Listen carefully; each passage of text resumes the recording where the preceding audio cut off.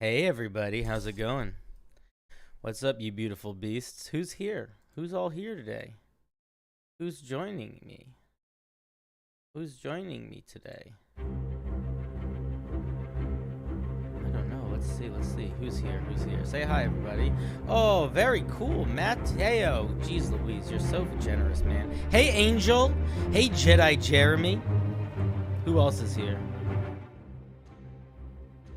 Hollow, Atrioc, Tuesday, Patrick, Ben Walls, Larry Lightfoot, Dace Admirable, Philip, my OG, Mateo, the most generous side this side of the Mississippi, Richard Snow, some dude named Salty Pork, Logan, Moron, Dragonos Dim, Craft, Fract, you and Fract should hang out and be the opposite of each other.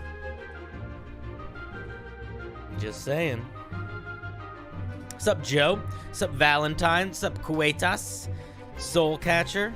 Good to see all of you lovely people. I hope everyone's having a good day, a good night, a good eve. Kevin with the 5. So generous. Thank you, Brother Bear. I appreciate that very much. The music appreciates it too. Holy moly.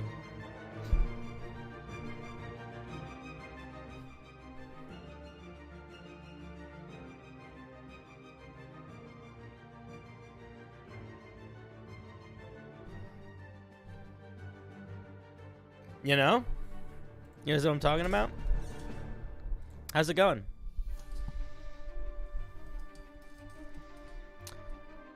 Oh, man. I'm excited. I don't know how many pieces we have tonight. I actually need to finish setting it up. I forgot to do that. Do that right now.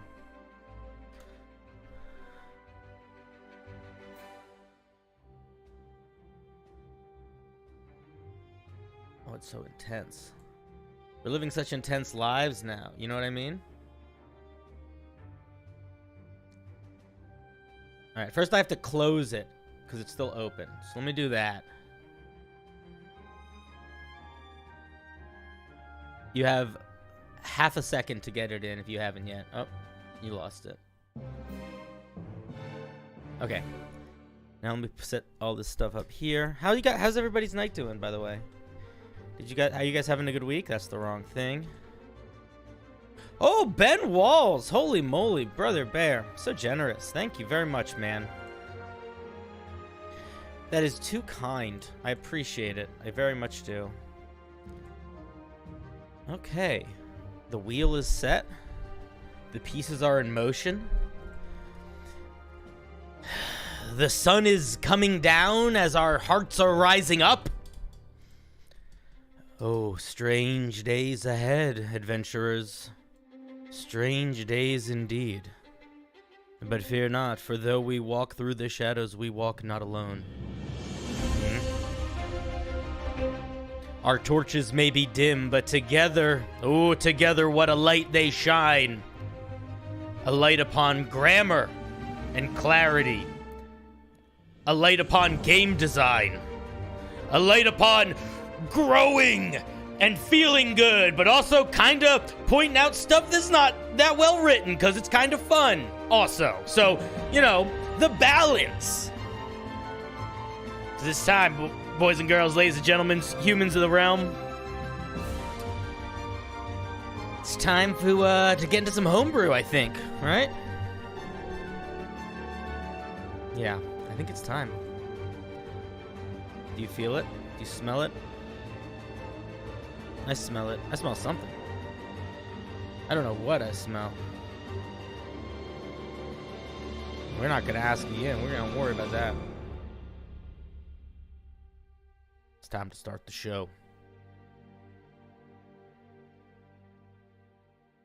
Boom.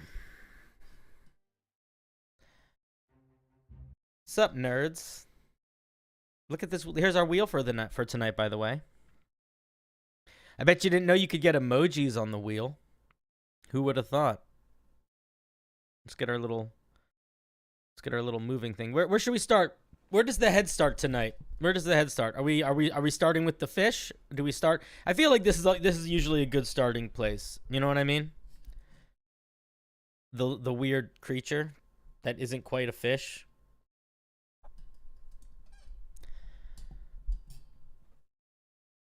No one's saying yes or no, so we're starting with the fish. I'm talking about this thing. It's our mood board for the evening.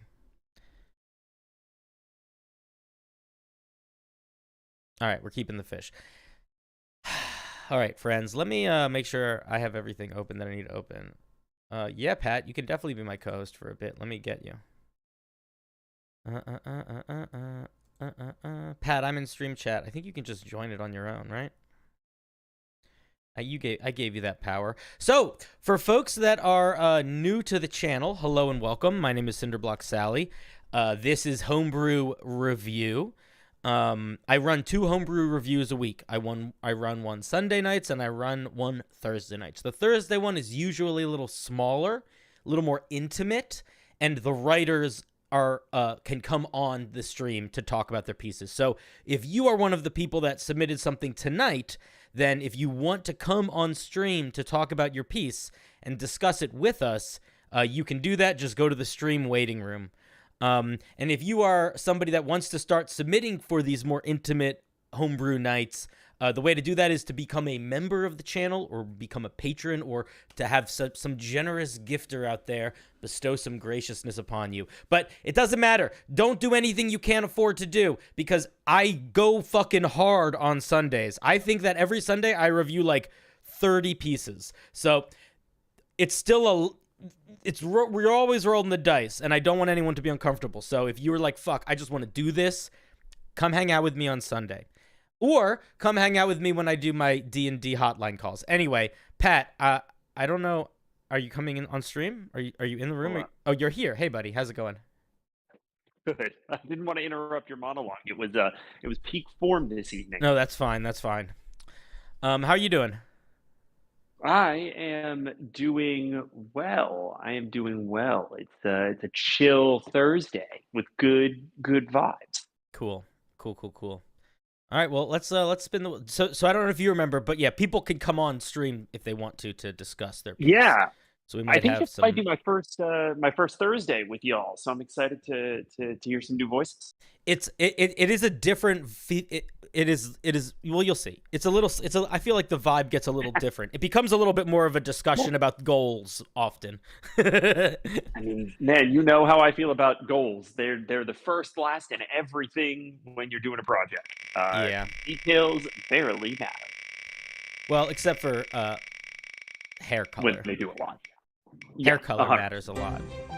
You got the wrong hair color. How else do you know who's the main character? If you got the wrong hair color, get out of my house. Can you guys hear Patrick okay, by the way? Do I need to make him louder? Made him pretty loud. Oh, my volume's just really quiet on my headphones. You're probably really fucking loud. All right. We have really Val/Valentine is our first piece. Oh man, I have too many fucking windows open. Okay. The perennial condition, truly. Okay, Val, are you here? Let's see if Val's in the Discord. Are you with us? Oh. They actually said they said they can come on stream. I don't see anyone waiting in the Discord chat with the name V. Nobody's starting with the V. So we're gonna just dive in. Let's see what this says here.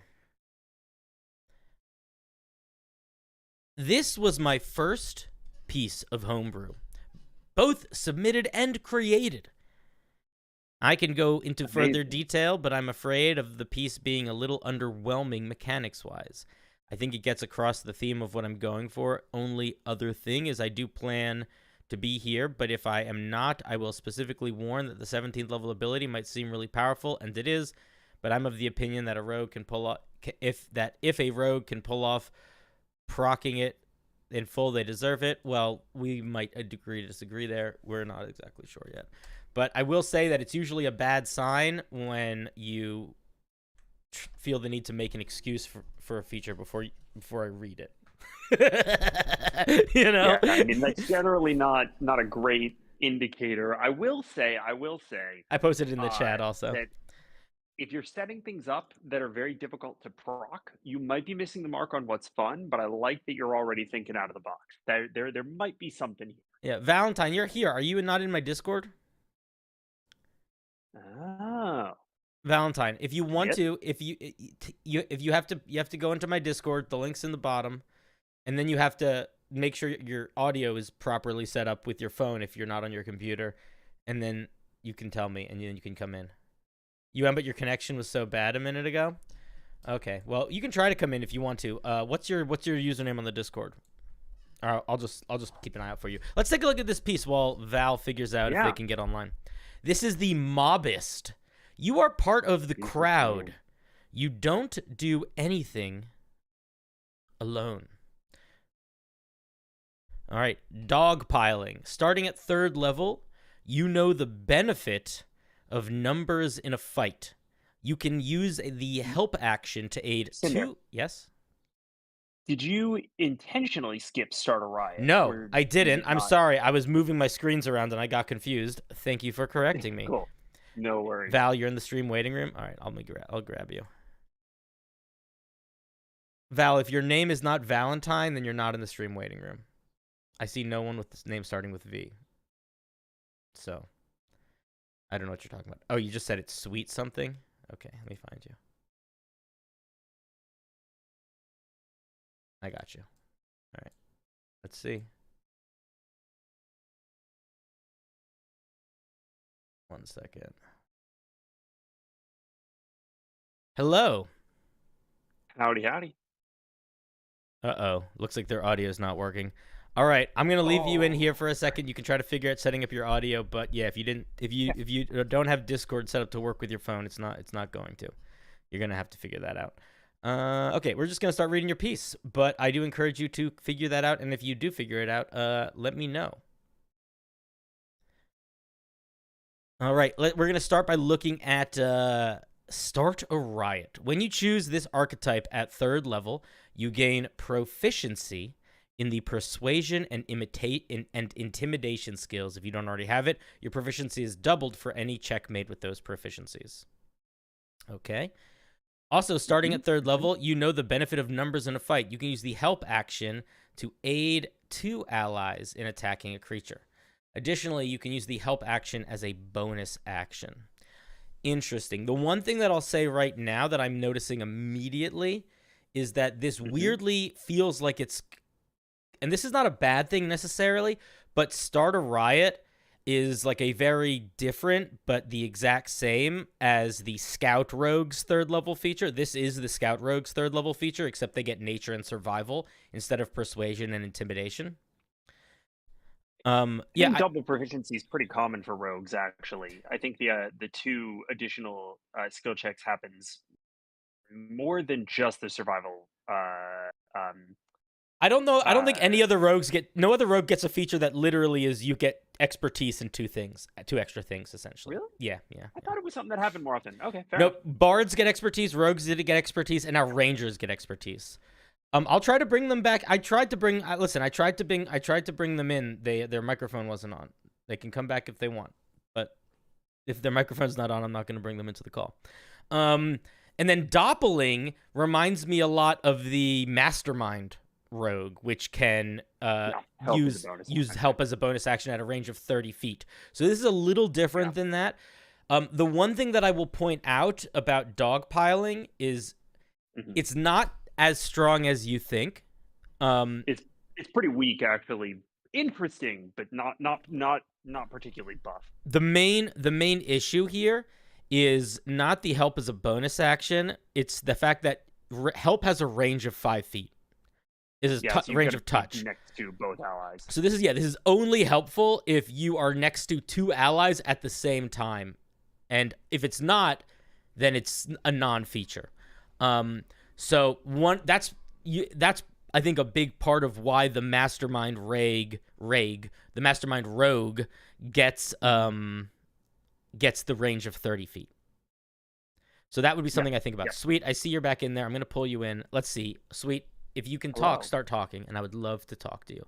But if you can't talk, then I don't know what to tell you. I'll leave. Hello? I heard. Hi, how's it going?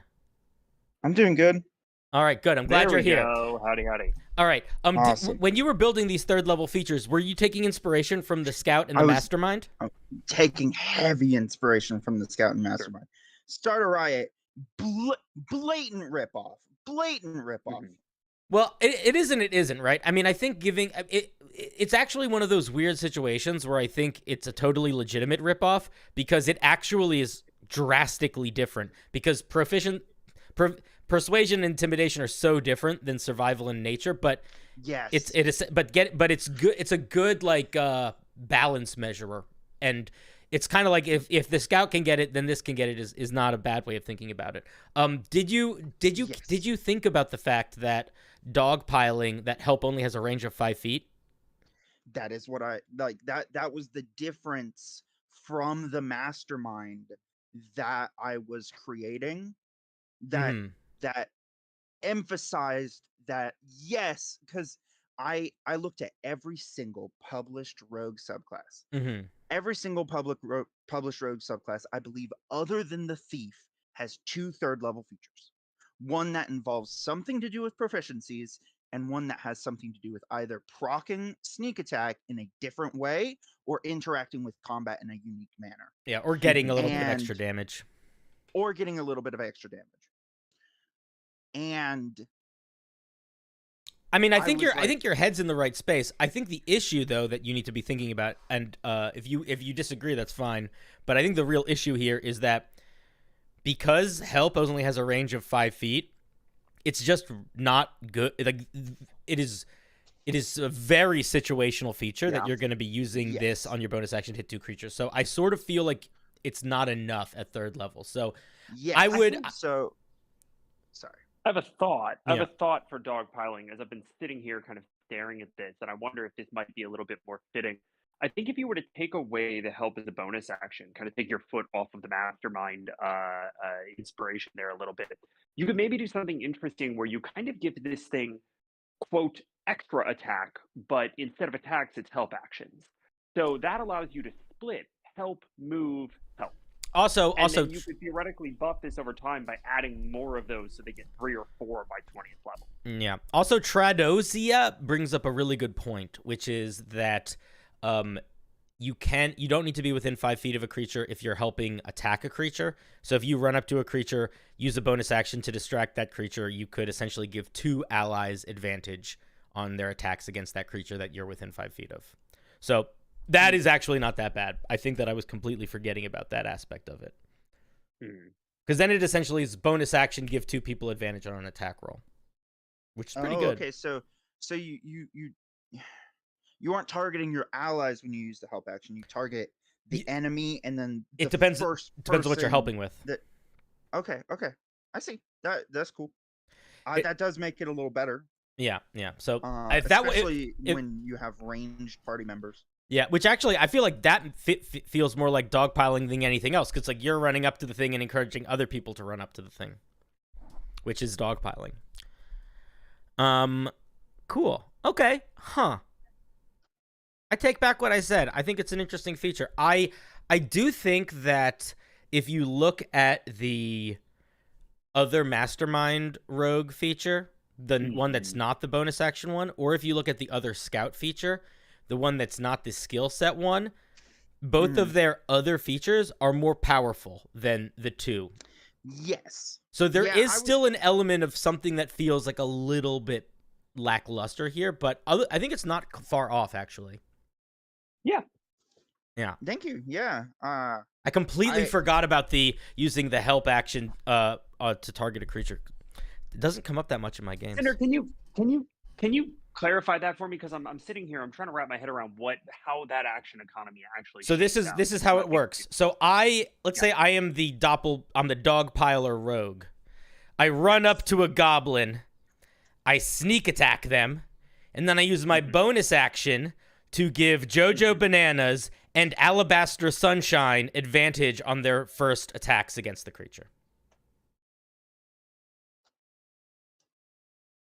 Yes, because you're up to that creature. So it's help as a bonus action, giving advantage to 2 creatures that are going to attack it. Okay, yeah. Because cool. with So help, it you does have to be effectively next to the target kill the if it's an attack. You have to be next to the creature if it's like doing anything.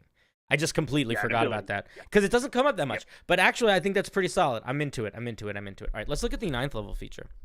I would say though there is space here to play around if you be thoughtful about adding a third feature if you're going to. I probably actually wouldn't add a third feature. I probably would think of if there was a way I could extend one of these ones a little bit. But let's look at 9. And we can have some discussion as we go. But I do want to move to 9. While they are distracted is the title. I said it like a sentence. Starting at 9th level, you take advantage of the chaos of a battlefield. You gain advantage on dexterity sleight of hand checks when you and at least one ally are within 5 feet of an enemy, or when you are within 5 feet of 2 or more enemies. Interesting. Fun fact: this ability was CBS Elementary. There are a few circumstances more metal than picking a man's pocket. All right. If you want to use this quote, you should use this quote and you should put it at the top. Make it a quote because it fits the vibe. It's nice. Okay. I think there's Pat, you were going to say a thought before I was going to say a thought? I have a quick clarification. At least one ally, you and at least one ally are within 5 feet of an enemy. Is that intended to be a single same enemy? Two people within 5 feet of a single target? Yeah, if they're so the idea is really like if there are multiple people around you, it's not that hard to really just get in there and grab something. So if you want to write, if you want it to be that, then you then just change the language to say if you have 2 or more creatures within 5 feet of you, you have advantage on sleight of hand. That makes sense. Yeah. You don't need to specify allies or enemies or anything. Just say creatures. Yeah, that is. Yeah. Cool. Let's look at a get out of the way. I will also say I don't know. Yeah. It also feels a little weak so far, but that's okay. But I'm not sure what to do with it just yet. But I want to see what the rest of it is before we get too hectic. Yeah. Beginning at 13th level, you know how to make sure. Oh, this is called get out of the way. Beginning at 13th level, you know how to make sure your allies survive a fight. Using your reaction, you can extend your uncanny dodge or evasion abilities as long as you're within 5 feet to them. The thing here is, okay, so your intention is that when you use uncanny dodge or evasion, you want your allies to be affected by that as well. Is that what you're saying? So extend is mainly for evasion. Uncanny dodge, if it's a targeted attack, so if it isn't against you, you can use it for your ally if you're within 5 feet of them. It was my thing. But evasion, yes, both of you would be benefiting from that at the same time. Okay, so then I think you need to split up the wording there, and I think what you need to say is you need to say something along the lines of when an ally is within 5 feet of you, they also benefit from your evasion feature. In addition, if an ally is hit with an attack within 5 feet of you, you can use your reaction to use your uncanny dodge and have basically just write it out as I would probably just write it out as the mechanic because it's still using your reaction either way. So there's no way that you could use it. It's not like it's not using it up. Like it's impossible to get 2 reactions on a round anyway. So you don't have to worry about that. I'm so curious about this one that you said I wasn't gonna like. I didn't say that. Well, you did. You said it was powerful. You did. powerful. Yeah, that probably means I'm not going to like it because if you think it's powerful, then it's probably powerful. By 17th level, you have become a master of exploiting surrounding enemies' weaknesses. You need some apostrophes for ownership of words in there. After enemies, put apostrophe. When you trigger a sneak attack, you gain 1d6 extra damage per ally as long as they are not incapacitated within 5 feet of your target. Interesting. I don't think that's I think that's cool. I don't think that's why you got my hopes up. I was ready to steam at you, my dude. Cinder, I have a question. I have a question for you. Is this underpowered? It can be, yeah. I think it's another one of those ones that's situational. So here's my thought about this subclass in general. Sure.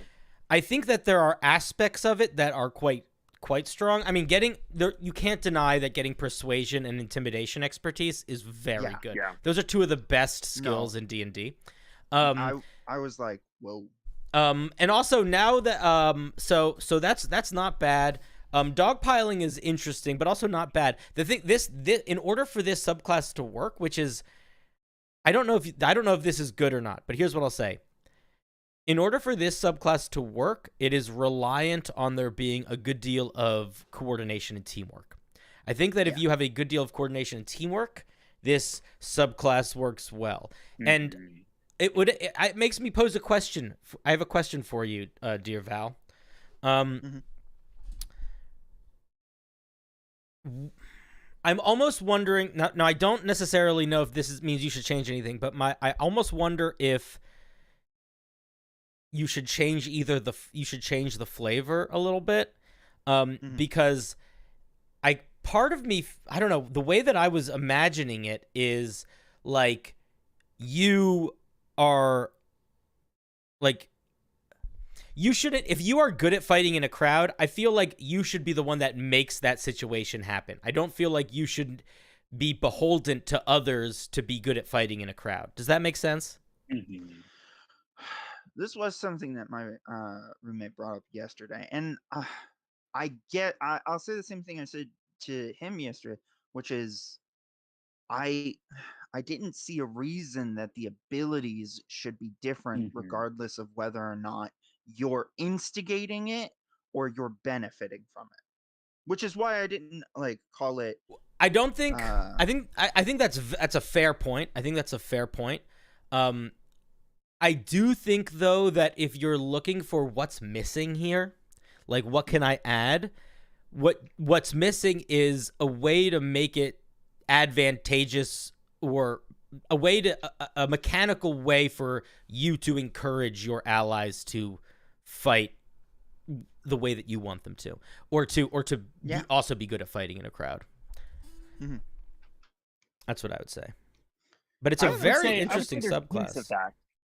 There are hints of that, right? Like dogpiling gets at that, where it's like if you are focused firing on a target that is chosen by the mobist, you are probably going to get advantage on that attack, right? Like there's little bits and pieces of it, but I think you could lean harder in that direction. Provide reward for the other players to centralize in, and kind of with the mobist. I think that's a good thing to think about.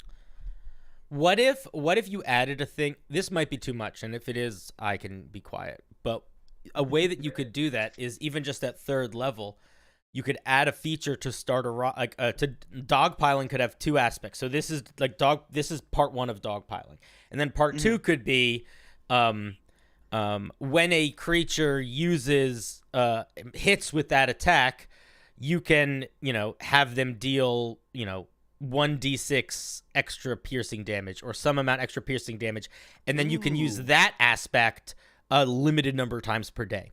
So you could infinitely do the bonus action thing, but maybe proficiency bonus times per day, you could add a little extra damage if they hit with that. Something like that. It makes me that's cool. Think about like almost to go, I would almost, in weird ways, making me think of like the Echo Knight, where the Echo Knight has this echo that can do a million different things infinitely, but the one thing that it can also do, which is on a resource, is get that extra hit, do a little extra damage. And it kind of gives me that. I don't know why my head's going in that direction, but I think this is a pretty... I think this is a, you said this is your first piece of homebrew? First piece of homebrew. For a first piece of homebrew, it's very solid. And I will also say that for, not only for a first piece of homebrew, for a truly non-weird homebrew, you're not a mushroom rogue, you're not a magic rogue. Like, if this is literally like a fighting style. It's very distinct. Like, it has a very strong vibe. And I do think that vibe is the most important part. Like, you can figure out the details, but if the vibe, and this has very good vibe. You should be. Thank you so much. You should be proud. I am. Yeah. No. I really, really just want to. Like, I asked you a week ago, what would be the classes you most want to see, and you said Rogue and Warlock, and I was like, okay, and I was like, Rogues. And then I jumped on this I came up with something. I'm pretty sure I had the 17th level feature figured out before any of the others. Mm-hmm. Which is It's a good. good Your feature. capstone feature should be unique, should be evocative, Yeah. and it should be powerful. Like, again, I thought it was a little powerful because depending on the size, you can have 76 or 19. Yeah, but you know, you're never gonna have. But also, it's a rare also situation. you need 19 people to surround a fucking creature Yeah. when they're gargantuan size. So that's what I was talking about. Like, Yeah. theoretically, How do you pronounce this ridiculously phrase? insanely How do you powerful. pronounce the phrase? It's Adelphi Boethai, I believe. What does it mean? It's from Julius Caesar, the play. And is it when they're stabbing him? Yeah, it's Casca tries to stab Caesar and fails, and he shouts, "Brother, help me," which is Adelphi Boethai. That's cool. That's all right. Yeah, Very cool. Very cool, man. Any final thoughts before I kick you out?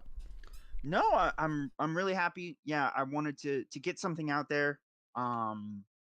Like, as you can see, I'm really invested. Like, I wanted to get across It's the idea it's that solid, dude. Could be a Wizards of the Coast published. Well, it's work, there's like, with the wording and there's definitely some theming. things that I think that you can tighten up with the wording, but truly that will just come from writing. Like there are. It's like it's the same as coding. Like, you can accomplish the goal in 30 lines of code, but if you know how to do it right, you can accomplish it in 6. And that just takes time and practice. But Yeah. I can tell that you went through the rogue subclasses while you were building this, because it does feel very. It doesn't feel lopsided. It is. There's definitely parts that feel a little underpowered, but there's no lopsidedness at all. So you're in a pretty strong spot, I think. Yeah, no. Yeah, I was like, two abilities at 3rd level, one with proficiency, one with combat. Like, one ability gives you advantage in a unique scenario. Like, rogue is actually really weird if you go and look at all of the subclasses. It's one of my favorites. They're very unique. They're very fun. They're very unique. But unlike like paladin or barbarian, like you've mentioned many times, it doesn't have exactly. It doesn't have an incredibly homogenized like rule set for its subclass features. Like, I can't be like, oh yeah, it's 7th level, I'm getting an aura. Yeah. That's why it's fun. That's why I challenge people to make fighters. Fighters are the worst, are the best, if depending on how you look at it. And warlocks and fighters are also very open-ended. There are some like low-key warlock things where you're like, okay, you get a defensive thing here, you get like a once-a thing here, but most of it is pretty open. Anyway, you're cool. Thanks for coming on. Nice solid first piece. I'm hanging up on you now. Bye. Thank you very much. And he's hung up on. Cinder, I actually have to bounce for a minute. I've got a quick call that I've got to make, but hopefully I will be back. Will you tell them that I say hi? Yeah, I absolutely will. Will it be appropriate? Will they know who I am? Yeah, it's Elderberry. Oh, okay, cool. All right, cool. All right. Yeah, then actually tell them I say hi like a real one. All right, will do. All right. For realsies, this because I know who that person is. Okay, bye. All right, he'll be back in a bit.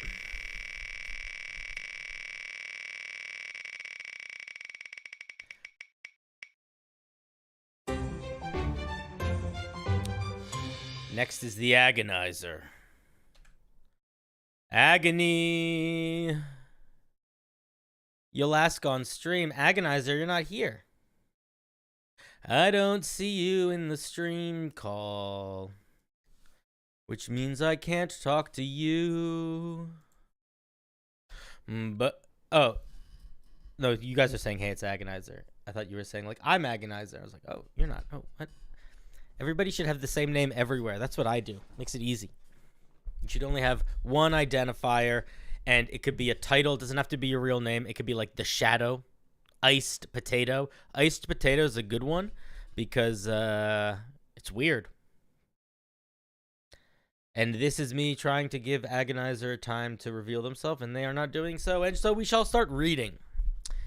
This is the Amulet of Grammar Correction. Oh, that's fun. I see somebody's being a little cheeky. A cheeky cheekster. Okay. Let's see how this plays out.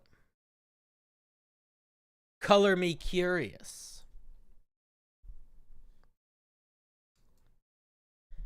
This amulet is made of gold and has a small golden dictionary hanging from it. This amulet has strange psychic energy radiating from it. Those two sentences have the exact same structure. Do you guys notice that? It has a small da-da-da from it. It has a small da-da-da from it. Don't do that. Don't put two sentence structures that are the same right next to each other. It makes it so they lose interest in the second one. You're going to lose them in the second. This amulet is donned. Oh, do you mean dawn or do you mean dawn? Agonizer. It is totally reasonable to do the wrong spelling of the word dawn. But this means the morning or the late or the end of eve, depending on how you look at it. You know what I mean? This means the morning, and you mean the clothing. So what I would say is that if you have an amulet called the Amulet of Grammar Correction, then you need to make two choices. One, everything needs to be spelled correctly and have correct grammar. That's one choice.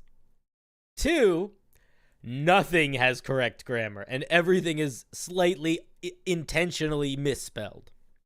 But the middle does not bode well. This amulet is donned. When this amulet is donned, you know what I mean? The way I would go all wrong maybe. Well, let's see what it does first. The wearer's grammar and vocabulary is heightened, granting them +2 their intelligence score. This also causes them to become a little snobby as they feel the urge to correct any grammar mistakes they see or hear. This adding something like this in a magic item, I think is totally legit. If you don't like having it like this, another option could be is that you could make it like a semi-cursed item where it's not like cursed in the same way where like they have to keep it forever and does all this dark stuff. This could be the only curse it has, is that it makes you a little annoying.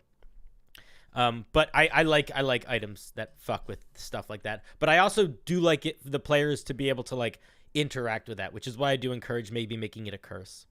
As a reaction to hearing someone make a grammatical error within 45 feet of you, interesting range, you can correct them, forcing them to make a wisdom saving throw equal to 10 plus your wisdom intelligence modifier.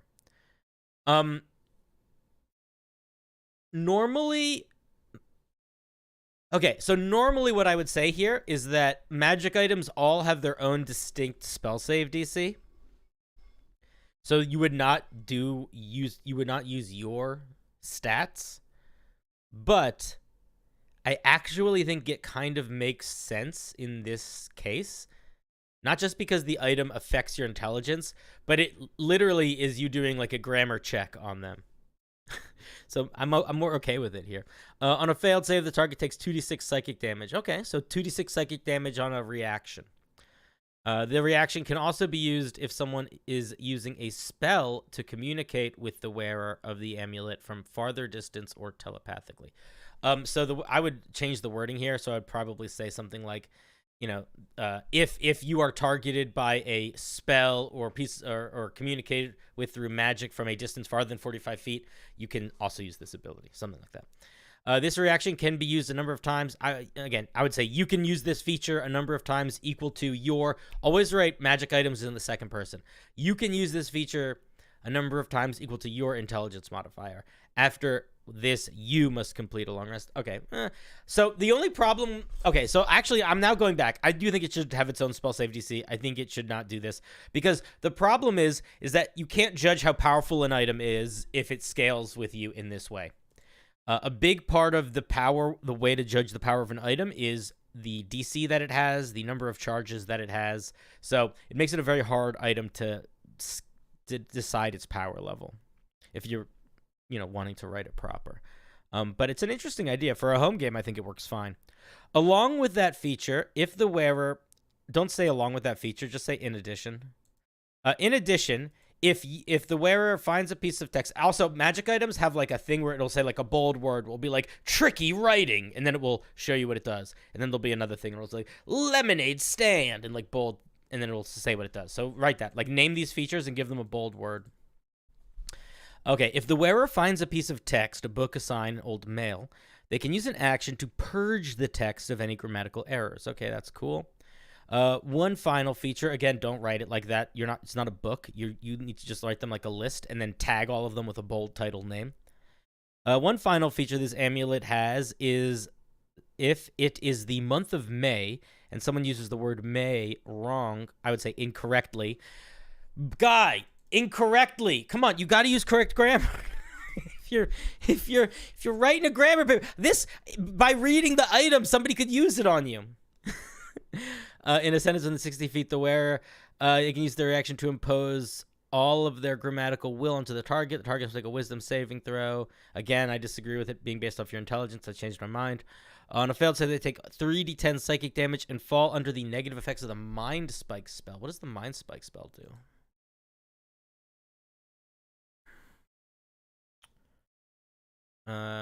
You know the location of the creature? Why not just have it cast Mind Spike? 3d10 psychic damage is not that different than 3d8 psychic damage. Just have it cast Mind Spike, and so you don't have to do these extra words. It's a goofy idea. It's a fun idea. I do think this is a really good example of if you are trying to make a joke item, you still need to make it with the... you still need to take it seriously in its creation to the extent... Even actually arguably more so, because especially if it's like a grammar-based item, like, Anyway. But yeah, it's a fun item. It's goofy. It's silly.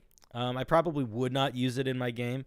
I don't like items that require times of days or years to use, especially because, like, you don't know if this is going to exist in your world. But for a silly concept, I think it's solid. Click.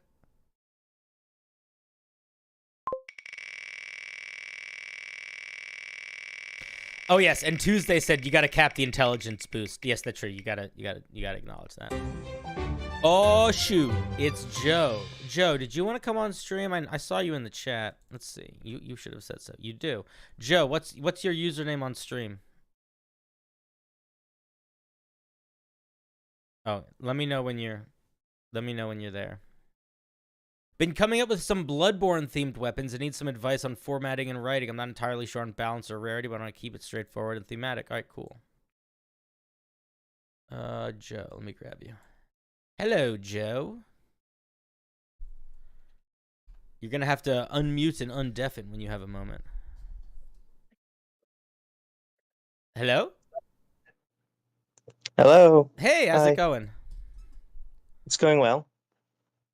What are we looking at today? We're looking at some weapons, bloodborne weapons? Yes. Bloodborne weapons for a upcoming campaign. Okay, so I will show some of my colors here. I have never played Bloodborne, but I am familiar with the main idea being that their weapons like transform into other weapons, right? Like each weapon has like two forms.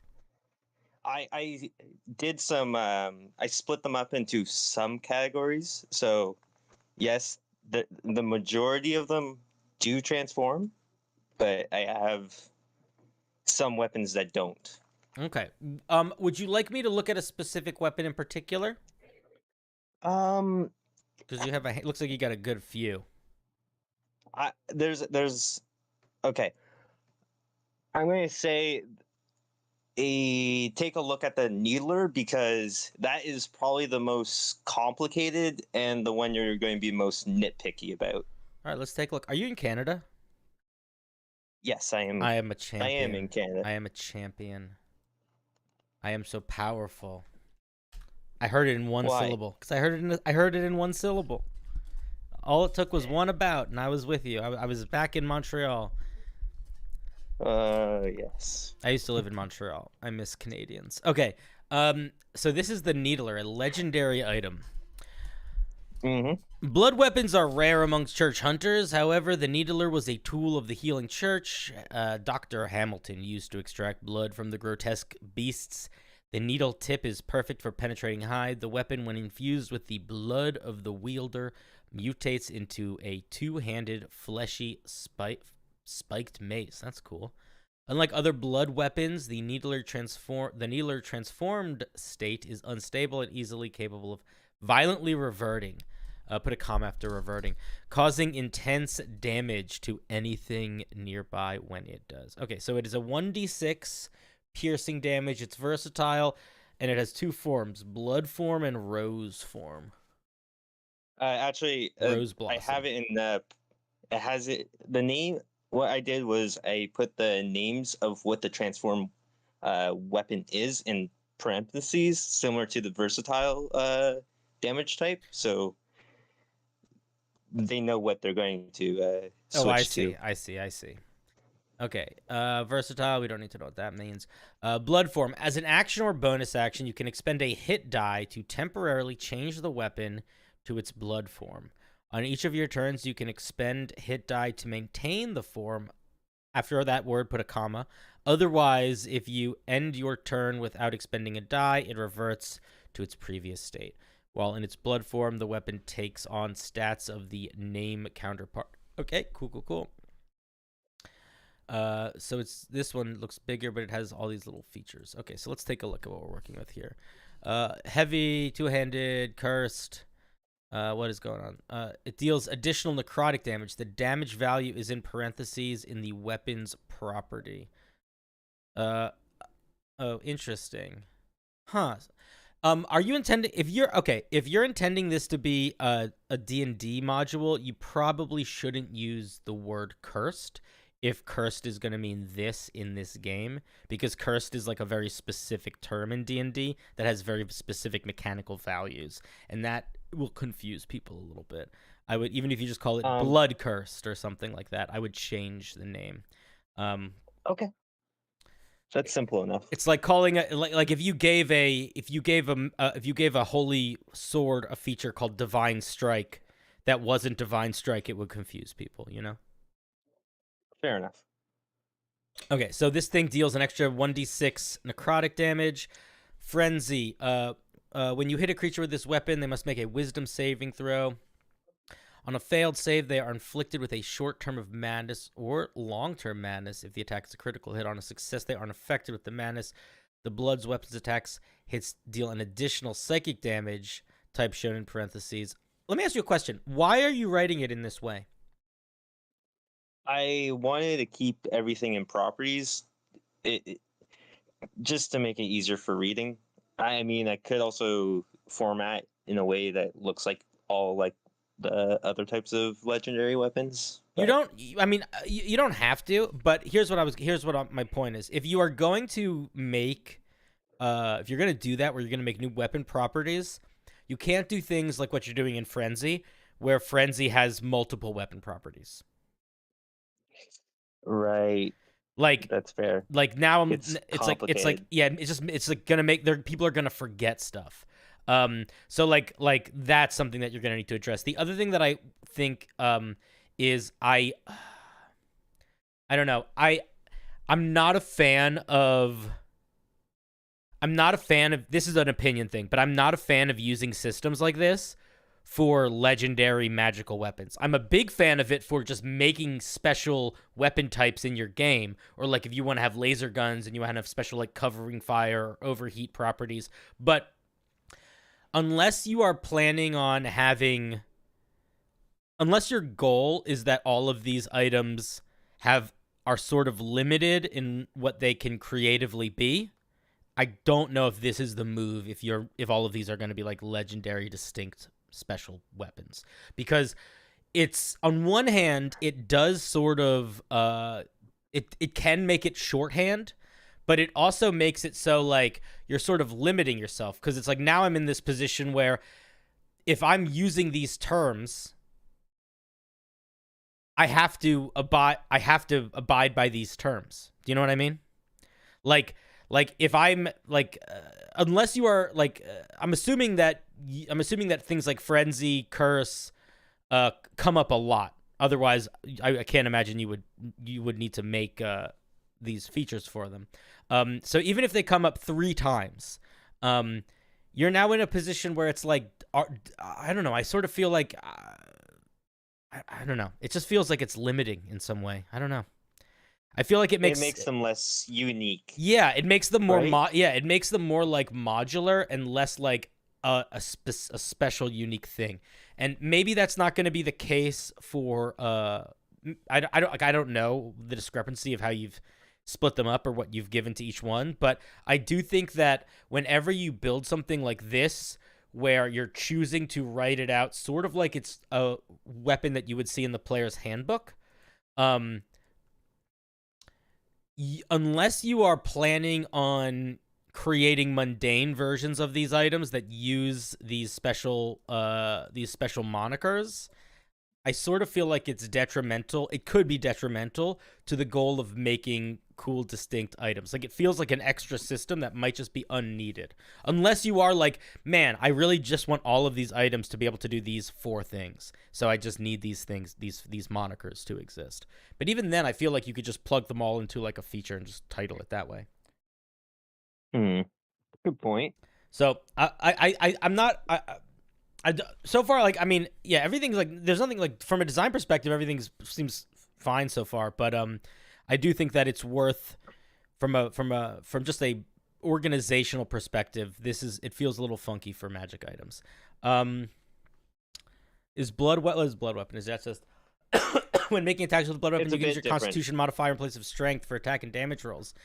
Interesting. Is that different than the blood phrase that we learned above? Blood form? Yeah. Okay. Yeah. On each of your turns, you can expend a hit die to maintain the weapon's blood form. Otherwise, well, it's just repeating. I wouldn't do that. Don't do that. Unless actually, last bit's different. Previous form without expending a hit die, you additionally can't regain hit points while holding this weapon. So, well, now I'm just confused. Are you expending hit die twice because it's listed twice, or is this like a different version of blood form? I'm going off the assumption that people, whenever the weapon is transformed, you're losing, like, the other weapon ceases to exist. So this is... why did you repeat? So, okay, what I'm saying is you don't need to repeat the sentence about hit die. You can just, if this is a special type of thing, blood weapon, the only thing that's special about it is the Constitution modifier and you not regaining hit points. So just cut out that middle sentence. It's irrelevant. Okay. Let me look at the special. You, as an action, can expend a hit die and disrupt the blood form of the weapon, consuming all hit dice. On the start of your next turn, you choose to either blast a 15-foot cone or 10-foot radius around you with the erupting blood spikes from the weapon. I would say I dropped the word "the" there, with erupting blood spikes from the weapon as the weapon reverts to its previous state. You and each creature within the space... I would say within the range or the radius or the area, because you already listed it as that, must make a Constitution saving throw, or take 2d8 plus the hit die consumed as necrotic damage, or half as much on a success. If a creature is afflicted with madness, they take an additional 1d8 necrotic damage per madness. Okay, so what does this actually do? Let's simplify this. So it's basically just a regular, ordinary weapon. It doesn't really do anything. It's sort of standard short sword, long sword combo, like a little version of a long sword. And then you can expend a hit die, and then when you expend a hit die, it deals an extra d6 necrotic damage, an extra d6 psychic damage. You can attack with Constitution instead of Strength. You can expend a hit die to deal extra damage, and you can, there's something else. What was the last thing? And then you can expend hit die to shoot this big crazy thing. I think that this is enough features that this definitely should just be written like a normal magic item. All right. Unless you really are trying to make the weapons feel more like Like there's different versions of them. Like if there's the only reason why I would think not to do that would be if you had a base needler into big needle, and then it could have different versions of it. So there could be the needler of madness, the needler of ice cream, or whatever, and you could like swap features out. The other thing that I'm gonna say is this is a lot of stuff that does the same thing. So like, there are 3 different features that increase damage. I would encourage you not to do that. I would encourage you to, if you want to maintain that level of increased damage, just make one of those features do more increased damage. But it feels weird to make 3 separate features that you have to keep track of all do extra damage. It's a lot to like hunt for. Does that make sense? Yeah. Yeah. What do you want it to feel like? Well, my intention in Bloodborne, there's a weapon called the Bloodletter, Mhm. and I base this weapon off of that one. And in Bloodborne, the Bloodletter is literally just a blood-tinged nuke. You use it only for its transform form, and you just go around blowing anything you get close to with it. You just destroy everything. It's one of my favorite weapons. And I wanted, whenever I thought about the Kneeler, I thought of the frenzy mechanic in Bloodborne and how to implement that into D&D. I wanted this weapon to kind of inflict madness onto enemies, and for the weapon to deal more damage whenever you hit a madman. So I think the main thing then is to simplify it into those features and not have it split amongst so many. The other thing that I'll say that I just think is worth thinking about is madness is not that impactful. It's not nearly as impactful on monsters as it is on players. Yes. It might be worthwhile not using a madness chart, but just having like them be affected by the confusion spell for a round, or something like that, or like have them, attack a random creature within 5 feet of them or something. Some sort of mechanic that signifies madness, but is a little bit more action oriented. And then there was one other thing that I wanted to say. What was the other thing? Don't remember. It's an interesting idea. I do think that. Yeah, I think you're shooting yourself in the foot with your formatting. Oh, I remember. If you want this to be a legendary weapon, which it's not far off from for power, certainly being able to attack with Constitution is like incredibly strong, and doing all that extra damage and stuff. But if you're trying to balance it for D&D gold cost, a legendary item should cost like 50,000 gold, not 1,400. Just so you know. I don't really have a grasp on gold cost in D&D. So legendary items, a good way to think about it is it should be impossible for you to buy a legendary item most of the time you are an adventurer. You should just not, like, it should, either they should be too rare to be able to be bought, like they're just not a thing that's sold, like they're found or like kept places. Yeah. Or if they are being sold, it's like a king is buying one from a king. So I would probably just drop the whole gold cost part entirely. Yeah. If you like having like the weight and that stuff, if you like doing that, you can, but it's just not something that's normally done with magic items. And I don't think it's beneficial if you're not trying to build a system of new item types. Okay. I would also this is okay, I'm going to give you one more suggestion. Simplify the rose blossom features, but have it also have reach when it becomes rose blossom. Right, because it's getting bigger. Yeah. Yeah, that would make sense. Yeah.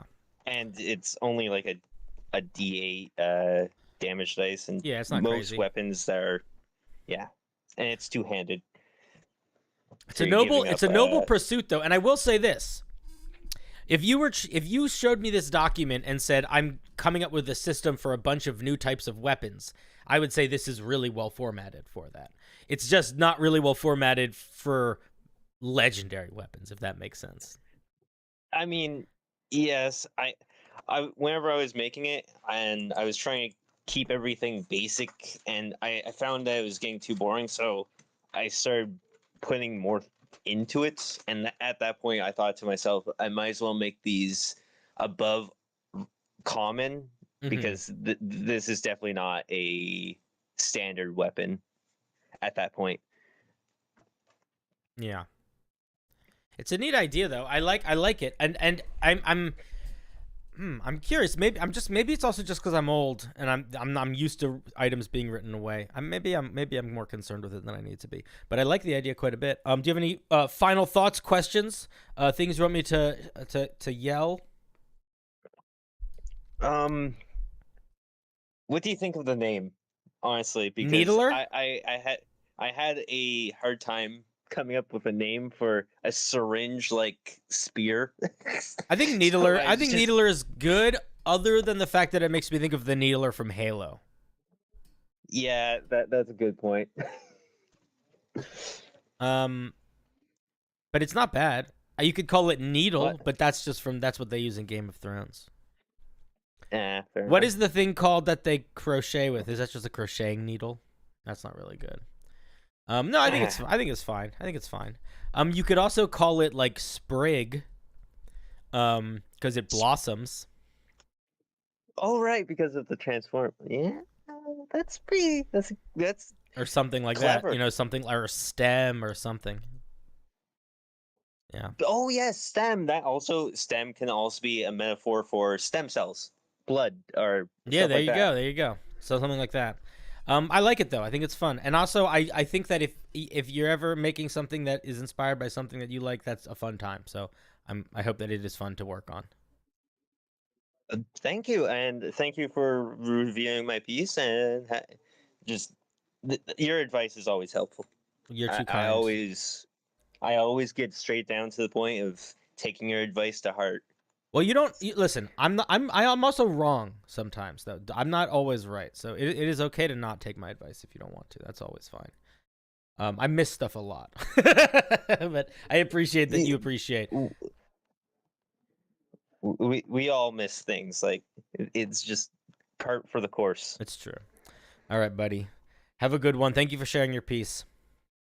Thank you for reviewing. Have a good night. All right, see you, Joe. That was Joe, ladies and gents. Ghasts and goons, creatures of all shapes, sizes, and alignments. Let's move. Let's evolve. I think we evolve, right? I think we're past the little fish. I think we're into like. I think we're at the oracles. I think we're at the the fates.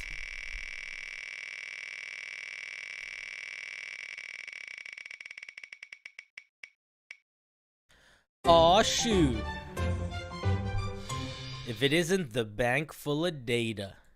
Data, I hardly know ya. Weaver, also credit original. There is a change in the 9th level feature. I just give you 2 extra uses. Alright, is databank here? I wonder. Let me see. Oh, data. I do not see data bank in chat. Wrong link. Okay. I see all of you are... Oh, did I click the wrong link? I did. Oops, sorry. Data. I just made a data bank. Here we go. I don't see you in the chat, so you're not coming on. What did they say? They want me to look at the Weaver. I appreciate that you are interested in me giving you feedback on artificers, and I will continue to do my best to do that. But I will also continue to not like artificers.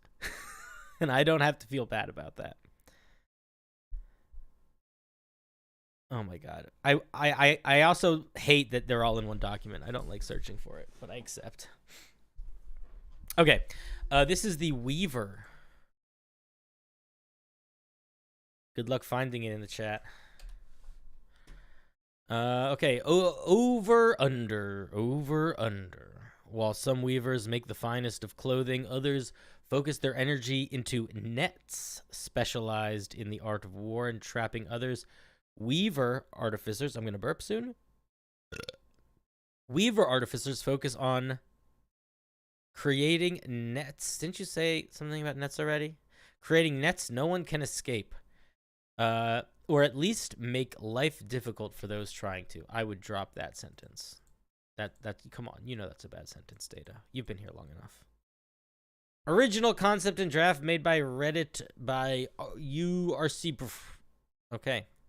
Tool proficiency. You get proficiency in Weaver's tools. Nice. Let's see what else we get. We get some spells. Bane, Entangle, Earthbind, Earthing Grasp, Magic Circle, Slow, Black Tentacles, Watery Sphere, Hold Monster, Wall of Force. Why Watery Sphere? Why Bane? Those are my questions. I think everything else I kind of buy. We're just grabbing stuff. The only thing that I'll say here is, and I'm going to say something that you might not love, but I'm going to point something out here. A lot of these features grapple stuff, and they prevent movement. So, I'm hoping that means that is not something we're going to focus too much on in the features of the class. Because if we don't need, if every single thing that we do grapples, then a lot of it becomes redundant. F3 to search, I will never search. Water Sphere weather control device, that has nothing to do with weavers. Net Weaver, let's see what we get at 3rd level. You can attack with nets using your spell attack modifier, that's fun, and their range is doubled. Additionally, when you wield a net, the escape DC for them equals your artificer spell save DC, and it has additional hit points equal to your artificer level. Okay. Interesting. Does it make a net viable? I'm not sure. During a long rest, you can use your Weaver's tools to create a number of nets equal to your intelligence modifier. Each weaved net has one special net property. Once used, a weaved net loses its additional properties and becomes a regular net. Due to the complexity of the equipment, they can only maintain their properties until your next long rest, upon which you must create new ones or spend time maintaining ones. So how many do we have? We have intelligence modifier number of special nets. The range of these nets are doubled, if you look at this correctly. You're behind Watery Sphere, but we don't need any. Okay, okay, it's a containment trap, but we have. Oh look, a containment trap. Oh look, a containment trap. Oh look, a containment trap. Oh look, a containment trap. Oh look, a containment trap. We don't need another one, and it's very weird vibe. Like the vibe is completely off. So I think it's time to lean more into like thinking about what you do with I would make more string related things and less entangle. I think it's for Watery Sphere. Let's look at what some of these special nets do. Okay, so Barbed. A creature restrained by this net takes 1d6 slashing damage every time it attempts to escape. Ectoplasm. The net can affect ethereal and formless creatures. I see that they all get things at 11th level. We'll cross that bridge when we get there. The theme of a basket weaver's got to be versatile. Exactly. Big. The net can restrain big creatures. Poisoned. I'm assuming it poisons creatures. Reinforced. Resistance. Umbral. Creatures restrained by this net cannot see more than 5 feet away. Weighted. Disadvantage on strength checks. Runic. This net has an arcane runes on it. On your turn, as a bonus action, you can cause these to flare up, causing 1d8 radiant damage to the creatures restrained by it. Interesting. I actually like all of these different net types. I think they're all pretty solid. I don't have too many thoughts. I like them all quite a bit. This is a fun subclass so far. You would add web and call it a day. Is that the right level? No, web would be down here. But why? Web is just another containment spell. They don't need more of that. It's like, you know, it's like you don't need like you've got enough bread. You don't need bagels. You've got 30 loaves of bread. Get some cream cheese or some sandwich meats or something, you know? You got to fill that bread. It doesn't matter about Tuesday. It's not about filling the spells. It's about filling the spells with things that do other things, too. And they're not using the SRD because they have Earth and Grasp, which is not SRD. Or Earthbind. I don't think that's SRD either. Okay. Okay, I like the 3rd level feature. I think it's kind of fun. Let's look at the 5th level. You entwine your traps with extra powers. Choose a special net feature of your choice. When you trap or restrain a creature with using a net, spell, or effective or class feature, you can apply a special net feature to the creature or creatures trapped or restrained by your net, spell slot, or class feature. What are you trying to say? You can do this. You can do so a number of times. What are you trying to say? Okay, this feature needs to change. It's confusing in how it's written, even if it's not confusing with what it does. But more importantly, your 5th level feature shouldn't be limited time use, in my opinion. And it should be no more powerful than an extra attack. So I'm not sure what this is trying to do. Are you trying to be like you can add an extra net feature?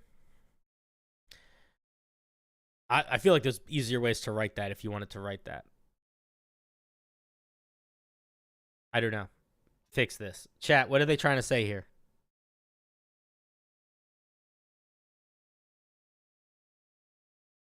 Wait, so it just makes regular net attacks also do special net attacks? They just get more net powers? No, they... Well, okay, so chat clearly is also a little confused. I think that this is a perfect example of a separate from the mechanics. How would you say... Oh, Data's here? Oh, let me grab him. Hey, Data. Data Bank. The bank of data. You're in this special chat room, Data. You can unmute whenever you want. We're looking at your piece. Data. Data. You're unmuted now, but I still can't hear you. Oh, and you left. And they left. They didn't want to talk to me. I'm going to try one more time. Psst. Hey, Data. Yo, you trying to come on stream? Hello. Yes. Hello. How's it going, buddy? Thank goodness. Hello. Okay, explain to me what this 5th level feature is supposed to do. Don't say it in D&D mechanics. Just say it in English language if it was a book. You choose one of those special nets that you just read, and you can apply it to any creature that you restrain, be it spell, net, or anything. Okay. I would phrase that like, when a creature is restrained by a...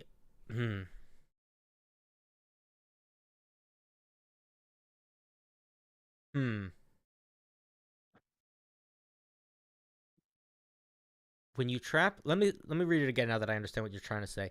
When you trap or restrain a creature using a net, spell effect, or class feature...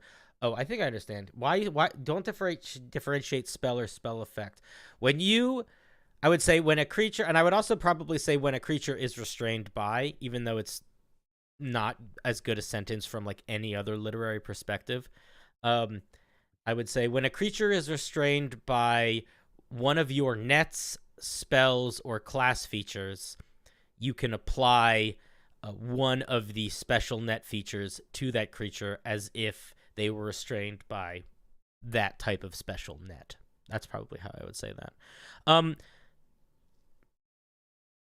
I don't feel like that is the right place to put that feature then, though. Because it's pretty... So originally... It's pretty... It feels a little off for 5th level. So originally Runic net was the 5th level feature. You just can use your bonus action to deal 1d8 damage. But I made it a generic net, and now you can use any type of net feature Yeah, but at 5th level, artificers are supposed to get something that is essentially in the same power level as a extra attack. And it also should not be limited in use. If I made this unlimited in use, would that be okay? I don't know. That's why I'm not sure. I also think that, like, I sort of feel like it pulls away from the goal of the class, almost. Like, the benefit of the 5th level feature is tying the nets to your spells that can restrain creatures, but I feel like I'm of the belief that you should lose a lot of those restraint spells because they just do the same thing as your net, and I don't feel like it makes sense to build an artificer around having a bunch of different types of features that it can do to creatures that it restrains in different ways. I feel like it makes a lot more sense to be an artificer that makes different types of nets. And the pulling of the net features to the spells feels like it's sort of like it's gonna, now you're, I don't know, I feel like it creates a tension that I don't love. I feel like it would make 100%. I feel like it would make more sense to like, I mean, it could be as simple as you know, like once on each of your turns when a creature takes damage from a net, they take an additional, you know, 1d6 damage of that damage type. It could just be that. I see that some of the nets are going to increase in damage anyway, but like that would be a simple thing to do. The other thing that you could do at 5th level is you could maybe create a situation that would allow you to either attempt to net another creature, or maybe if you miss, you could like recall and try again. Something that essentially, like, and you could think about it like you want to deal more damage, or you could think about it like you have more potential damage. So like another thing that you could potentially do is like, you know, like if a creature succeeds on their, you know, contested check to break free of your net, you can force them to re-roll that check, or you can you know, something that addresses the ability for you to capture people with your net. Does that make sense? I guess I like that it can get genericized to all restraint effects, but I think I'll take a note out of one DnD, which is that you have the runic prepared, and then if the player wants to switch it out to something else, they can. Yeah, I mean, I don't think you need to have the runic prepared. I don't think that that's the right. I don't think you need to eat your bonus action to use to get extra stuff. What else does an artificer have for bonus action? A lot of spells. Sanctuary? A lot of spells. They get some good bonus action spells. Okay. Yeah, I don't know. I think that I think this is an issue that, like, actually I think you and I have talked about this multiple times. Is what is an artificer doing? And if an artificer is not a wizard. They're not designing a type of magic. So I kind of disagree with the idea that the artificer can reshape spells that restrain creatures because they're restraining creatures. Because I don't agree with the assertion that this artificer is a master of magical restraint. I feel like this artificer is a master of weaving and making badass nets. So maybe it's stupid. Maybe this is just me being really nitpicky, but I do feel like it almost goes against the lore in a way that I feel like, why is this an artificer? Where it's like, if you're leaning into you can apply additional effects to spells and features that restrain creatures, that sounds like a wizard to me. That doesn't sound like or a sorcerer. So the reason there is that a lot of the artificer spells could be seen as different, like especially the cantrips can be seen as different mechanical things. For example, light can just be a flashlight. No, for sure, but if you wanted to, yeah, but which is the whole point of which I think is they have like a sidebar on the artificer to them like that. So the idea of augmenting what you're already throwing out, which just so happens to be spells because that's the economy. Yeah, but there's more to it than that because spells exist because there's a whole other element to spells. Like they have their own separate mechanics that you have to very actively choose to ignore to make them non-magical. You also have to keep like multi-classing in mind, feats in mind. Like there's I would say if you wanted to Spells would be okay. yeah, or maybe even just their spell list. But yeah, I don't know. I think on a fundamental level, you and I are just gonna disagree here because I disagree. I don't think you should force a player to do that. I'm a big fan of reflavoring. It's what I do all the time. I just made a video about how I think an artificer is a better necromancer than a necromancer, and it's all through reflavoring. But I think that this is a circumstance where I think it forces an element of reflavored buy-in or an element of this artificer is a magic changer as opposed to a crafter, and I struggle with that. But that's okay. We don't need to agree. We can agree to disagree. Let's look at the ninth level feature. Unchained Control. You can use your Weaver tools to create one weaved net with a special net property as part of a short rest. At the end of a long rest, you can expend an infusion slot to learn another special net feature for your trapping expert. That is changed. The idea is the fact that you have, and I just gave you 2 free ones at the 9th level now, rather than having to be infusions. That makes you sense. Just get 2 free ones, and what it is you can now have more options whenever you restrain somebody. So you have 2 more infusions, you have 2 more net options, and then you also get 1 net on a short rest. You get a net on a short rest, and you have 2 more options. Okay. So the one thing that I want to actually I want to check something before I talk out of my ass. Let me see something here. Artificers are the guys that like artificing. What do they get though? Okay, I'm gonna check something with I need to check something with the artillerist and the battle master real quick. Okay, so yeah, so what I'm remembering is correct. So if you want this thing to be sort of scaling in the way that a normal artificer scales, the 9th level feature is where the 3rd level feature improves. So like if you want the 9th level feature is when the battlesmith's hound gets all of its extra damage and stuff. It's when the armorer gets their armor can infuse extra items. It's where the artillerist, their little crab turret deals extra damage. So I would, if you want the nets to improve, I would figure out making the improvement happen at 9th and scale it accordingly to that. Because that will feel weird if they power boost, I think, differently than everyone else in that regard.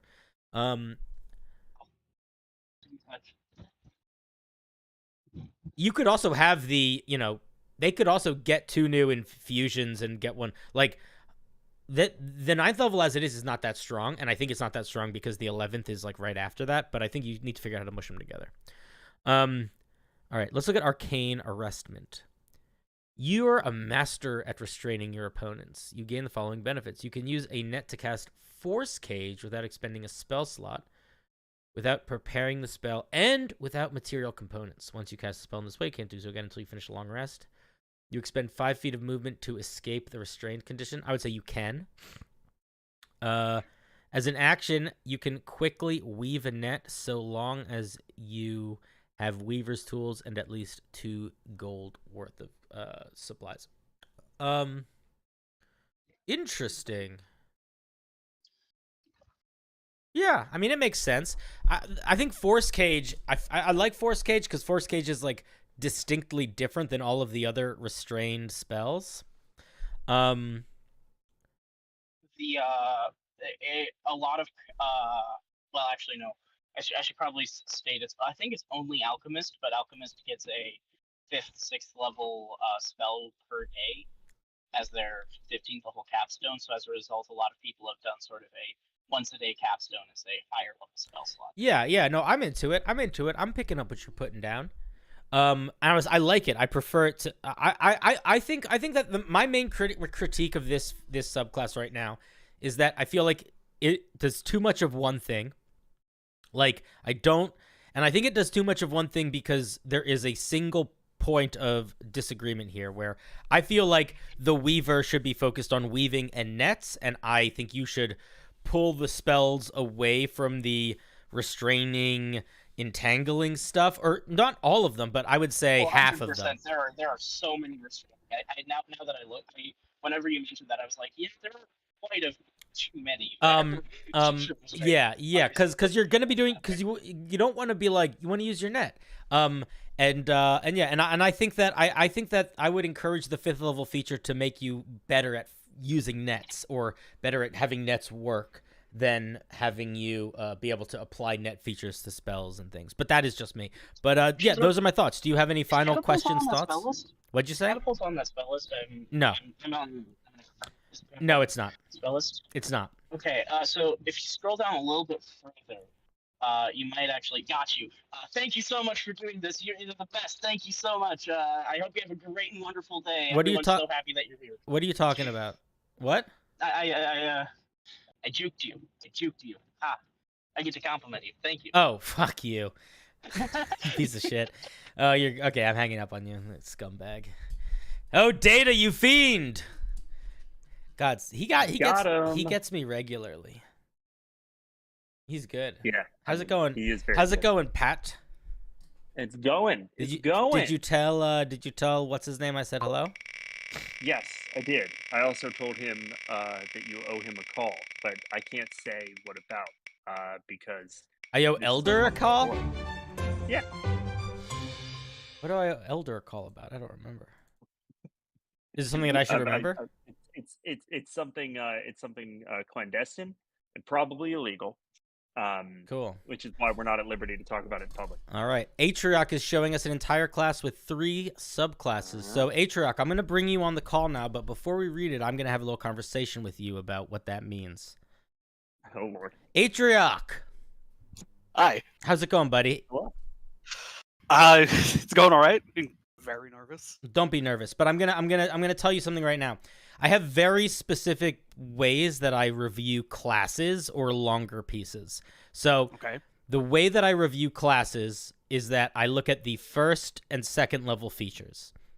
And if it doesn't feel distinct or unique enough to exist as its own class by the 2nd level feature, I'm going to stop reading it there. And I'm going to say, figure this out. And if it does work, will probably read a third class. I'll probably look at a little bit of third level features, but we're not going to do the whole thing, just so you know. Yeah. Okay. And the reason why I do the if it doesn't work by level 2, you need to redesign it, is because I kind of feel like if it doesn't work by level 2, then it could be a subclass, because it could just be something you get at level 3, you know? Yeah. All right, let's take a look. This is an Alchemist. Ooh. Okay. Okay, so let's see. Where hit points are D8s. We are we got light, medium armor, simple weapons, and con and intelligence saving throw, 2 skills. We can ignore all the gobbledygook. What do we get at 1st level? We get Alchemist Satchel, and we get book formula. Let's see. Alchemist Satchel. An Alchemist Satchel is a unique bag created for the purpose of keeping an alchemist's creations safe and stable. It can hold up to 10 alchemic creations or other small items. Items inside the satchel are protected from harm, though are destroyed if the bag itself is destroyed. If your satchel is lost or destroyed, creating a new one takes 3 work days, requiring 100 gold worth of leather and alchemic tools. So it's like you get a little workstation bag, okay? Yeah. And then we get Book of Formula. The jewel of an alchemist's collection. Their Book of Formula is their key to the vast world of brews and concoctions, learned and mastered over years of study. Alchemic formulae can be found in Appendix A. However, by their nature, the formulae an alchemist creates are unstable, and if left outside of an alchemist satchel for more than 24 hours, it will spoil and be unusable. Each formula is a part of Each formula is a part of one of 4 tiers, with each tier requiring a level before they can be learned or created. So is this like a skill tree? Does this work like a skill tree? Kind of, yeah. Okay. Beginning at first level, you can learn 3 alchemic formulae of your choice. At 3rd and 6th level, you can learn 2 additional formulae and more at later levels. Okay. So we start with 2 of these formula. That's level 1. We get a book and 2 of these formula, and then we get volatile concoction. Let's look at the formulas. Where are they? At the very end, near the very end. There's the outline tab. Oh outline. yeah, I could do that. Fine. Appendix A formula. Okay. So I'm going to tell you. Okay, I have immediate feedback for you. If you are going to be doing a tiered system, how are you expressing those tiers?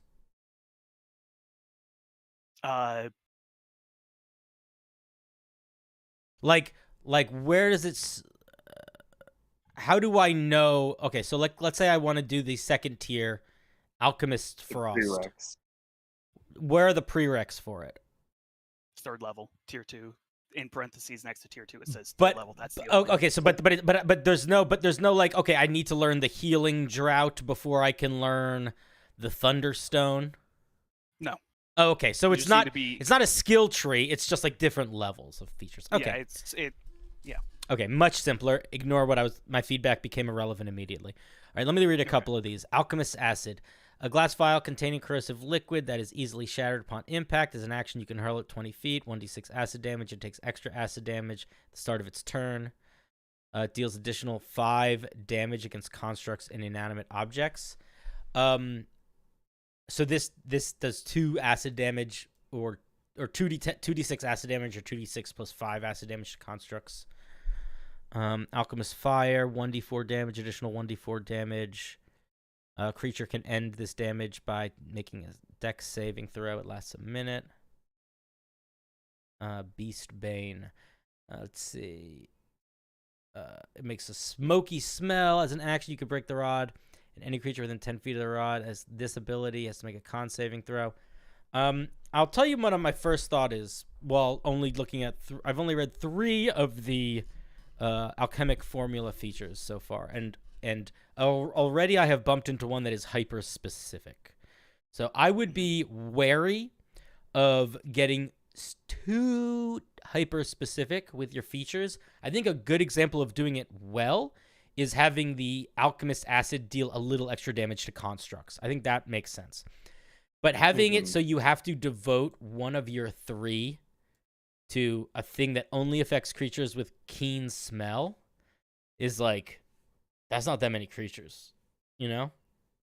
fair. I would pull away from that, and I would be hesitant to do that. How many of these do you get a day? Like, how often can I make these? You can craft up to your what is it? Proficiency bonus at the end of a long rest. Okay, so at first level, I have 2 potions. Mm-hmm. Okay. The main thing that I'll say to that is, and it looks like volatile concoction also is potion related. It's not really giving another thing. Okay, you need to think about what sort of resourceless actions that this character can take. What's something that they do? Let's say they're out. Let's say you're in a dungeon. You know, you're 3 levels into the dungeon. It's your DM. You're only level 2, but your DM gave you a rough one. The wizard's out of spells. The barbarian's out of rages. You know, the paladin's out of lay on hands and smites. But the barbarian still has danger sense and reckless attack. The paladin still has heavy armor and martial weapons. The wizard still has potential class features and cantrips. What does this have when it runs out of potions by level 2? Yeah. Nothing. So that's the question that I think you need to answer before you get too caught up. And it doesn't need to have it doesn't even need to be anything hectic. Maybe you have some infinite, that's sort of why, I don't remember if you remember the Unearthed Arcana Alchemist artificer, but they had I feel like a magic pouch that could just infinite throw potions, or maybe that was another potion master thing that I looked at once, but they had a magic bag that they could always pull a potion to smash out of, but it was essentially their version of cantrips. But I think that's the question that you need to answer. Is what do you need for cantrips? I have a thought, but it requires us reading Volatile Concoction first. Cinder, were you planning on doing that? Sure. Throughout their career, an alchemist will often add too much or too little of a reagent, causing the formula to react in unexpected and sometimes violent ways. Careful cataloging of these reactions has allowed alchemists to weaponize some more volatile concoctions. When you would, can I say something? This is nice. This is not. This is better than averagely written. It's written well enough that I can do it in a silly voice, and it works. That's a good, if I can read it with bravado and it doesn't sound weird because I'm getting caught up on poor sentence structure, that's good. So regardless of anything, you should feel good about that.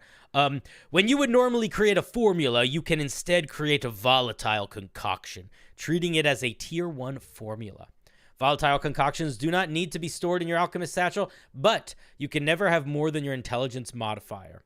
Volatile concoctions are stored in 2 vials, and as an action, you can pour one of the vials into the other and throw it at a point within 30 feet of you. I like that a lot. That is just fun flavor. Very fun. Each creature within 5 feet must make a dex saving throw or take damage listed on the volatile dice column. Half as much on success. Choose one of the dice numbers rolled on the die to determine the damage. Wait a second. Choose one of the die, and the number rolled on that die determines the damage type of this attack as shown below. Okay, so you roll 2 dice and you pick one of the 2. But how much? Yeah, it's determined by your level. If you look at the top, on the first page, what it's called? Oh, it's up here. I see. I see volatile dice. I got you. Okay, cool. Yeah. Patrick, thoughts? It has been read. Yes. So my thought is, this actually strikes me as a feature that is fun, extremely flavorful, really helps sell the vibe of the class, but is mechanically kind of redundant to what I would expect my formula to do. It is different, to be sure, but I still have to prep it on a long rest. It's still a limited resource that I have access to. If you were to tweak this, and this would probably require tweaking the damage a little bit, this feels like a very fun place to introduce what you could always fall back on, which is I can throw some shit together. I can't guarantee what's going to happen, but I can throw some shit together. It's a good idea. And that's a really fun fallback option that you could potentially get access to, and just solves the constraint of not having anything resourceless pretty much right away. That is an interesting idea. So the base core loop action when you don't have fancy things to do would essentially be a sort of almost like a chromatic orb potion attack, where it's there's an element of chaos, and you're sort of just making a chemical reaction happen in someone's direction. Yeah, Chaos Orb was basically what I drew heavy inspiration from. Yeah, that might be the move. What if you switched that with something at first? What if that might be the move? Try to figure out how to get that at first level and turn it into that. Is Volatile Concoction 2nd level? Yeah, it is. Yeah. You may want to think about that. I would. If you could move Volatile Concoction to 1st level, and then either move both Book of Formula and formulas in general to 2nd level, I think that's the move. Yeah, I mean that does actually sound like a good idea. Yeah, you want to make sure. You want to make sure when you're making a class, there's a lot that goes into making a class, and it's clear. I can already tell that you've put a great deal of work in just by the fact that it's fairly well organized, and it is not hard to read, and that's a good sign.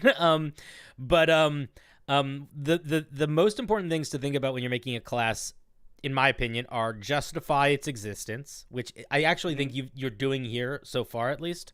But also, it has to have at least a little. It should be very good at some things, and it should be just okay at others. But it should have some way to engage in a variety of situations. Even barbarians get features that tie into non-combat stuff. So it's like that's sort of why I leaned into like this guy can't have a single feature that is just a resource, because they need to be able to do something even when they can't do anything. Does that make sense? It does. Yeah. All right. I want to take a look at Field of Study. You've got me to read to the 3rd level. Congratulations. This is like one of the first classes that has done that. A Field of Study. As an alchemist grows in experience, they begin to focus their study down one of several paths: apothecary, metallurgy, or okay. So this is where we get our subclass feature. Would you rather me look at how does scaling work? Would you rather me look at the 5th level feature or the subclass, or the beginning of a subclass? I would like the beginning of a subclass. All right. I want to do metallurgy because I'm bored of the other two. Not with yours. I don't know how they were written, but I just metallurgy is the one that sounds the coolest to me. Okay. Beginning at 3rd level, whenever you craft a formula with the flux tag. What is the flux tag? Each of the formula cool. had a little tag next to it.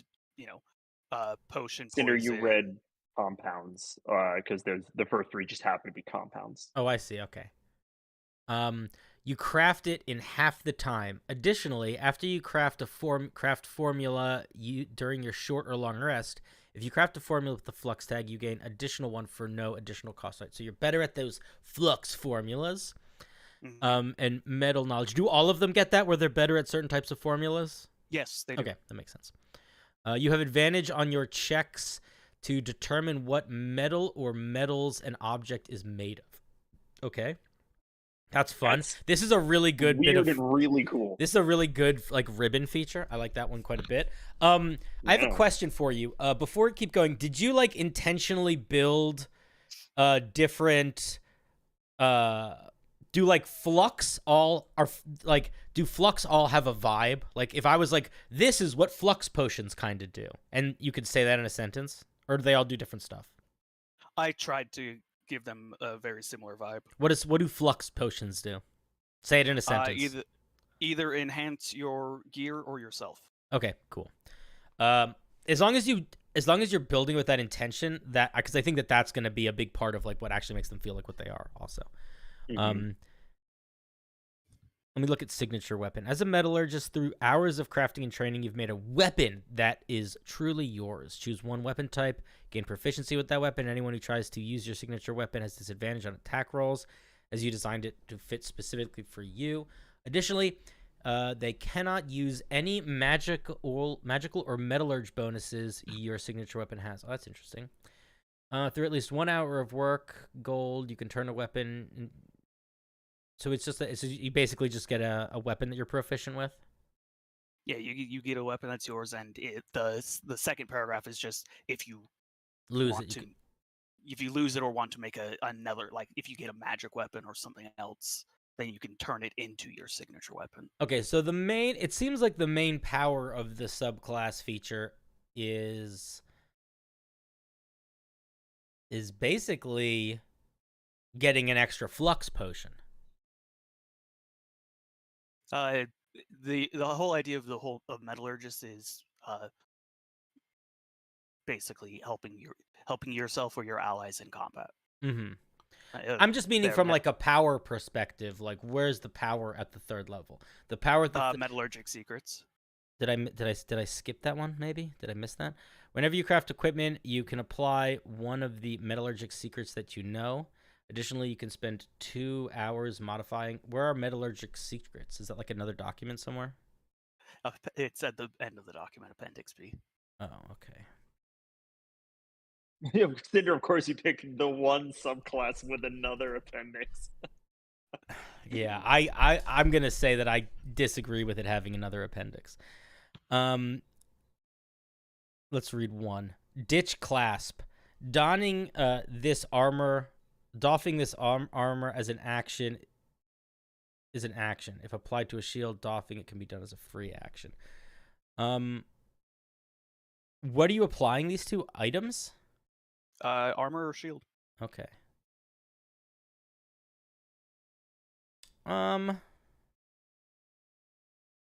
Yeah, interesting. I don't know. I'm immediately if I'm being honest, I'm immediately put off by appendix in appendix, or multiple appendixes. But if that is the way that you need to format it, then so be it. Sometimes things take a while to format, but that makes my head spin. I wanted to have it in the subclass. I wanted to have it up with the subclass, but it just made the subclass too long. I guess my other question. Well, then here's what I would say. But none of the other subclasses get subclasses. Esoterics is about throwing grenades. It has a few tables about throwing grenades. Why can't you just figure out? Why can't you just turn? Why do these need to be so complicated? Why can't they just be tables?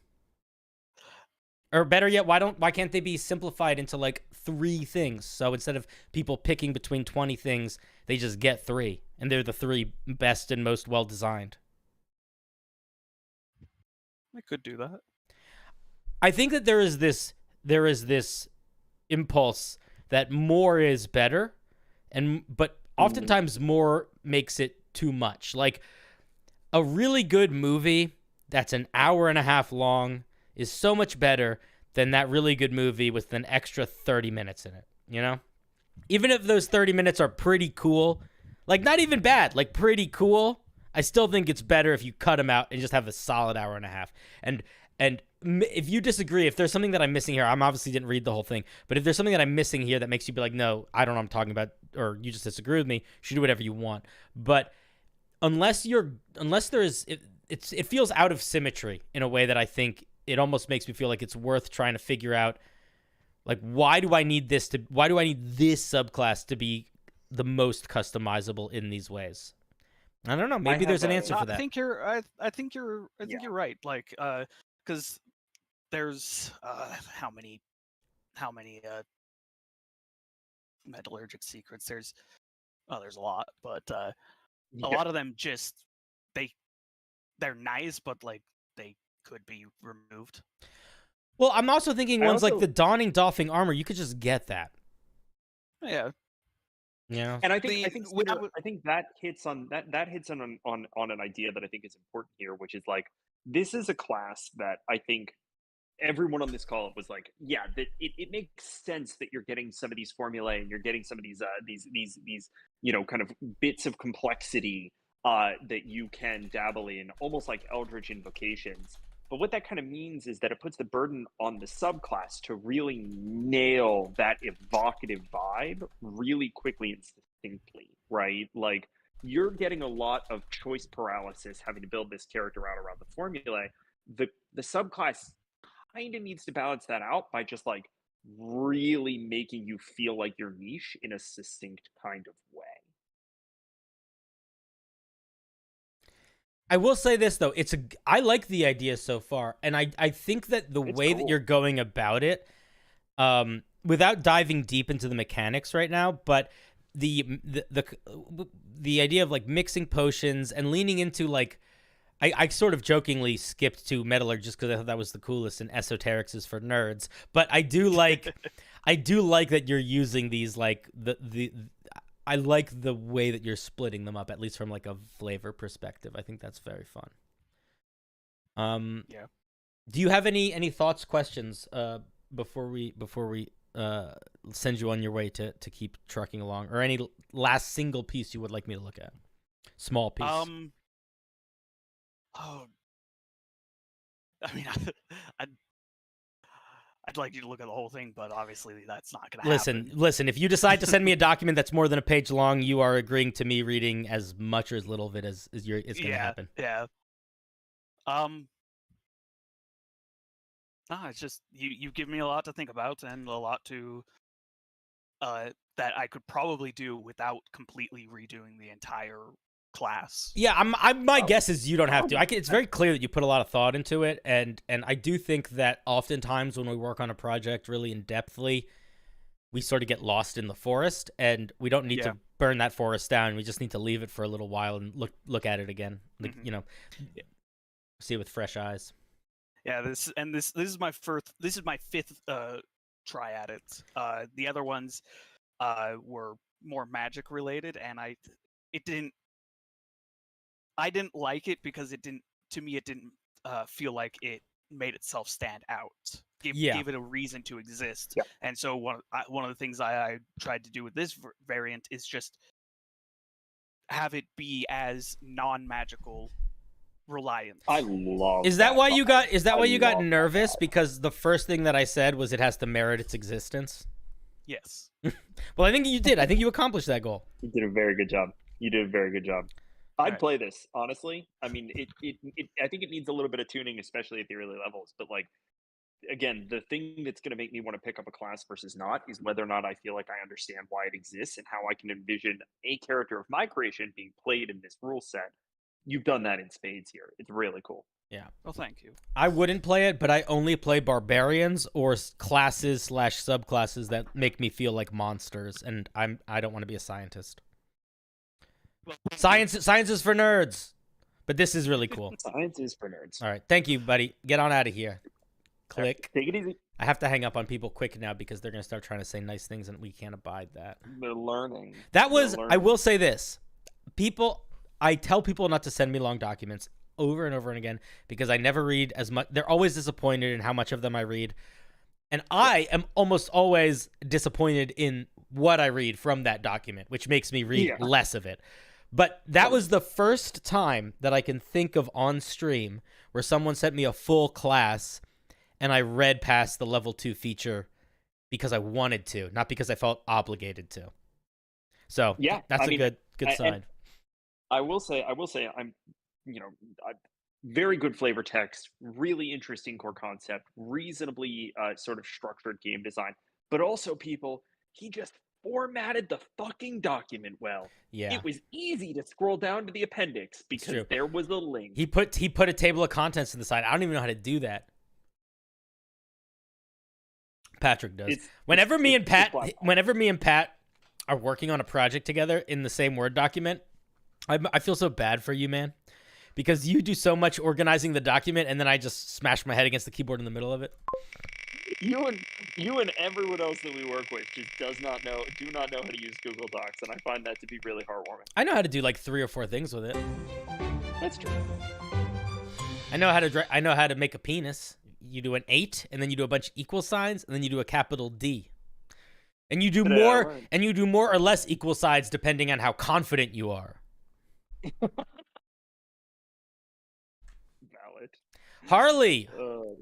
Harley, are you here? You said you want to be on stream. Are you in the chat? Say hi, I'm here.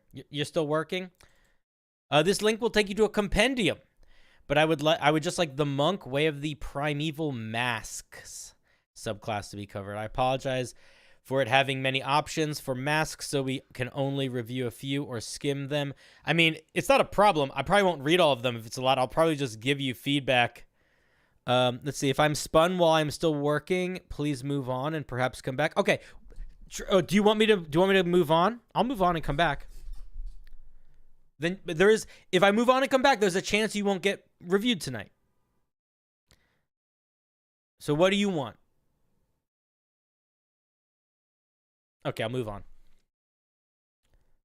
Whoop. But I won't hide you. You're not hidden. You're still on the board.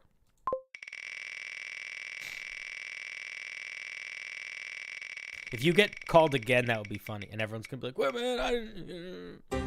Oh, shoot. It's Kraft.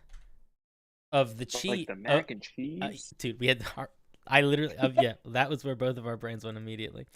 This is the first homebrew that I ever made.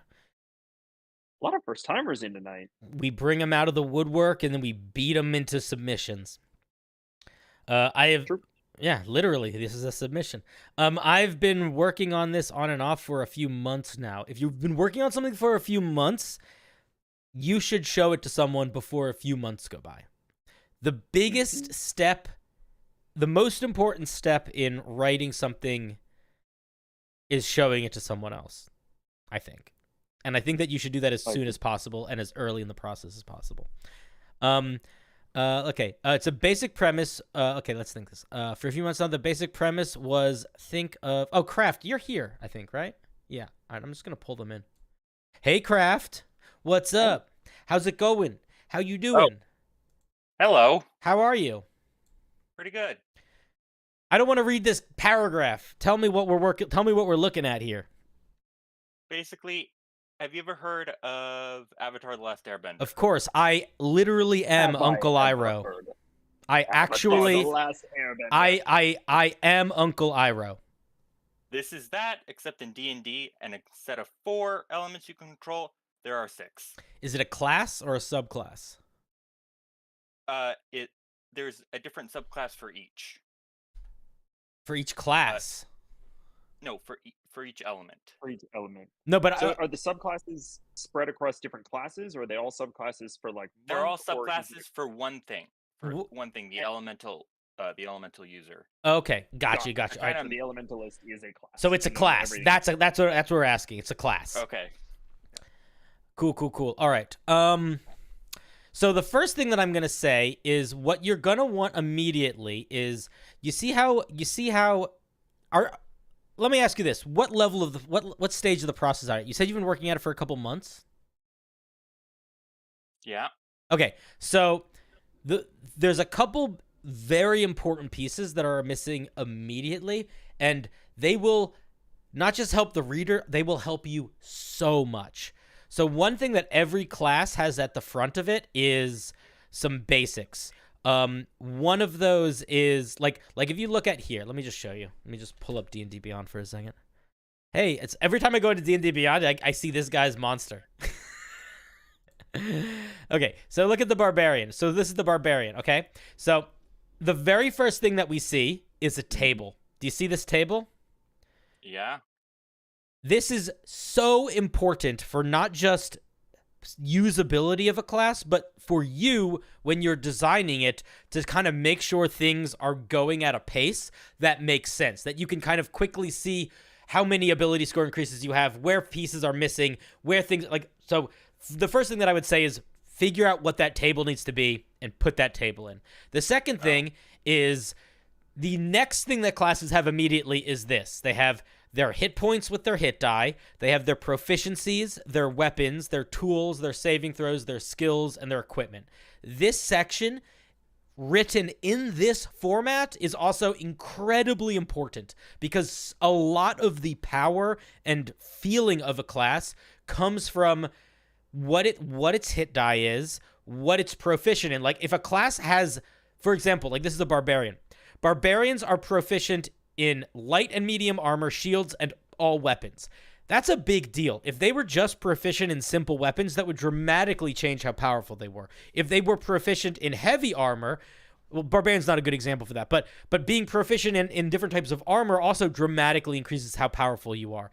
And your saving throws, like there are certain saving throws that are just stronger than others. So, for example, most D&D classes get one strong saving throw and one weaker saving throw. In this situation, I think that both of these are pretty strong saves actually, but barbarians are like the only one that I think that they're both pretty strong saves. I guess that's not true, but Con definitely outweighs strength. yeah, Not in like a vast eclipsing way, but a little bit.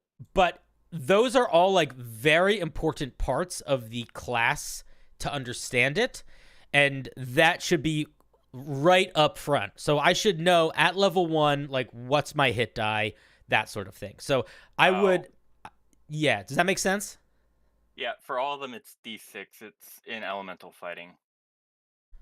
Where is that? If you scroll down, each of the elements has something called elemental fighting, which states that. So scroll up, it's at level 1. It's right below elemental control.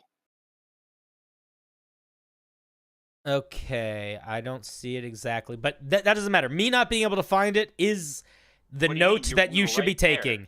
What? Like, scroll up 2. It doesn't... okay, listen. It doesn't matter. The fact that it took me a little bit of time to find it, that's the note. The note is it shouldn't take me that long to find it. I should be able to look at where the hit points are and know what the hit points are. But let's see what we get at level 1. So let's see, level 1, this whole thing is level 1. Okay, let's see. So at level 1, we get elemental control, elemental fighting, detect through earth, earth wall, and that's what we get. That's it. Okay. Yeah, that's it. So let's see. So are you picking your subclass at level 1, or are these 5 separate classes entirely? The way I have it designed is it could either be either, because I designed them separately, but they're all joined enough together where I could just carry over all the things to another class, to a main class, and just have each of the individual features in the subclass. That is a decision that you need to make and move forward with in one direction and go hard in that direction. If you decide to make them all one class, you need to organize it in a way that there is the core class mechanics and they branch neatly into their subclasses. And the subclass can start at level 1. That's totally fine. But there still needs to be the core class mechanics there that are separate from the subclass ones that are things they all get. And those are the features that should be like the ones that make the class feel distinct. Like, why does this class exist? What does it do that is unique? And if you feel like I can't even do that because all their core things are too different, then I would lean hard in them all being completely different classes, and not worry about trying to get them to match each other. But do one or the either. The middle is not an option. The middle is like makes it unusable. At level 1, Earth Control, the user speak in the second person when you're describing a thing you can do. Or, yeah, I would speak in the second person. At second level, you gain the ability to control Earth within a 30-foot radius, and gain control of an additional 10 feet to a maximum radius of control every 3 levels, or at level 3. Okay, this is a little confusing. The user cannot control Earth when they are off the ground, even if it is within their radius of control. Okay, so at level 1, you have the ability to control the Earth within 30 feet of you. And separately from that range extends by 10 feet at 3rd level, 6th level, 9th level, 12th level, 15th level, and 18th level? Yes. So it starts with a range of 30 feet and goes to 40, 50, 60, 70, 80, 90. Yes. That's a big radius. What does control Earth mean?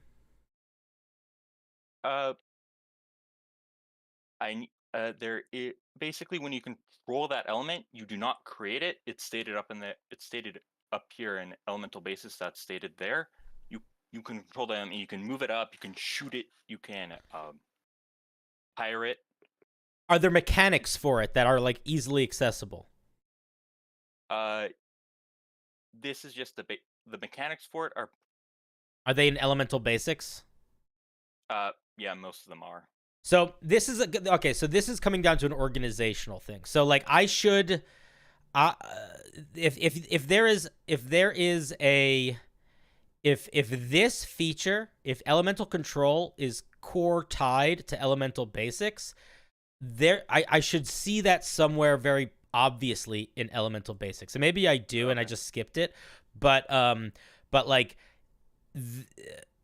Whenever you describe what a feature does, you need to express explicitly what that does. So, like, for example, if I like, we can look at elemental basics. Elemental users, blah, blah, blah, blah, blah. Let's get to where the mechanics are. When using an elemental basis, that element must exist in the environment. You cannot produce more of it. When a user makes elemental base constructs, they must maintain concentration. Okay. If there's bonus action. In combat, the user can use their bonus action to maintain concentration. You're still not really saying what they do. When a user is using their element, it functions off of a line of sight, meaning if a user cannot see their element, they cannot control it. However, if a user were to launch an attack backwards of their element, it would cut all the roll in half, including accuracy and damage rolls. All right, so you are putting the cart before the horse. This is very confusing in the way that it's written right now, and it is lacking just about any mechanical insight. So, for example, what I mean by mechanical insight is take a spell like Prestidigitation. Prestidigitation is a spell that does a lot of stuff. But it's a very roleplay flavorful spell. It doesn't actually even really have mechanics. But even in the fact that it doesn't have mechanics, it has very specific things it does, and even those very specific things have a range. They have a duration. They have modifiers. Or better yet, for this I would actually look at the spell Control or like Mold Earth, which is similar to this. Like Mold Earth is a cantrip. You should we need to. I literally wouldn't know how to use these features. Like if I want to use Control Earth, how much Earth is it an action? Is it a bonus action? Is it like how much can I move? Where can I? Like how limited is that movement? Can I? Do you know what I mean? Like there needs to be a clear framing for the flavor that is, or for the mechanics that is like very, very clear, so that people aren't having to negotiate how those features work. Because if you don't say the range of a thing, if you don't say how much weight, if you're not pretty specific in those features, then that is going to lead to player dungeon master discrepancies, which is never fun, or it's going to lead to literally like people just not knowing how to use it. Like if somebody's handed this to me, I would say this sort of reads like an idea for a class, but the way that it's written right now, I'm not seeing mechanics enough to make it like feel like I know what to do with it. Does that make sense? Yeah. So I think the main feedback that I have for you right now is look at the way that some of the other classes are structured and designed in how they give features and how they tie flavor into those features, because a lot of the time they will give features that do a very specific thing mechanically, and they are sort of flavored to fit that vibe. Barbarian is a perfect example. Barbarian has a feature called Reckless Attack. And what it means is you are recklessly attacking, but it also has very specific mechanics, which is that you get advantage on your attack rolls and enemies get advantage on attack rolls against you. If it didn't have that very specific mechanical part, if it just said you get into a fury and you attack recklessly, that wouldn't mean anything. There needs to be numbers, there needs to be ties to the systems. I think that's the big thing that you should do. That's the big thing that I would say. You want to work on structure, organization, and then you want to work on, or at the same time, I would work on reorganizing the structure, and I would try to structure it like a normal D&D class, where it has its core class features and then the subclasses listed afterward with that table at the top, and then all the hit points and saving throws or whatever. And then make sure that anytime you give a feature, you are explicitly explaining the mechanics of that feature. Okay. Because I think it's a fun idea. I just think that you need to make sure that if you can't mechanically back it up, it's very hard to actually use. I have two counterpoints. First one is Control Earth is just setting the radius of everything else in the class. No ability in any of the classes can go beyond the user's max radius of control. That's just setting it flat out. Secondly, Control Earth is never meant to be used outside of combat. Earth fighting is meant to be used out in combat. Well, in D&D, features are not given specifically combat or inside combat or outside of combat denotions. The best way to do that is to make those features require a certain amount of time to use them. So like a spell that takes a minute to cast or an hour to cast or whatever like that. But people like Mold Earth is a non-combat cantrip. It specifically cannot be used to deal damage, but you can certainly cast it in combat. I think I interpreted Control Earth as literally controlling Earth, which is why I said that. If this feature just denotes the range of the other features, then I think that just needs to be a little bit more clear, because I would probably phrase it like your radius of influence over the elements is 30 feet and extends at different levels, because it doesn't read like that right now. It reads like it is you're controlling Earth within that range. Does that make sense? Yeah, so I should reword how that's written. You should be the thing is, classes are fucking hard to write, and you need to be overly precise and clear how everything is written, because classes are new, so you don't have anything to base it off of. Like subclasses, spells, magic items, races, all of monsters, there's enough. Like if I'm building a subclass for barbarians, I can look at all of the other barbarian subclasses. I can sort of guesstimate what powers they should be getting at certain levels, what types of, like I have anchor points to understand them. But when you're building a class from scratch, the only anchor points it has is itself. So it requires like an extra bit of thoughtfulness in terms of it being explained so that the user can comfortably engage with it. Okay. Yeah. Anything beyond just the first anything beyond just the Let me read elemental fighting. The user can use their element for attacks. Depending on how the user describes how they use their element for the attack, it will be treated as 2d6 of either piercing, bludgeoning, or force damage. An additional 1d6 of damage die is permitted, is permanently added to the attack at 3rd level, 5th level, 7th level, 9th level, 11th level, 13th level, 15th. So 2 things. 1, this damage is scaling too fast. Even just they shouldn't. If you want to do damage scaling, you should base it off of, I would say the damage scaling of cantrips, which scale up at level 5, and then I think 11 or 10 or 9 or 8, and then another one. They scale up 4 times, but I would scale it off cantrips, not this. And then the other thing is, like, there's still, I'm still just going to say there's just like stuff that's missing.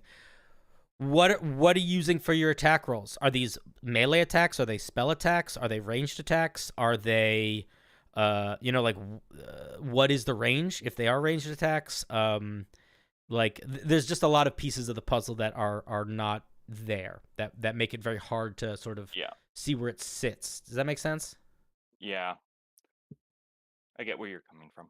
Yeah, so I think the most important thing, because the truth is it's gonna be really hard to tell how strong this thing is without all of those things being clear, because depending on what those things are, it will either be a lot stronger or a lot weaker. Okay. Yeah, and you don't need to scale things off of cantrips if you don't want to, if you want to come up with your own thing, but I do think you need to be cognizant of the way that other classes predominantly scale up damage. And at what levels are like the big scale-up levels, to just make sure that this class is still on par with those and sort of hitting the right beats. Okay. Yeah. I think the idea, I feel like the idea that you're trying to say is you have this radius of influence, and you can like hit people with elements within that radius of influence. That's what I think you're saying, which I think makes a lot of sense and I think is cool. I think you just have to figure out how to clarify the language of that. And then I also think that if that is what you want it to do, then the 30-foot extending this much is way too much. I don't think it should be that big. I don't think you should have a 90-foot radius at the end. I feel like it should be like, I feel like 30-foot radius on all of your main features at level 1 is pretty strong. I probably have it start a bit smaller and slowly build up. Like 10? It really depends on what those features are, man. You know, like that's the thing. It's like it's hard to judge because this is still. I appreciate that you've spent a lot of time working on this, but the amount of time that you spend working on something doesn't necessarily impact how much work it still needs. It's more about figuring out what work it needs. Does that make sense? Yeah. Yeah. And I think it looks like you've got a lot of the flavor figured out, but I think you got to lean into the crunch a little bit now and make sure that things are just written clearly. Okay. Yeah. Make sure it has like some sort of spell save DC or something. Oh, it looks like it does, con-based. Okay, I see that. Okay. I don't really have anything else to say right now. I feel like I can't say much more until it's a little bit more mechanically clear. But I do think it's a noble cause if you choose to continue to pursue it. Okay. So clear up some of the starting language and mechanics. It clear up the language, clean up the format, and it needs mechanics. It's just lacking severely in like mechanical explanations in a way that are easy to understand and sort of feel tied together.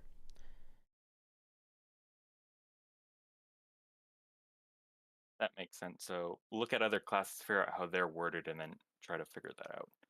You don't need to, it just, like, there just needs to be, like, you need to know what, there needs to be clear rules. Like, at the end of the day, D&D is a board game, at the end of the day. Yeah. And it needs to have the clear board game rules, or you just can't play it. You can't leave things up to interpretation, especially if you want other people that aren't at your table to use your homebrew. Yeah. Because elemental control and elemental fighting, they're the basics of all the other classes. Like, these two are carried on to every single other one of the elements.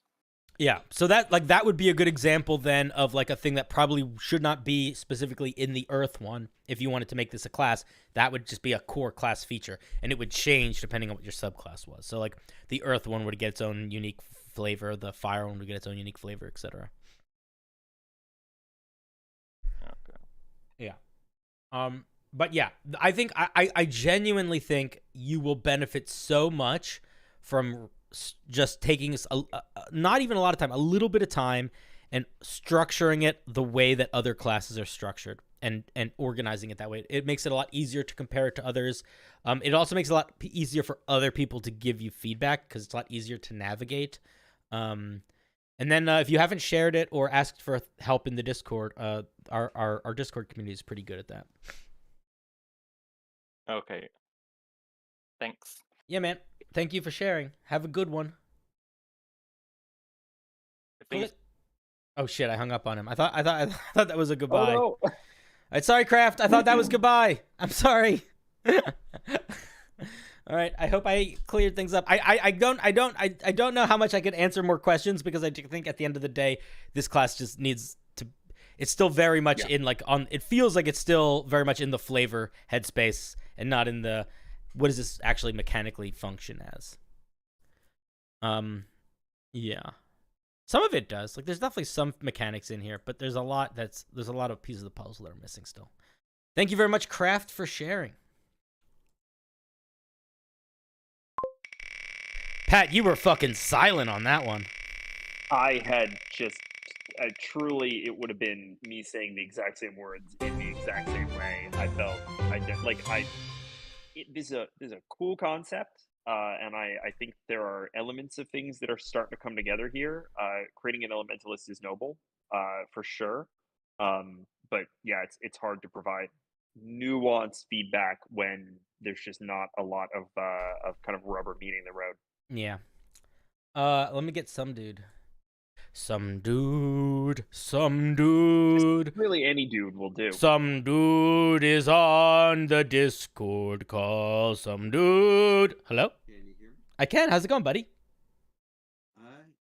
Pretty decent. Can you get closer to your mic or turn your gain up? You are very quiet. Is that better? Well, that's a little loud, but I would do something in the middle. Okay. I'll keep spinning the dial. No, you went too far. I'll just talk continuously. Okay, that's good. Just stay there. Perfect. All right. So we're looking at the sap of, what is that word? Veridia soul? Don't ask me how it's pronounced. All right, I won't. But if I were to pronounce it, it'll be Veridia, I think. I don't know. It was just randomly generated, and I liked how it. You like the vibe? How the word sounded in my head. All right, yeah, let's take a look. So it's a wondrous item, legendary. This amber droplet, now you got me saying weird stuff, still connected to a branch of the, whatever that is filled with with blood red sap. A creature who drinks the sap regains 4d6 plus 8 hit points each round for 1 minute. I would say for 1 minute, not for the next minute, but whatever. It's still, the idea is getting across. The sap slowly regenerates once drunk, taking 1 minute to regenerate sufficiently to be drunk. I would change that sentence. I would say, once drunk, the sap cannot be used again for 1 minute. Simplify it. If a creature drinks the sap again within 1 week, I would say if a creature drinks the sap more than once within 1 week, It must roll a d6. On a 1, the creature does not regain hit points, instead taking 40 d6 plus 80 necrotic damage. This damage can't be reduced or prevented in any way. The creature must perform this check once for each time it has drunk the sap in the past week. Okay, so basically it is a slightly overpowered heal in terms of how quickly it recharges, but then it destroys you if you roll badly, if you try to dip too deep into the pool. Basically, it's just it's supplies similar amounts of healing to a legendary healing potion, just like a slightly more absolute value over a slower time period. Yeah. And it can be it can be used infinitely, but if you keep using it, it becomes more and more likely that it will just kill you. Yeah. I think as a man, I don't know. I have mixed feelings about items like these. I think that I would struggle. I think my players would struggle with this item. Like, I feel like this is the kind of item where, like, they would never take the risk and they would just be like, we get 1 free health potion each a week. I don't think any of my players would take that risk, because I'm just imagining. I like the idea of a thing that heals, but if you overextend it, it messes with you. But I'm wondering if the messing with you is too heavy. 40 d6 plus 80 will just straight up kill most characters. And I guess that maybe some players like that, chat. What do you guys think? I don't know. It feels almost too extreme, chat. Like, I'd almost want it to be the positive to be way more extreme too, and for it to be an artifact and to just go fucking crazy with it. That's where my head goes. I feel like if 4d6 plus 8 is nice, but I feel like if you're going to be doing 40d6 plus 80 damage, we should make the upside bigger. Yeah, I don't know. Or make the whole thing a little bit more weird. That's kind of my main thoughts. Instead of having a chance to kill you, it's have a slightly higher chance for a negative effect to occur. But the negative effect just pushes you towards death instead of just killing you. So, like, it reduces your maximum hit points. Yeah, it could do something like that. It could do something like that. Yeah. And then you still have the factor of you might get away with it, or you might suffer a negative effect. But if you roll badly once, you don't just die. Yeah. Because roll badly once and you die, I feel like is like that's very. I'm mostly a 5e boy, but that feels very like old. That feels like very like older D&D. Well, it's this is inspired by a thing from another game. There's specifically from Lobotomy Corporation, which is a sort of horror management game. So your employees just getting killed by bad luck is just a thing and an important part of sort of the feel. Well, that makes sense. Yeah, because D&D is so not a play. Like, D&D is not designed to kill characters anymore. Like, so if you're ever making an item that can very easily kill a character, you really have to think about that, because that kind of goes against the game design of D&D 5e.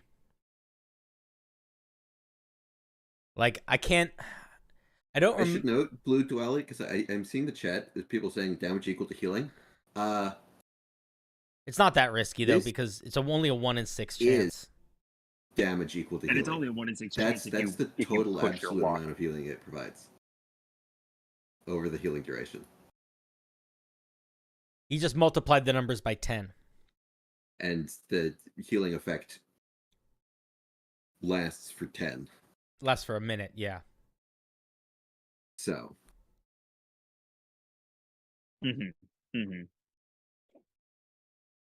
Interesting. I didn't notice that before either, actually. That's interesting. You could maybe put it behind a con save.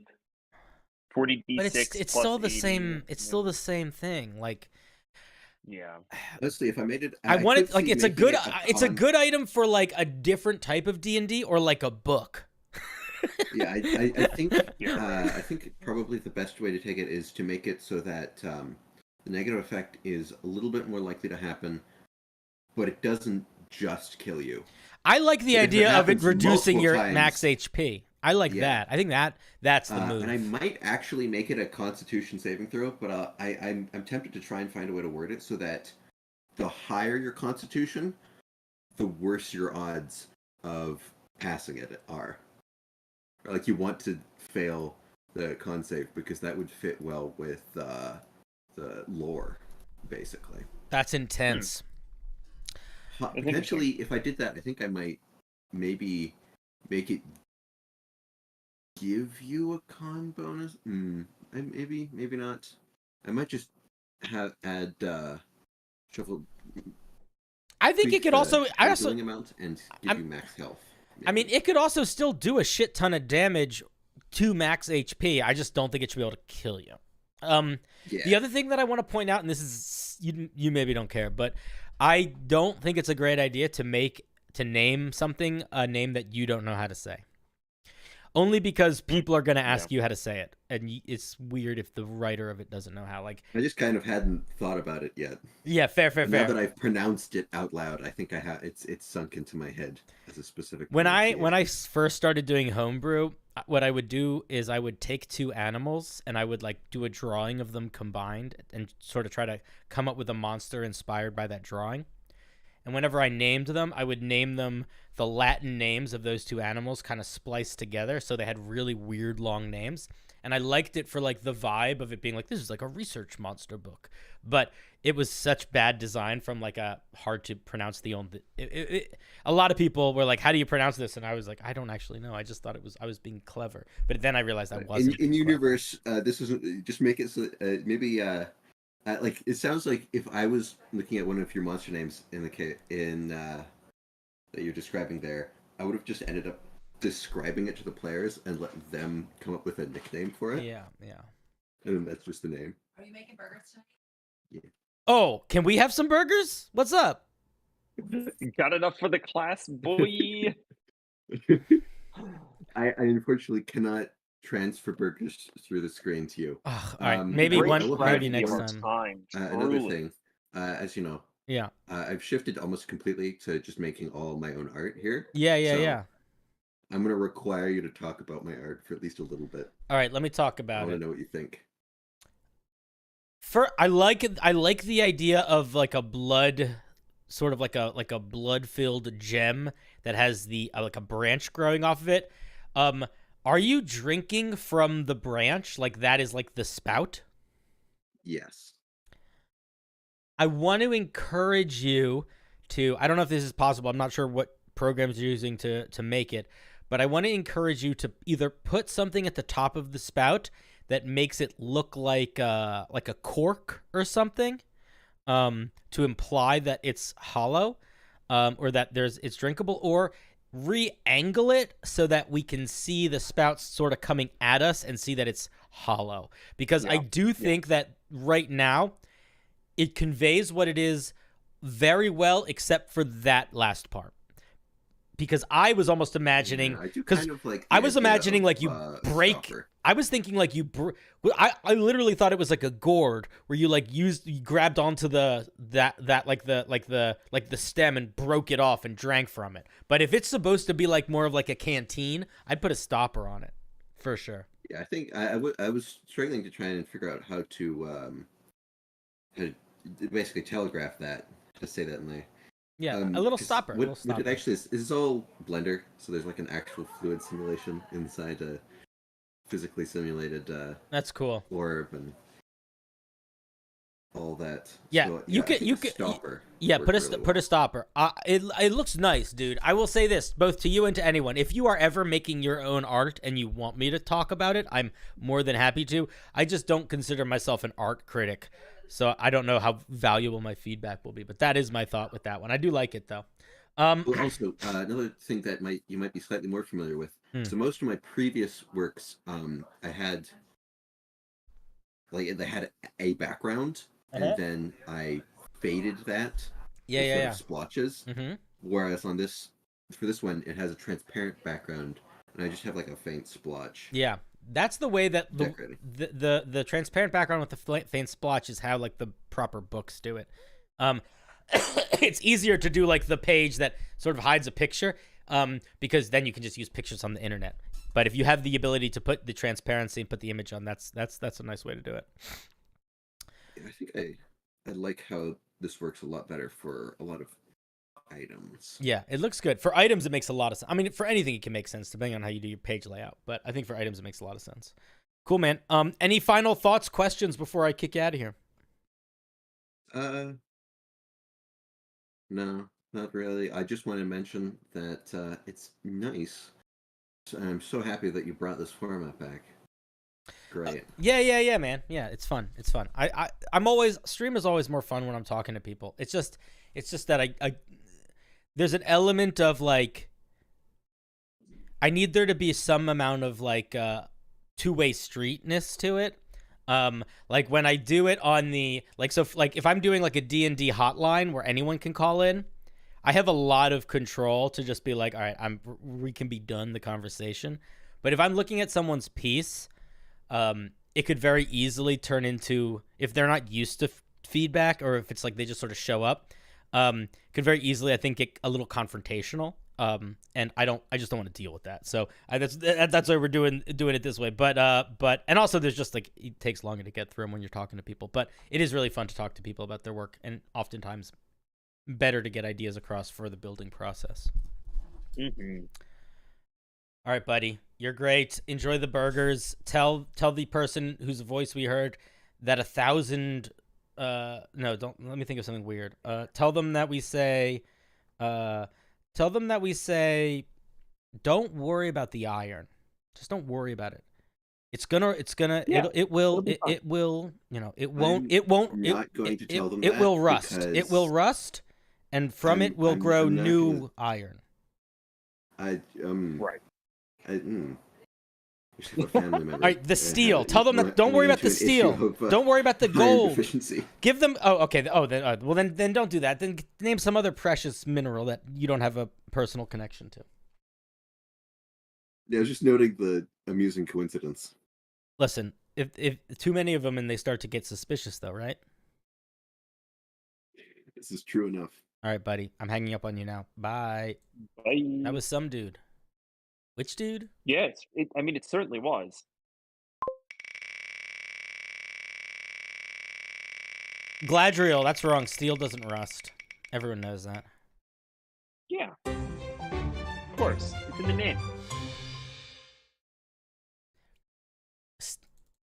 Yeah. Don't be crazy. Don't be crazy. I made this a while back for a one-shot, and I really like it. It was intended to be a more fun and useful version of a common magic item. All right, let's take a look. Derek, I think I saw Derek in the call. Yeah, Derek's in the call. This is my favorite part when I say, "Hey, Derek, are you gonna come on? Are you gonna unmute? Hey, buddy, how's it going? Good.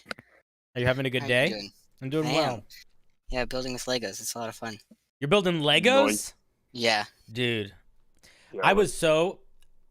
I love my parents. They're great, but I found out, this was not recently. This was maybe like 50 to 100 years ago. But when I moved out, they gave my Legos to like the neighborhood kids, and I was really upset. Well, Wow. that is upsetting. Wow. That's very sad. Cinder, have you These healed? technically aren't Legos, but that's okay. They're like miniature off-brand versions. All right, there's if you're clicking stuff and building stuff, that's all that matters. Patrick, healing is no, I The haven't. journey. I haven't No. healed.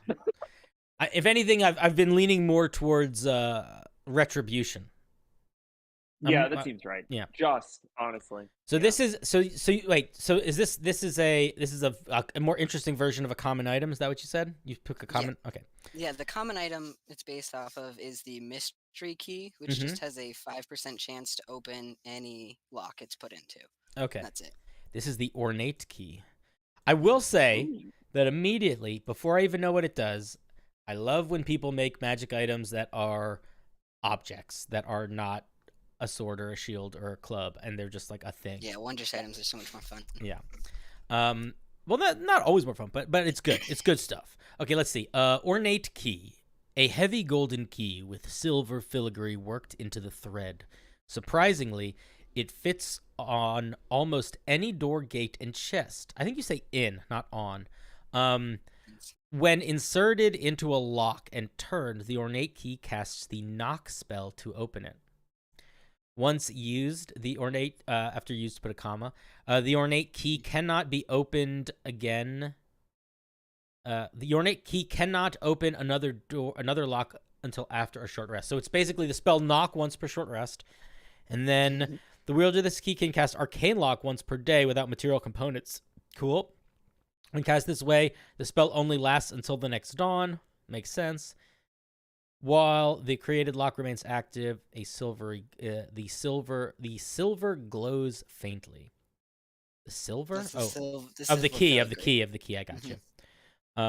If the lock is broken, the key warms and the silver flashes brightly. That's cool. So it's like a detection system too.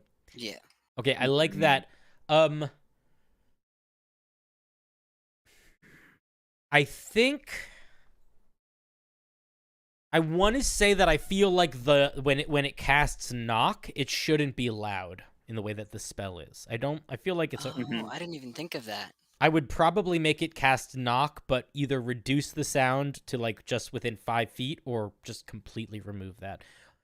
Audible 300 feet away by default. Because also these are like both pretty low level spells, right? Like knock and arcane lock, they're both like what, second, first level-y?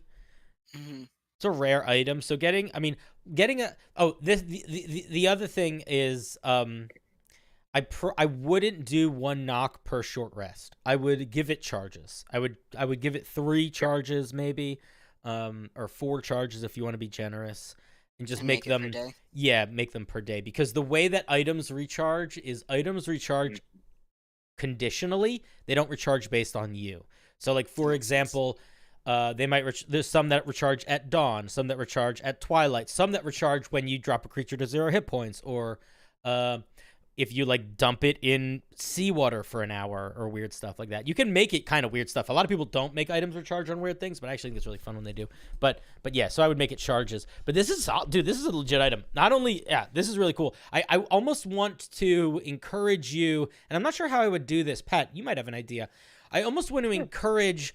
I want to. Maybe it doesn't need it. I want there to be more emphasis on the fact that the key signals to you when the arcane lock is broken. I think that's really cool. Do you think that is? Well, let me ask Pat, because he's been reading too. You're the author. You're too close. You don't know. That's fair. We're talking about your child. You know, you can't judge your child. Pat, do you feel like is it emphasized enough? Do I just like it too much and I just want it to be more shown? Or I think it's worth sort of emphasizing a little bit more, because a silver flash is kind of easy to miss, and also potentially very inconvenient if you're using this thing in like a surreptitious way, trying to get out of a prison, and all of a sudden you flash bang the guards because someone opened an unrelated arcane lock. I will admit that's a funny interaction. It is. What if I would maybe make it sort of work like the alarm spell. Okay. Like it triggers a silent, like you get a little ding in your head if the arcane lock that you make with it is broken. I mean, you could make it glow and get warm. I think that's cool. But I do think that at the very least, I almost want to encourage where you say, with the sentence where it says while the created lock remains active, like at the very least, I would say make that its own paragraph. Like even just doing that little separation of the sentences will do something to the player's brain where they will notice those last sentences more, and that will subconsciously imply to them that they matter, which means that they will think about them more. Remember, when you're writing Homebrew, you're doing psychological warfare. Yes. I have a thought. Same with writing in general, actually. Yeah. And Cinder, this requires a mechanical clarification that I genuinely don't know the answer to. Can magic items have optional attunement? Yeah. Okay. There are magic items that have certain features on all the time, and then other features that only turn on if you attune to them. So that's my pitch here. Put the entire arcane lock stuff behind attunement, not the knock stuff that you get for free, but put the entire arcane lock stuff behind attunement and buff what you get when it's broken. When your arcane lock is broken, you get like a snapshot of who broke it and the scene around the arcane lock delivered directly to your brain. Oh, that's awesome. I really like that. That's a cool idea. That's a cool But idea. it obviously requires attunement so that you have the bond to the thing, blah, blah, blah. Yeah. Makes it a little bit more resource. All right, man. I don't have any more thoughts. I think this is I've said it before and I'll say it again. A simple idea that creates a excitement that evokes something in the brain and is very straightforward is often the best. And I think this is a nice example. This is a solid item. I think you don't actually need to change almost anything to make it work. All of the changes that we're suggesting are basically like polished changes. I think that the base of this thing is pretty much ready to roll. It's very solid, very solid. Awesome. Thank you. I would Appreciate love to it. see this in my game. This is a lot of fun. Yeah, I would definitely use this item. Do you have any final thoughts or questions before I kick you out? I don't think so. All Thank you. right, I love you. Bye. He got an I Hey, love you. They don't all get an Yeah. I love you. True. The key is you can only give them sometimes, so they're always wanting it, but they never know Right. if they're gonna get it. So there's sort of this It's like there's a Gary Larson comic where these two guys are sitting together eating like they're in hell and they're eating sandwiches.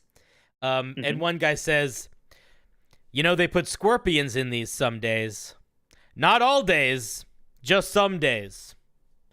That way you never really know. Like, that's why it's hell. And it's like, that's the kind of thing. Because if it was scorpions every day, you would get used to it. Yep, 100%. All right, Larry. Larry's here. He's gonna come and say, Lightfoot. As I've made quite known, I like to change things, and even potions are not safe from my gaze. That sentence isn't a complete sentence, so it doesn't sound as intense, Larry.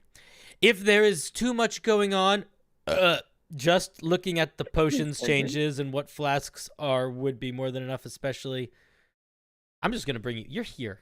I'm not gonna read this. Yeah, that is a complete sentence, Cinder. As I've made quite known, I like to change things, and even potions are not. Oh, it is true. That is a complete sentence. I just read it wrong. Hi, Larry. Hello. Hi. How are you doing, buddy? I'm all right. Yeah. Sorry, I wrote that like right as soon as I got home from work, so No, don't. wasn't the most. No. I legitimately, it was written fine. I misread it. Yeah. No. Fine. Listen, if I don't make mistakes somewhat regularly, people are going to think I don't make mistakes, and then they're going to hold me to a standard that I do not wish to be held to. But that's the fun thing, isn't it? No. No, you know what the fun thing is? The fun thing is being held to a very low standard and then surprising people by leaping beyond it. You know Fucking what? That is snappy. fair. That is the more fun thing. Yeah. If you ever want to destroy someone, then what you need to do is you need to give them a situation where they can have a very low opinion of you, and then you do something that they are incredibly impressed with in a way where they cannot deny the their emotional feeling of being impressed. Like, even if they can't vocalize it, think about, did you ever see American Psycho? No, I haven't. Gonna be honest. All right, it's a good. All right.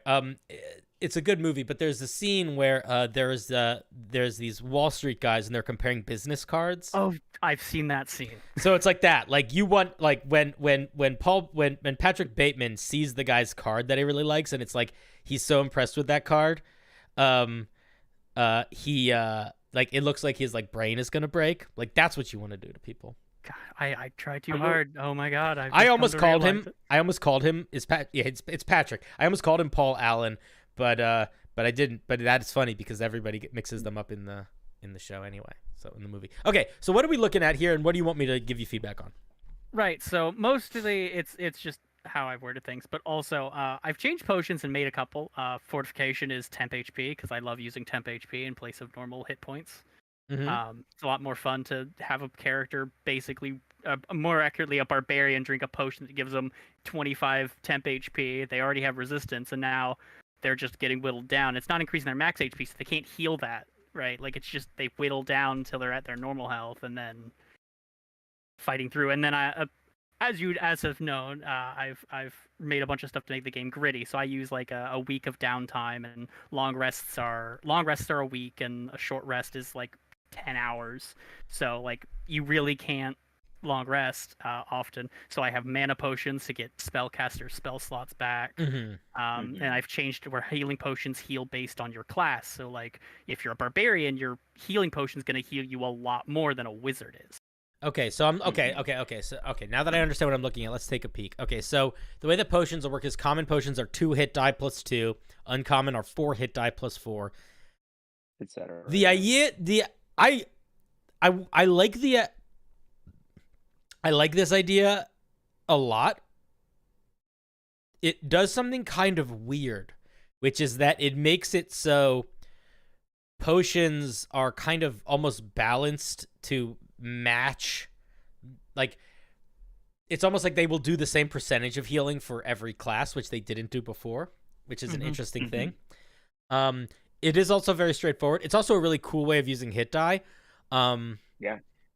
Yeah, there's none, like, I'm a big fan of, like, having spells that require you to spend hit die of a Madeira component, and also, I like using hit dice because there's so many things that just don't. Like, it exists in the game, and the only time you ever get to use it is a short rest, usually. Yeah, I'm going to be honest. I don't have any... I just like the health potions thing. I think it's really nice. Yeah. So, potions of fortification. So, what are these? Are these the ones that we're getting 10 hit points? Yeah, those give temporary hit points, and also they count. They kind of function like a good berry, where it gives you the nourishment for a day. You can drink as many as you want, but they have a restriction of you can only drink one every 4 hours. Do they stack? No.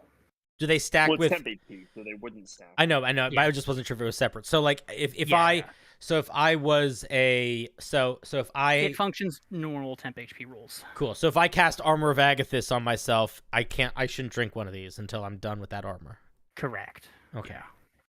I might make like a subclass later that benefits from doing something like that, because I love the idea of an Armor of Agathis build that base itself off of having no health but having all the temp HP. That would be fun. So you sacrifice your max HP for temp HP. I'm always. It is, but that's a very rare. It's meant to be super uncommon. Yeah, and Pat loves those little dice big numbers rolls, but I don't. But that's okay. That's just opinions. Just because it's so silly. It's so stupid to have to go. To be fair, most of this is built just purely for it's mostly built purely for VTT, because I only play VTT, so it's a lot easier to manage. But I do have 16 D4 anyway, so it doesn't matter physically. So for people that were saying that the mana potion seems a little too strong, the one thing that you might have missed is that Larry said that these are intended for a game where a short rest is essentially sleeping for the night, and a long rest is a full week of downtime. So, which I'm pretty sure is pretty in keeping with the gritty realism rules from the DnD. Yeah, it is. It's not a rule listed here. I actually have 3 types of rest. I have the short rest, I have a camp, and then I have a long rest. Short rest is like 8 to 10 hours. A camp is like a day-ish, up to 24 hours, and then a long rest is a full 10 days. Because I like using Fey runes, so a week is 10 day. And I will say that I think for a gritty realism setting, these potions fit really well. For a regular setting, yes, they are a little bit much. I also, though, I want to push back on this is a dumb detail, and it actually doesn't matter, but I think they should cost more than they do. I made them 4 times the cost of a healing potion. But I think it should be more, because I genuinely think, especially in a gritty realism game, because I'm assuming you as a dungeon master is sort of accounting for that as well. I feel like a spell slot is it's like a much more powerful resource. So like, it's good to have the potions to get them, but they should be like, I shouldn't be able to buy 4 mana potions. I should be maybe we get like 1. 10 times the cost of a healing potion, so it's 250, 750, 2,250, and then. Or you could also just like, depending on what is your goal of this are you making this with the goal of sharing it like in a public sense, or is this mostly for yourself? Both. It's mostly for myself, but eventually, if I do get around to like actually trying to publish anything, it'll be published most likely in a campaign book, because I'm a nerd. Okay, yeah. So then, if you're for your home game, make it whatever. But for your non-home game, I would scale the prices up. I don't know if you need to do 10 times, but I would say like I would almost treat them like more like traditional Magic, traditional healing potion costs. Like maybe The uncommon Well, is like that's 250. the The funny rare thing. one is like 1,000. That's the funny thing. I actually reduced the normal healing potion from the 100 cost. So that's actually the cost of a normal healing potion.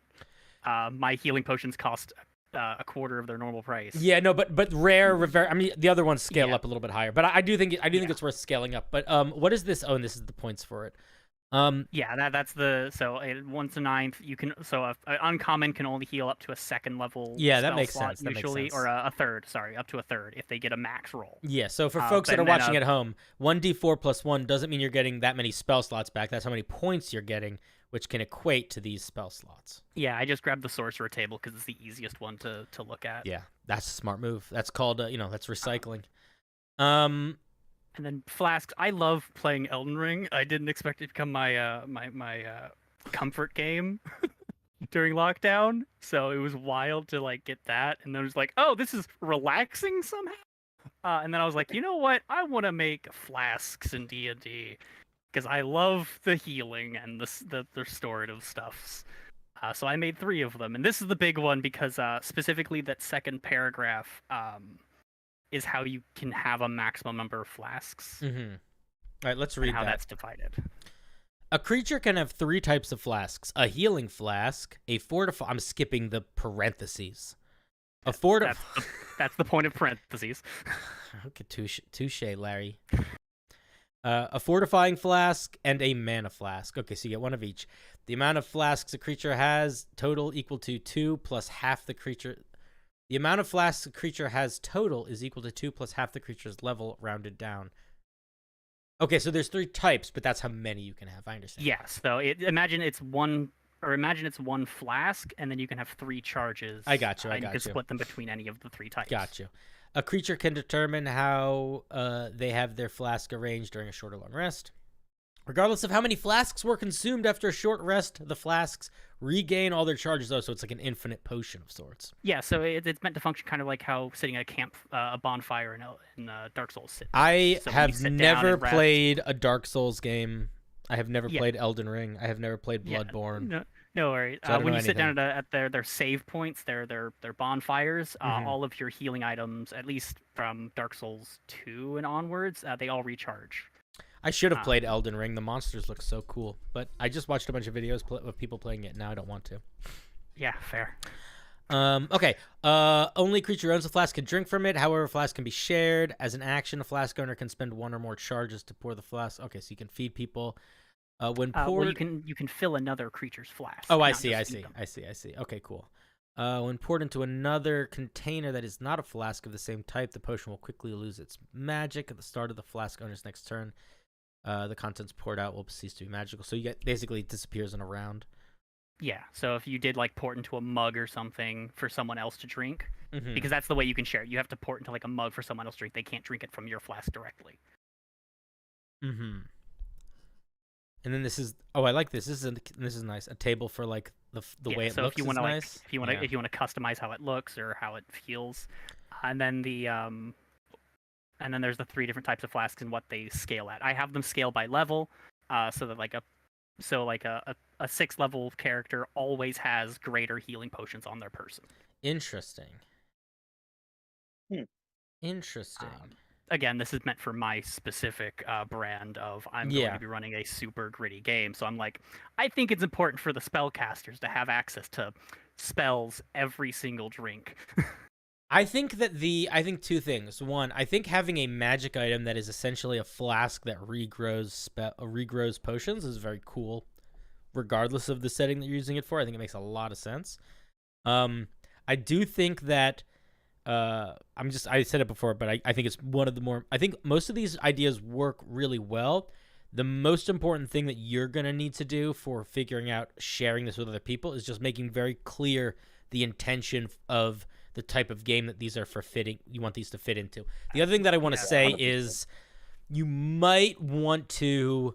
I almost want to push back against you getting casual use of superior, greater, strong. Like I almost want to push back against that, but I don't know. But there's an element I'm like I feel like I don't know. I don't love the idea. I feel weird that they like grow with you, or that they. Yeah, I don't know. The other guess it's option I fine. had is the level stages that are there could be Like just different versions like, of them. different versions, and also in Elden Ring you have to upgrade it using an item. So I could implement that type of thing where you have to upgrade it at like a downtime activity with specific enchantments, like you'd have to get tears from a siren or things like that. Yeah. Like Matt Thorne said, doesn't this defeat the point of gritty? not really, because it means that I don't have to care about balance. I can just throw the biggest thing at them, and if they die, they should have drank their bottle. It's a fun idea. I think this is a really nice system. I think the thing that I like the most, and I think is very clever, is the hit die on the healing. That is nice. That is very nice. Yeah. Okay.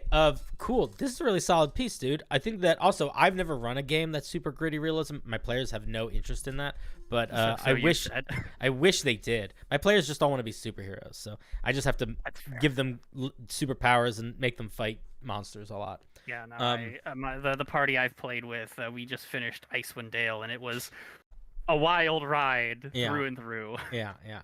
Any final questions, thoughts before I kick you out of here? Yeah. Is there any like wording that you could specify? Any wording that you could say to make the flask sound a bit more like you said to iterate that they're more for like a gritty campaign? Is there any way to like specify that best? And where to do that? Would that be like at the top, or like at the top of the page, including the potions as a whole? Legitimately, just right at the top of the page, say, this compendium is intended to be used with the gritty realism rules from the Dungeon Master's Guide page. Blah blah blah blah blah blah blah blah. Yeah, and then I think what you do is you should explain, like if you make it a DM note, you can talk a little bit, you can sort of talk about your design process. You can say what Patrick just said. And then you can say, like in the vein of Elden Ring, these are designed so that your players have options so that like your players have like, that your players have ways to recuperate, but that doesn't pull away from the intensity of resource management and the chance of death, and you can get kind of flavorful in your wording of that too. You can base it like, DM's notes for especially things like this are really important, and they are, I think, a place where there is a good excuse to talk with really your voice as opposed to like in the D&D language. Yeah, because the plan is to use this in a Anarok campaign, which, if you know anything about Faerun, that's a big old magic desert, and very bad for everyone involved. Yeah. Josh says he thinks it meshes really well with grittier playing. It reduces the least enjoyable aspect of it, he says. Yeah, people seem to dig it or be or not. Actually, most of them do. I think most of them do. I'll just leave off on this. If anyone does want to use these, I don't really care. By all means, just don't say you made it. Here, there's in the chat if I didn't put it there. All right, cool, man. Thank you so much. This is a really nice. This is solid. Also, for folks that are like wondering, this is a. If you're like, how do I organize something? This is really nicely organized, especially considering it's not a subclass or a class. It's like a whole new system. Very easy to read and get through. So. You'll be glad to know that even in my Google Docs, I make subclasses that are just as formatted.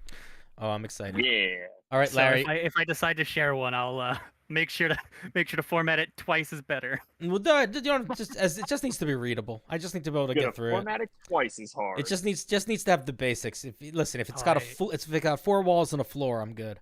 All right, I'm hanging up. I'm hanging up on you now. I love you. Bye. Bye. Oh. All right, Cinder, I'm headed out as well. But this was a good one to end on. This was fun. Yeah, man. Thank you so much for hopping in, guys. Before Patrick leaves, Patrick, do you want to pitch anything, promote anything, say anything? I mean, yeah, right. Like, we do a fucking podcast, and it's really very good. And it's I don't want to say it's the thing that's most worth your time, but top eight things worth your time. Unbalancedencounters.com. We also have a nice website that Cinder likes to show off. And I can't actually show it off right now because I'm using I don't have just a web browser up. I set up Discord That's fair. stuff. But here it Um, is. Here's the website if you guys want to go check it out. Cinder is one of the players, and I play a we have barbarian, we the have a best lot of class fun. in D&D. I'm a Yeah, barbarian. 100%, 100%. But thank you all for sharing your wonderful homebrew, and I will see you all later. All right, Pat. Have Bye. a good one. Bye. That was good old Pat. Good old Patty Parini. Oh, Patty Parin. Ba-ba. Ba-ba. Black sheep, have we any wool?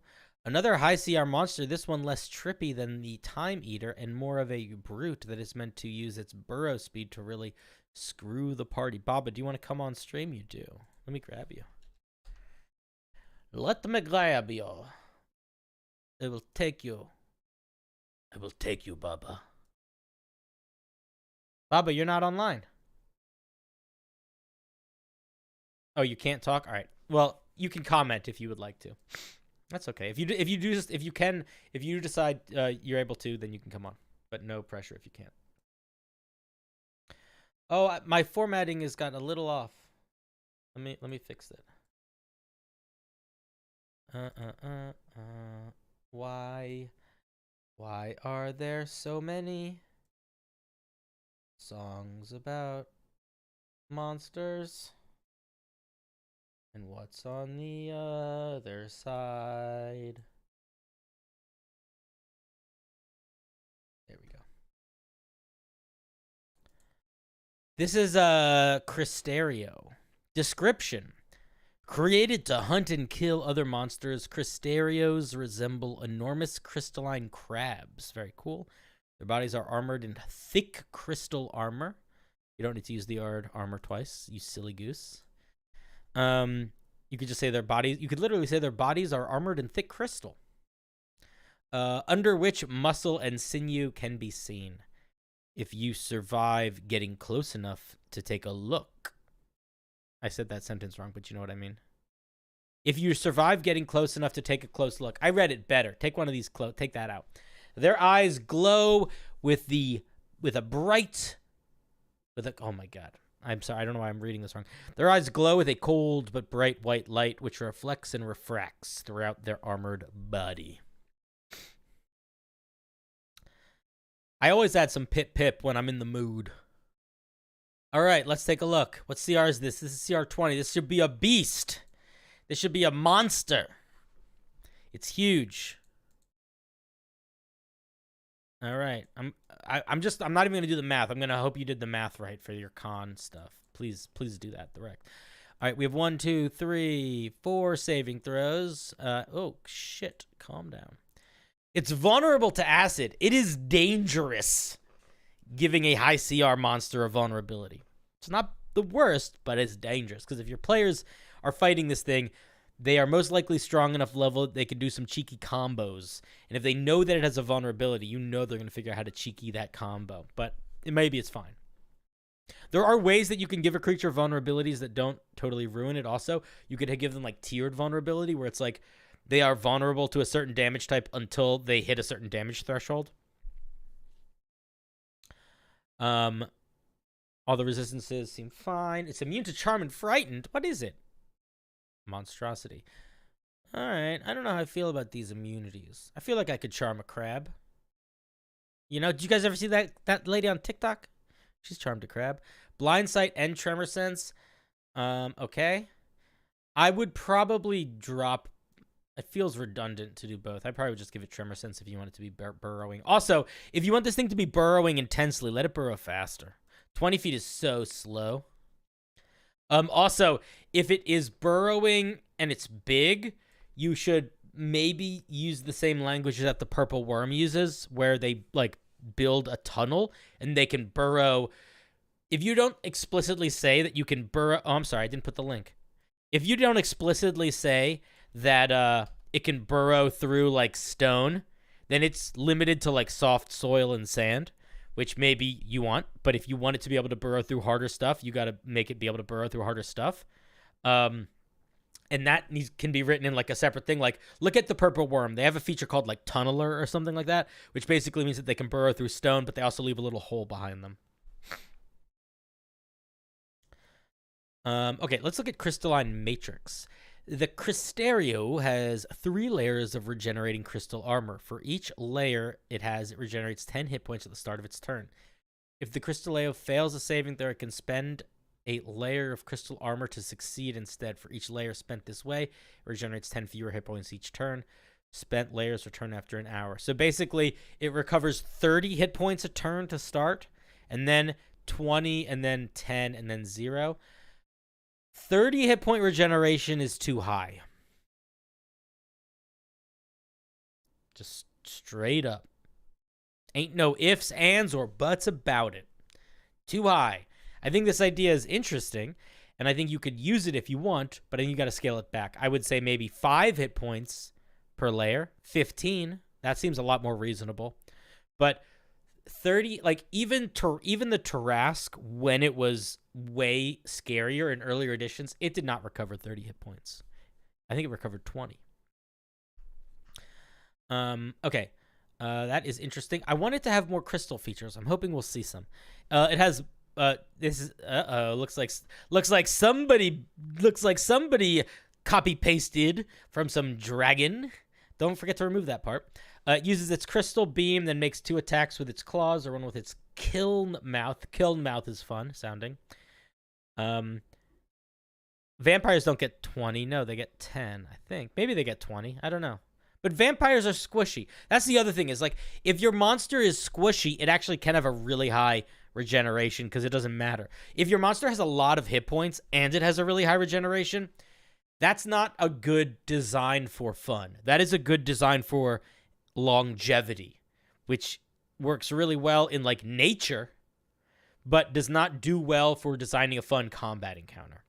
If your players are hitting really hard and they keep having to do that and they're like landing their shots and it still takes like 4 or 5 rounds, then something's going on. It's going to get boring.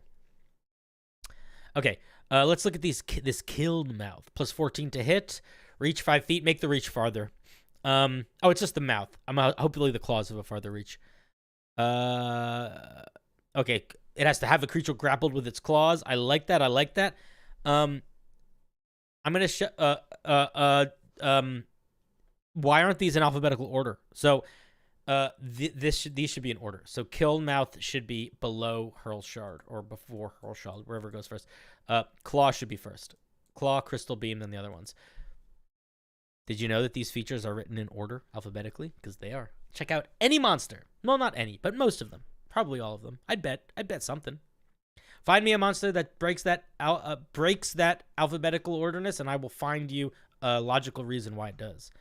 Okay, so it takes a bunch of slashing damage and fire damage if it gets you with its mouth. Wait a second. On a hit, it does that, and then on a hit, so you don't say on a hit twice. Just start with the target. The target's like a con saving throw on a failure. They are petrified as their body turns to crystal. At the beginning of each of say they start petrifying. At the end of each of their turns, they repeat. Oh, they immediately are petrified. They can end it on the okay. If a creature fails to save 3 times in a row, they stop making saves, and the petrification becomes permanent. That is very strong. Very cool. I'm into it actually quite a bit. I think that's fun. I like that. This is the kind of thing where, like, I feel like they should still be able to be cured by, like, I feel like they still should be able to be cured by greater healing. Vampires get unarmed strike first, then bite. Interesting. Let me check that.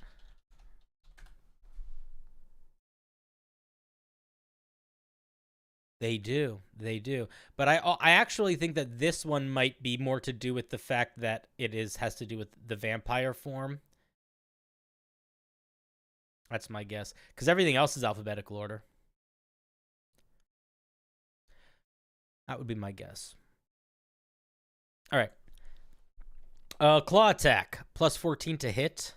It also might be because you know what the other reason for it actually is? No, there's actually a different reason for it. The reason for it is that The bite attack can only happen after you make a successful unarmed strike and grapple them. Like this requires this. That's why this is first.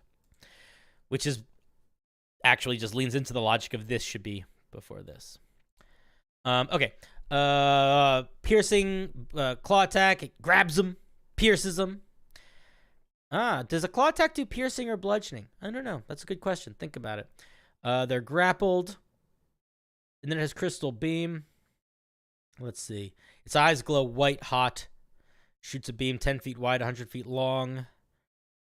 Strength save or taking a bunch of piercing damage, and the creatures are damaged and are grappled and restrained, encased in crystal. Oh, that's cool. So it like shoots crystals. I thought it was like a beam out of crystals. On a success, creatures take half damage. Affected creatures repeat the saving throw at the end of each of their turns. Additionally, the ground beam. Okay. I want to make a suggestion here. Then it has a ranged thing where it can chuck some ice, chuck some crystal. You like the regenerative carapace? I think it's cool. I think it's too much regeneration, but I think it's cool. I love features that you lose though that are tied to like legendary resistances. I think that's very clever. Very clever. What's his name? Matt Thorne says a lot of grappling and restraining effects. I do think that it does have a lot of those. I think it's mostly okay. What I was gonna say was because the claw grappling ties to the kiln mouth, but also the crystal beam does too. Because if they're grappled by the crystal beam, he can walk up to them and then kiln mouth them. I want to see what it has a crushing roll where it can launch forward and deal some damage, and it can burrow. Oh, okay, there's a legendary action burrow. That makes up for the speed. That's fine. Okay, two things. One, it should have a claw attack as a legendary reaction. That makes a lot more sense than a hurl shard, in my opinion. You can also give it more options if you want to. You could give it a claw too, but I feel like it should totally have a claw attack as a legendary action. The other thing that I was gonna say, and this is a purely flavor thing, but I do think it's worth thinking about, is I feel like Crystal Beam should not be a beam. I feel like it should be a cone. Because what is happening here is it's like a rapid crystal growth. You're like shooting this beam out that's growing crystals. And I feel like this is so flavor, so please ignore this if you don't want to, but I feel like it sounds cooler in my head if it's like if it like shoots it down and like expands these crystals out like this, as opposed to like an ion beam of a single line of crystals. I'm a big fan of the crystal garden growing. You definitely don't need to listen to me there. But overall, I think it's pretty cool. I think that there's a couple things that I think are maybe missing that you could lean into if you wanted to, but you don't have to. One is I think that you should specify that the crab, when it is grappling, when it is restrained a creature, I think you should specify somewhere that it can carry that creature so long as that creature is a certain amount smaller than it, and it can carry that creature without a detriment to its own movement. Because you can then create situations where the crab can grapple someone and then burrow underground with them and start eating them. And that is scary. That is scary. I would do that. That is scary. The other thing that I would say, if you wanted to do something like that, or if you wanted to lean into the crystal side more, is you could give it some element of refraction. Like, if you look at, like, the flail snail or even the spectator, they both have these sort of, like, spell bouncing features where you could make it so, like, if it's targeted by certain types of spells and they miss, or if it succeeds in its save or whatever, that they, like, bounce back or, like, shoot things out in different, like almost like like a prism. Exactly. Like, it has a prismatic carapace. You don't have to do something like that, but if you are thinking this needs more, like it needs a little bit more than what it currently has, that's what I would do. But this is really solid. This is a scary monster. If I was using this monster, I 100% would make it be able to carry creatures around and burrow into the ground with them and eat them underground, though. 100%. I wouldn't do Hypnotic Pattern. The thing is, I wouldn't make its reflection do anything stunning or anything like that, because it already has a lot of that. It already has this. It has this area of effect, grapple. You know, it can grapple with its claws. I don't think it needs another way to stop players. I think it's fine with that. I would make it more like it bounces the spell back or does some reflective damage or something like that. You said you can't make it on stream? That's okay. I will accept. I don't have any other thoughts though. I think it's nice. I think it's fun. Giant crystal crab seems cool. Kill stuff. Kill everyone. Burn it down. Baba, if you have any questions for me, just write them in the chat, because I know you can't come on stream today. 1, 2, buckle. My shoe, my shoe, my shoe. Guys, you want to see something cool? You don't even know who won. I do. It's Tridovsia! And I think they're here now. I think I saw them. I think they said they're here. It's Harley. It was you. How did you know it? Did you sense it? Did you feel it in your fingers? All right, let me grab you. I don't know if you can hear me, or if you will unmute. I pulled you into the stream chat. Hello? Hello? I'm here. Welcome. How's it going? It's going all right. I had to join on my phone. That's okay. I'm just glad I can hear you. So, what am I looking at? The Primeval Masks Monk. I designed it with the idea that you use ki and nature energy, infuse it into a mask that you create, and you channel animalistic abilities through it. If you open up your outline on the top left... Oh, yes. I never think about doing that. Way faster. It's the Primeval Masks. Okay. Yes.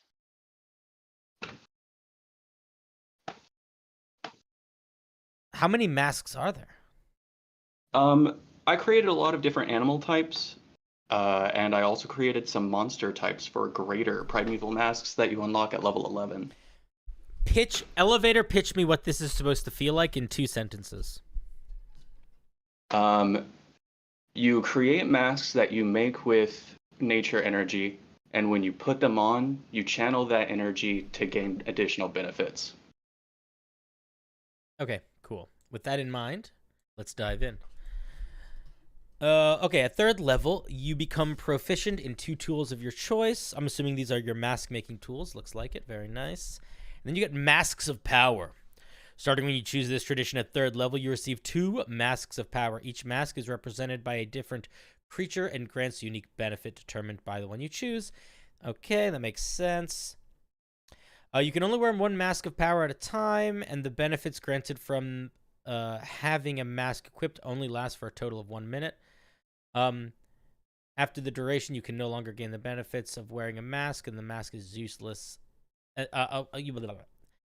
After the duration, you can no longer gain the benefits of wearing that mask unless you expend 1 key point to extend the duration for another minute, or until you complete a short or long rest. We're going to need to rewrite this paragraph. You cannot begin a short or long rest while receiving a mask's benefit, and donning a mask interrupts a short or long rest during your wearing it. 2 thoughts. I haven't read any farther yet. I don't know why this last paragraph needs to be here. Maybe there's a feature that you want these things to have that would require a element of I don't know. Maybe that's trying to maybe you're trying to cover for something. But I do feel like that.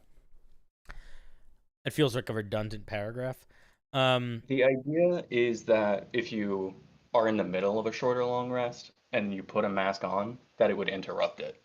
Yeah, but what I'm saying is, okay, but rules as written, you can interrupt a long rest with an hour of anything, and you can return to it. So a barbarian can rage and have a whole combat encounter in the middle of their long rest for an hour and then go back to bed and finish it. So you know what I mean? Like, I don't think it matters. I would just cut it.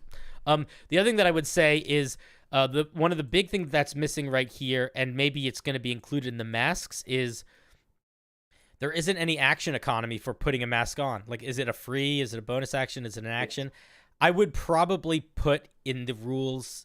If you're explaining how long it lasts, I would probably put that here. Like, if you're saying it only lasts for a total of 1 minute, I would probably say, like, you can don or doff a mask as a bonus action and granting you its benefits for 1 minute. I would probably write it like that.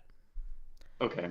The next bolded paragraph is where I go in to explain that it takes a bonus action to put on and stuff. Oh, I see. Okay. I see other people are saying to look at it in the mask. I think that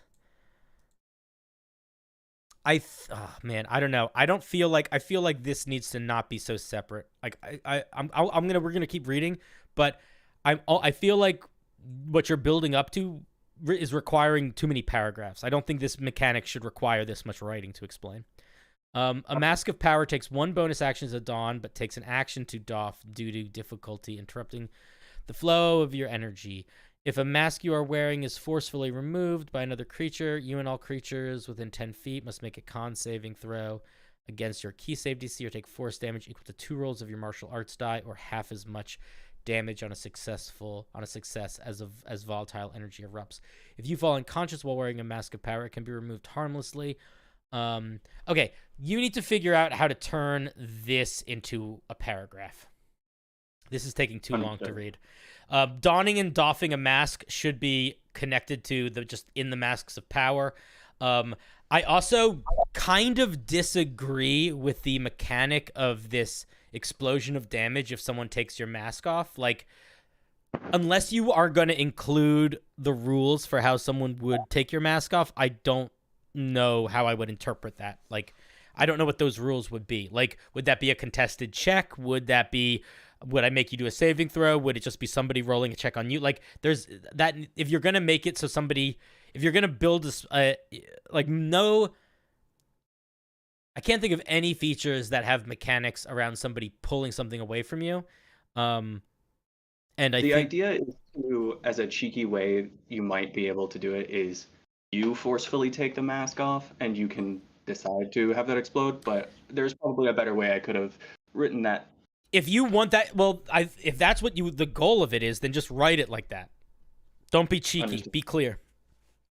I mean, don't get me wrong. Be cheeky. Being cheeky is great, but with mechanics, be clear. Okay, so you get a mask. You can don. I would say this: you get a mask, and then I would say you can don it as a bonus action or doff it as an action. Then I would say when you don it, you gain its benefits for 1 minute. After that minute, you can choose to spend a key point to expend the duration for another minute. You cannot use the mask again until you finish a short or long rest. And then I would say if somebody forcefully removes your masks or whatever, that stuff. That's the order of operations, and I would just make that all one feature. I don't think you need to break it up. Replacing the mask, I'm assuming it's like a ritual or something. Yeah, an hour ritual. That's fine. We don't need to worry about that. Where do we see what the masks do? Let's just see how many options we get. 1, 2, 3, 4, 5, 6, 7, 8, 9, 10, 11. I feel like that's too many options based on the way this is designed. If these were more like powers that you could activate very quickly, I feel like that would make more sense. But I don't know if it is. I almost feel like it's detrimental. This is a me thing, so you don't have to agree with me on this. But I'm a big believer in 3 really solid options or 5 really solid. I think less is more 99% of the time.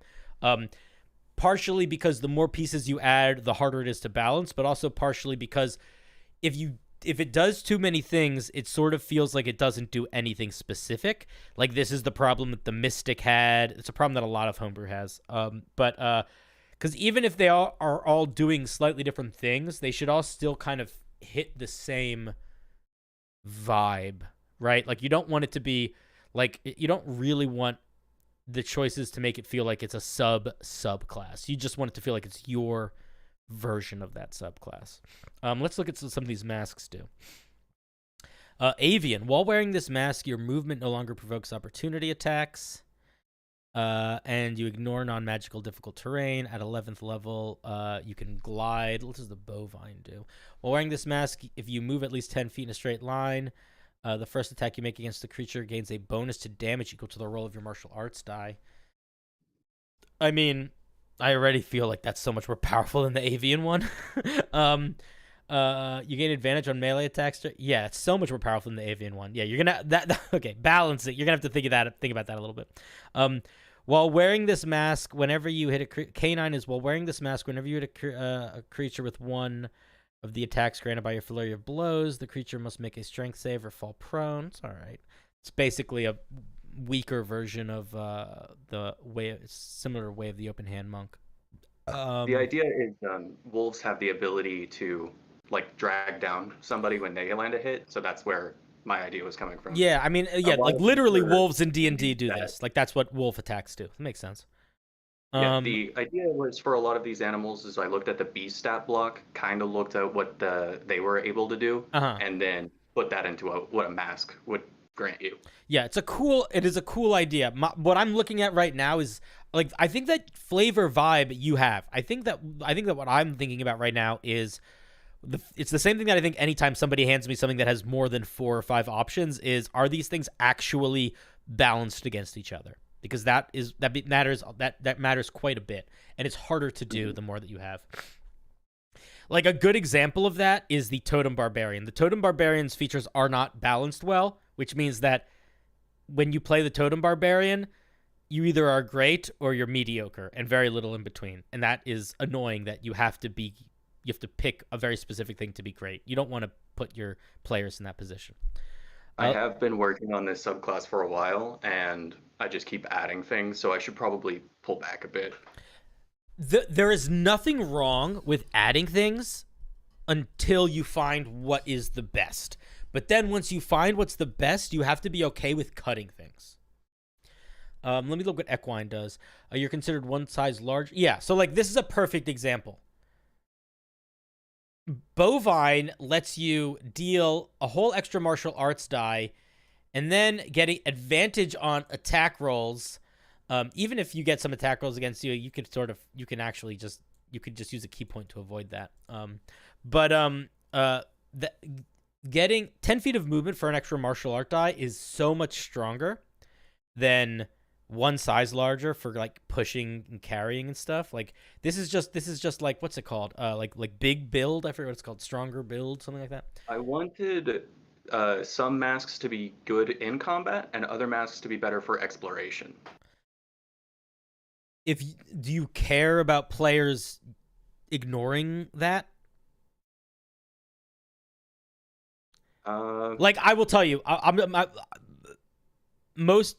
my home game players would never be like, oh, I'm going to take this one because it's good for exploration. They'd be like, oh, these are the strongest ones. I'm taking these. They wouldn't be thinking about it that way. Okay. If you want them to specifically do different types of things, a way to perhaps do that would be to combine some so that each one does 2 things. So like you could have it so you could very easily mix the bovine and the equine, for example.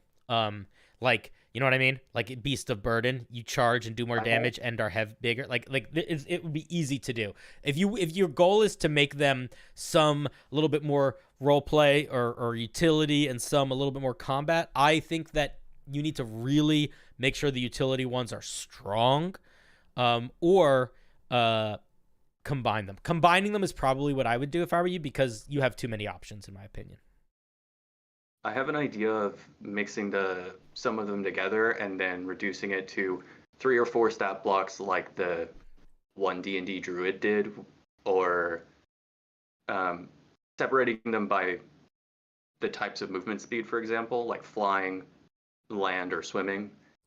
That could also work. I mean, I don't think you need to be that vague, especially if there's like an element of like you're getting the spirit magic, but you could just literally just think about what animals here could be combined, right? So like, for example, cow and horse basically could be combined, you know?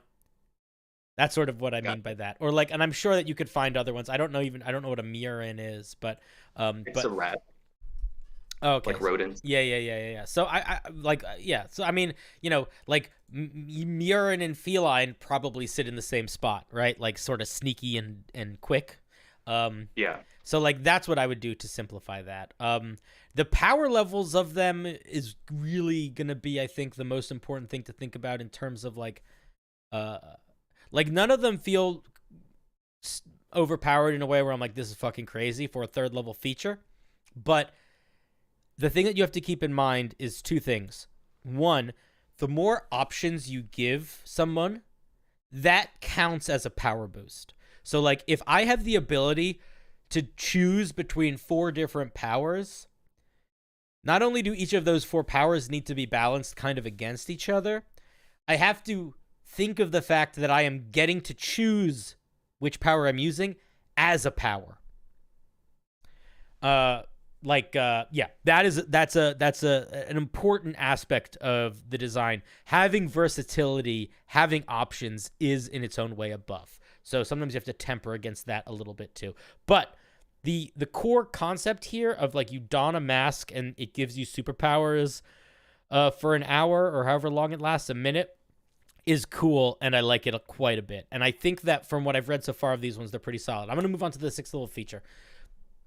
Excuse me, unless I missed something at 3rd level? Before you start, I've had problems figuring out what I want for this 6th level feature. Uh-huh. And this is what I've settled on very temporarily.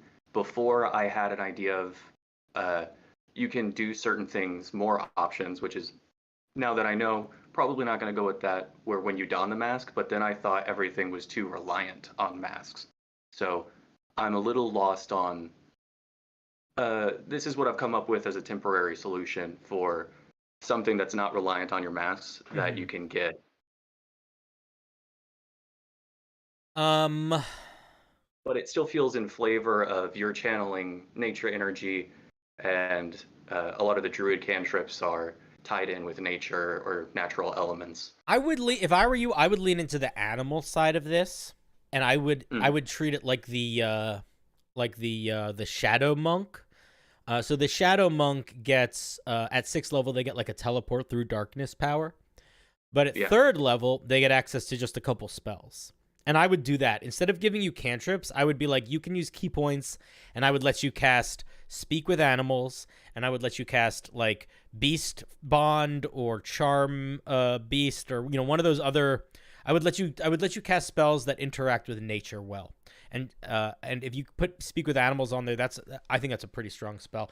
But I would go in that direction. I would pick a couple spells and let you cast them as key points. Because I feel like the stronger vibe that I'm getting here is not nature; it is animal spirits, and I would lean into that. The monster masks are leaning a little bit away from the beasts, and they're more powerful, and you get access to those at 11th level. Okay, well, I don't know. I still think it's. I disagree with 2 druid cantrips. That feels out of place. Like you're not going to be casting. You're not casting spells as a monk, especially if you're wearing masks that make you hit harder. You know what I mean? Like it should still build into it. It could be. I would say the main thing to think about here is if the masks cover a lot of things, like if some are defensive, some are offensive, so you kind of like don't want to sit too hard in any of those pools. Then the 6th level features, these extra features, this is where you have space to do like weird extra stuff. So like a good example of that is like the Battlemaster fighter. All of their features either affect their Battlemaster maneuvers, or they have that one feature where they can like look at a creature and like learn things about it, and which is just like a very out of left field thing. And I feel like that might be the move here, sort of out of left field thing, where it's like a special move that you can get that has to do with maybe it has to do with your innate understanding of like creatures or whatever. Like I would say, like, you know, maybe this is an opportunity to think about think a little bit more a little bit more specifically about these mask powers and like what else they imply about what you're able to do, and then make yourself able to do some of those things. Okay. We get some greater masks. All right, I'm definitely not going to read all of them. I'll read 2. Fiendish. While you wear the mask once on each of your turns, you can deal an additional necrotic damage. You can roll martial arts when you hit with a monk weapon or on strike. And additionally, you have advantage against saving those against spells. That's so strong. That's really strong. Yeah, and you get it for a minute because it still follows the normal Mask of Power rules. Yeah. Wearing this mask once on each of your turns, you can deal radiant damage. Additionally, you can spend 2 key points as a bonus action in your turn to touch a willing creature. Gains hit points equal to number your. Okay. I'm not gonna read all of them. We're gonna skip past to the 17th level feature, but I'm already seeing something here that I think you need to think about. I don't think the greater masks. I guess you.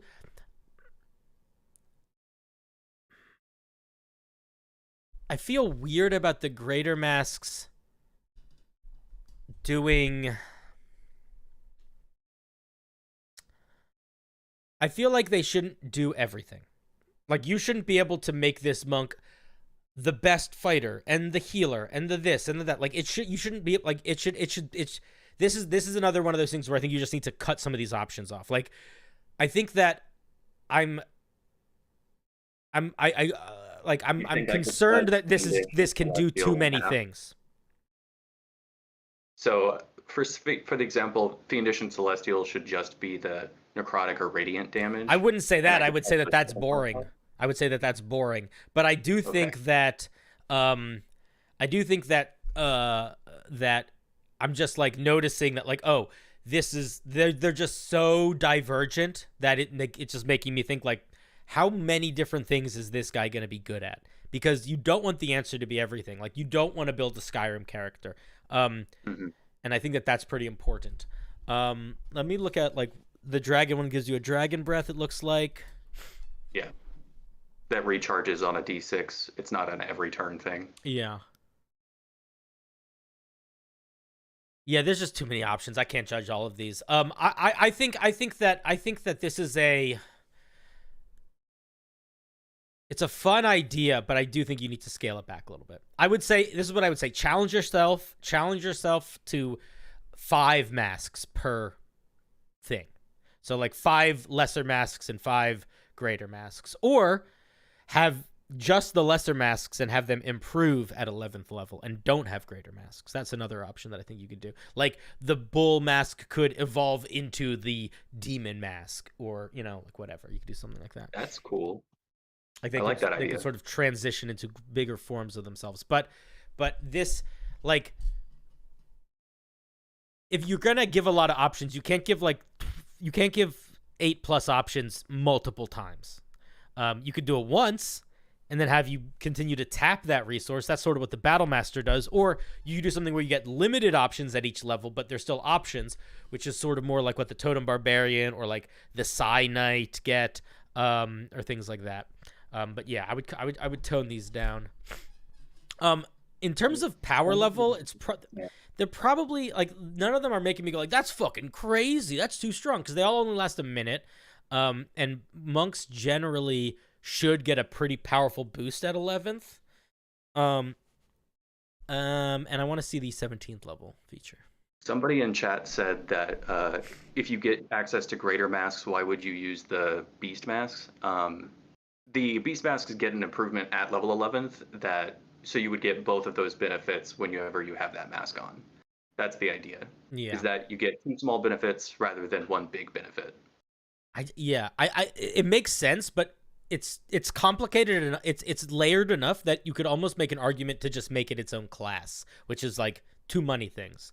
Like, I think that you should decide your masks improve at 11th or you get new masks. I don't think both is. I think it just becomes too many things, because all of those things have to figure out how to, like, coexist in a way that I don't know. It just seems like it's enough. I would feel like that much balancing would be daunting in a way that I wouldn't want to deal with it. Bovine's 11 is a lot. Should I read that? At 11th level, while you're raging, you gain advantage on all melee attacks during the turn, but attacks made against you. It's basically reckless attack. Yeah, that's what the inspiration is. I mean, yeah, it's reckless attack for sure, except you just don't choose to do it. It's just always on. Yeah, I don't know. That's the kind of thing that I feel like you could actually probably drop. Like, that's a good example of, like, are you trying to make your monk a barbarian, or are you trying to make your monk an interesting monk, you know? Mm-hmm. That might be a way that you can trim some if you feel like the need to trim some. Also, if you're like, I don't want to trim any of these, you definitely don't have to if you don't want to. That's just my opinion. Master of Masks at 17th level. You have mastered the ability of channeling your ki through masks of power.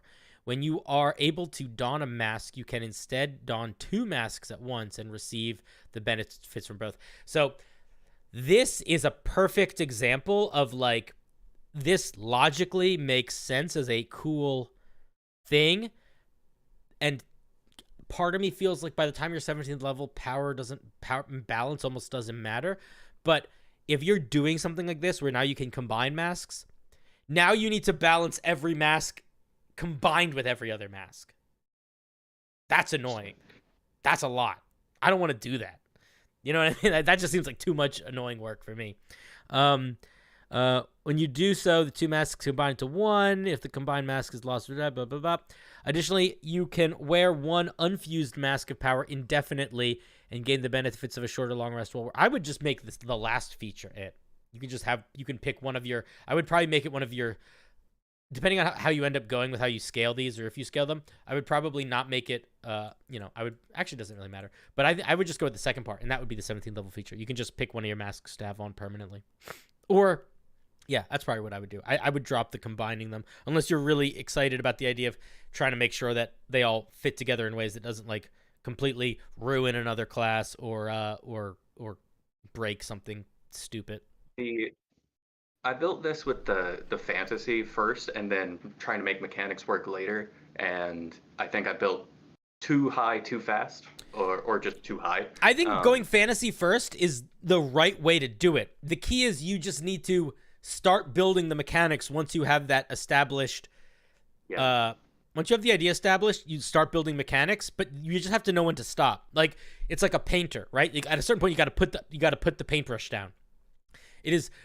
When I used to work with kids, I used to be a teacher, and one of the things that you learn when you're a teacher, especially if you're working with little kids, is that little kids are not bad at making art. People think little kids are bad at making art. What little kids are bad at is knowing when to stop with their art piece. But most little kids, especially if you're in, like, a classroom and you're watching, like, 10 or 20 making pieces of art, they'll all make really cool stuff, and you're like, wow, that's really nice. And then they'll spend 30 minutes covering it and mushing all the paint together and making it just a brown piece of paper. Because it's like the experience, and they're having fun with that. And I feel like that's what's happening with you, is that you're having fun with this, but you don't want to have so much fun that you end up with a big old brown piece of paper, you know? Yeah. But there's truly nothing wrong with starting with the inspiration and letting your mind go wild with it. I think that's like, I think it's much easier to write when you build something too powerful and have to scale it back. That is easier for me to do than to build something weak and figure out what it needs to be stronger. I like the reason why I brought that whole thing up was just the plan was at 17th level you had the ability to mix 2 masks.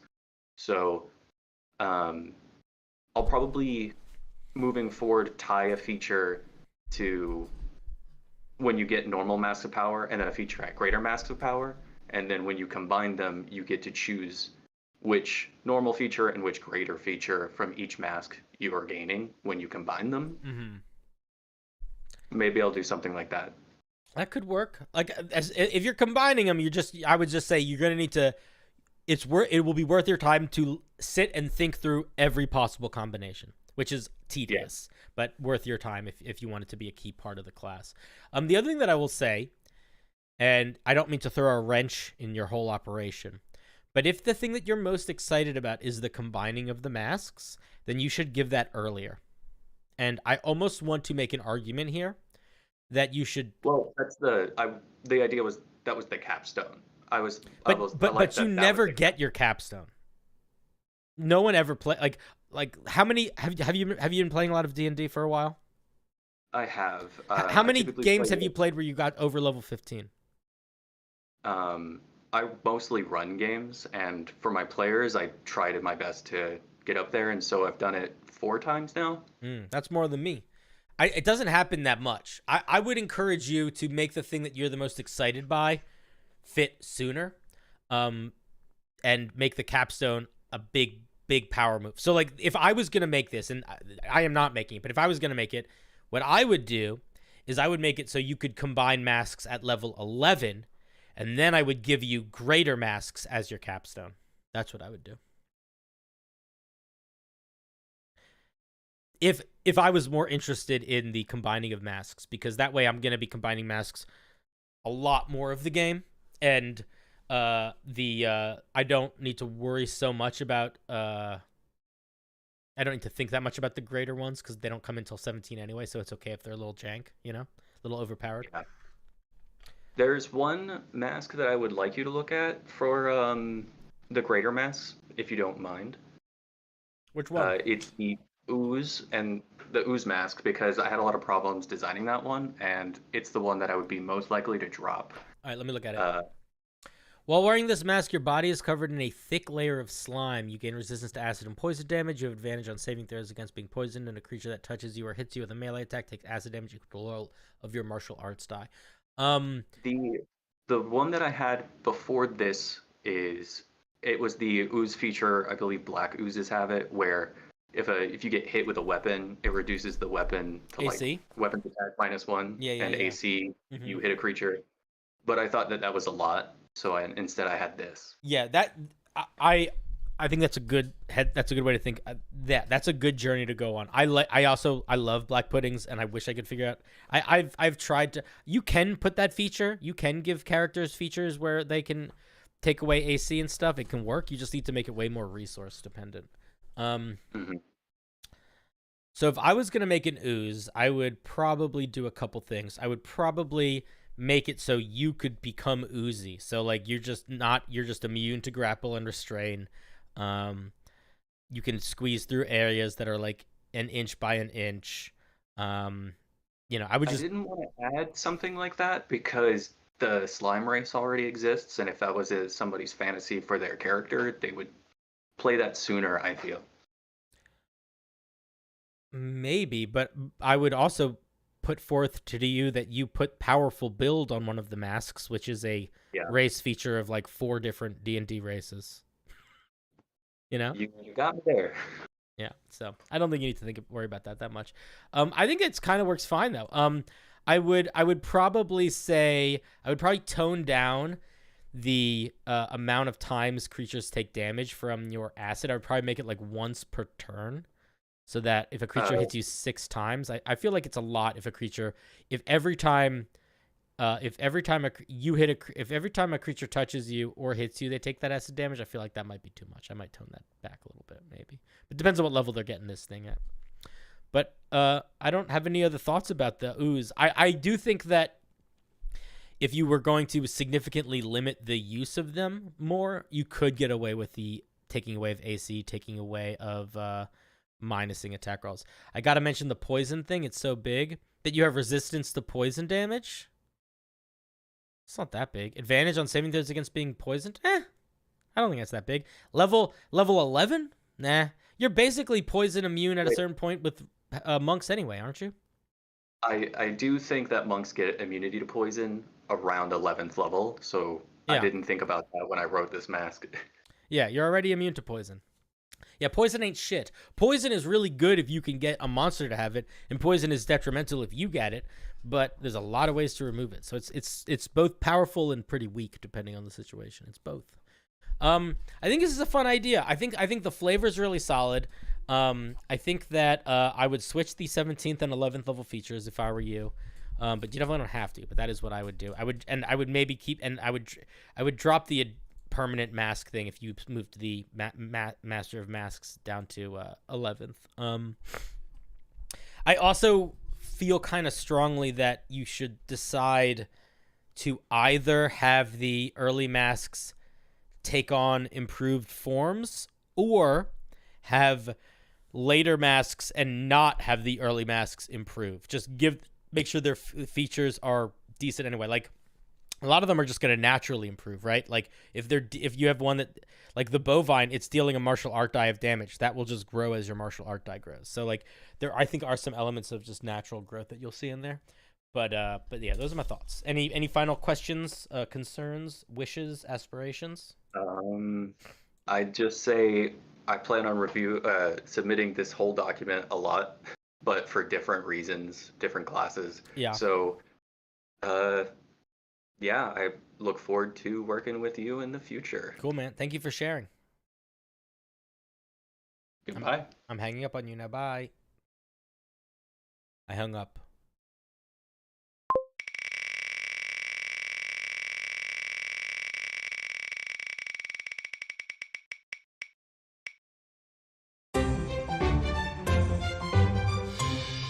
We've got Mateo Ford. Mateo,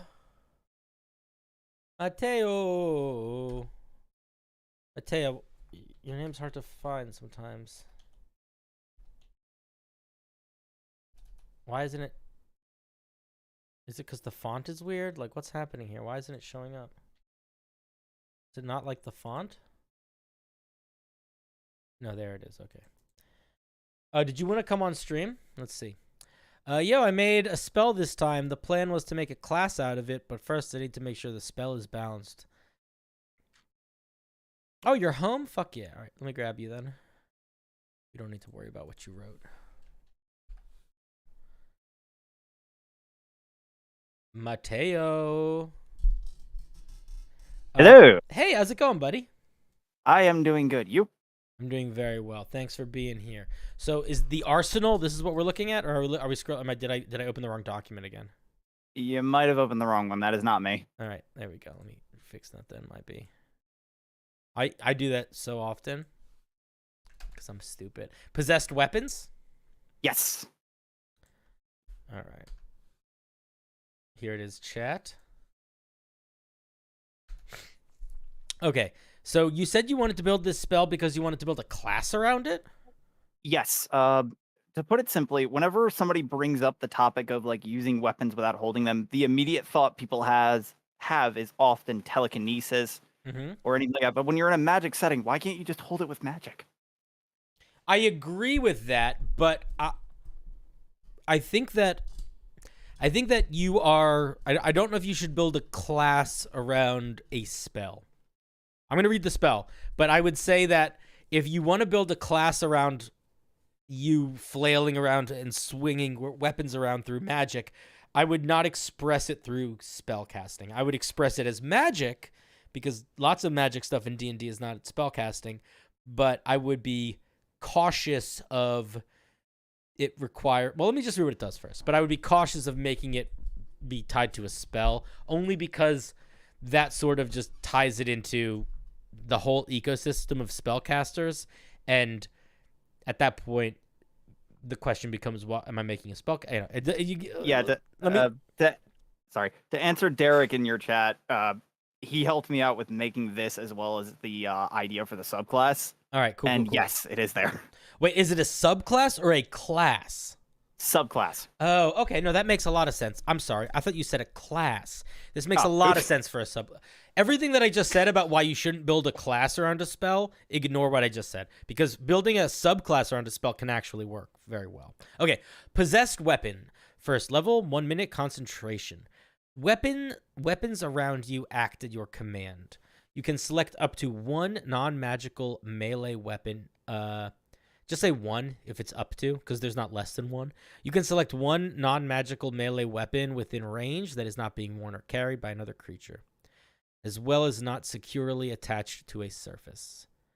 The chosen weapons levitate around you as though being wielded by an unknown force. I would just say as though, it's fine. The weapons are treated as being carried and wielded by you, even if you are not touching them, and you are treated as proficient. I would say you count it. You are proficient with them. You don't need to say you are treated as. For the duration, as an action, including as part of the action used to cast this spell, you can make a melee spell attack against a creature within the. If you're using your melee spell attack and then you don't even need to be proficient in them because you're not attacking with them. You're using your spell attack. There. You can make a melee spell attack against a creature within the spell's range with each weapon under the spell's control. When you do, use your dexterity modifier for attack and damage rolls. No, just use your spellcasting modifier. Why are you going to make us use dex? Weird thought. Drop it. Change it. It's okay. Because it immediately makes it a much weaker spell. At higher levels, when you use a 3rd level spell slot, you can get an additional non-magic. Okay, so basically, if you use a 3rd level spell slot, you can have 2 weapons out at a time. If you use a 5th level spell slot, you can have 3. If you use a 7th level, you can have 4. 9th level, you can have 5.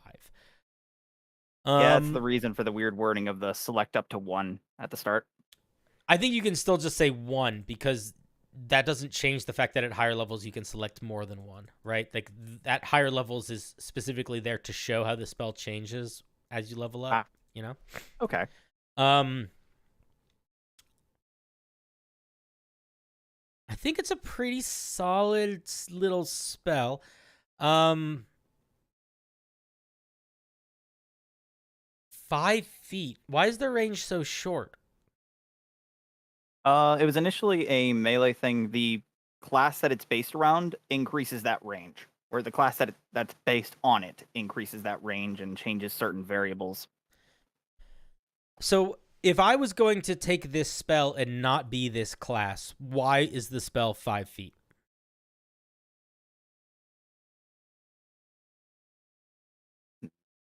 Melee? That is the only excuse I can come up with for that answer. You don't need to come up with excuses. This isn't a test or anything like that. I'm genuinely asking. My thought process is, I guess that could work, but I do think that you should decide that this should be a little bit longer range than 5 feet. Because if it's not, then why aren't you just literally? What if the range is 5 feet? Then there is no difference between you having magical weapons fly around that are hitting and you holding magical weapons and just hitting more with them. There's not a difference if the range is just 5 feet. You know, like mechanically, it's basically exactly the same. Right, that makes sense. I guess there's a little bit difference because your hands are free, but like that's such a small difference. My thought process goes back to does this need to be a spell? Like, are you interested in this being a spell separately from this subclass, or did you make this a spell because you think that is the way that you would prefer to like express this mechanic and have it resource based? I do like the idea of this being its own spell separate from the subclass outright as well. Okay, so if you want it to be separate from the subclass outright as well, excuse me, sorry about that, I would probably make the range 10 feet. It's not a huge difference, but it's enough that it would make a difference. The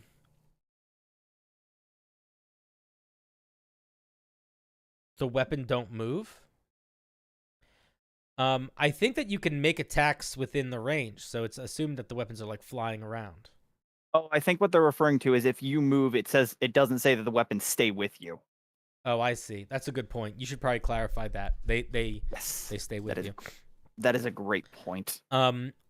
You could even phrase it like, you know, you select these weapons, they orbit you, they orbit you throughout the spell, and you can make attacks with them as whatever as part of that. Yeah, I think it's pretty solid, dude. I think it's a fun spell. I would definitely change dexterity modifier for the attack and damage rolls to the spellcasting modifier, like 100% change that. And then change the range to 10 feet, I think. Yeah, another shout out to Derek in regard to I accidentally made the damage a lot more dangerous originally. It didn't scale with every other spell slot. It was scaling with every spell slot, which yeah, that was strong. a bit much. Yeah. No, this feels pretty good. It's like it's like a slightly different version of spiritual weapon. It's one of my favorite spells, and wizards should have access to that. Yeah, well, they can get it if they work hard enough. Do you have any other thoughts or questions for me about it? I think if you're trying to build a subclass around this, I think you totally can start to do that. The only thing that I would say is I don't know if this mechanic needs to be expressed as a spell in order for this mechanic to function really well inside a subclass. So if your heart is set on this being a spell separate from a subclass, I say continue to work on it. But if you don't actually care about that much, or you want to try to see if you can do it differently in a subclass, I don't think you need to use this system. I think you could literally take this mechanic almost entirely and just make it a subclass feature and then give it a certain amount of uses per day. I think that would also work perfectly fine if you wanted to. Yeah, like I said, I do want to keep it as a spell because I like the idea of it being separate from the subclass. Mm-hmm. Yeah, so then do that. This was built on its own before the subclass was even an idea. But yeah, I'm going to make the small adjustments as need be. If you make the range 10 feet, I don't know. Is that... You got to be careful. You don't want to make it the range too far. Or maybe the range scales as it scales. I don't know. Play around with it a little bit. You don't want it to be too much more powerful than... like, Spiritual Weapon is a 2nd level spell. And you want to make sure it's, like, weaker than that, I would say. And I think you did a mostly good job of that. And I think 10 feet of difference isn't going to break the bank. I think that's fine. Make it 10 feet. Also, make it a magic weapon. I don't know if I agree with that. Kind of allows for better Hex Paladin, don't it? It does kind of. It depends on... Yeah, you can get real tricksy with this one for sure, depending on what classes you get access to with it.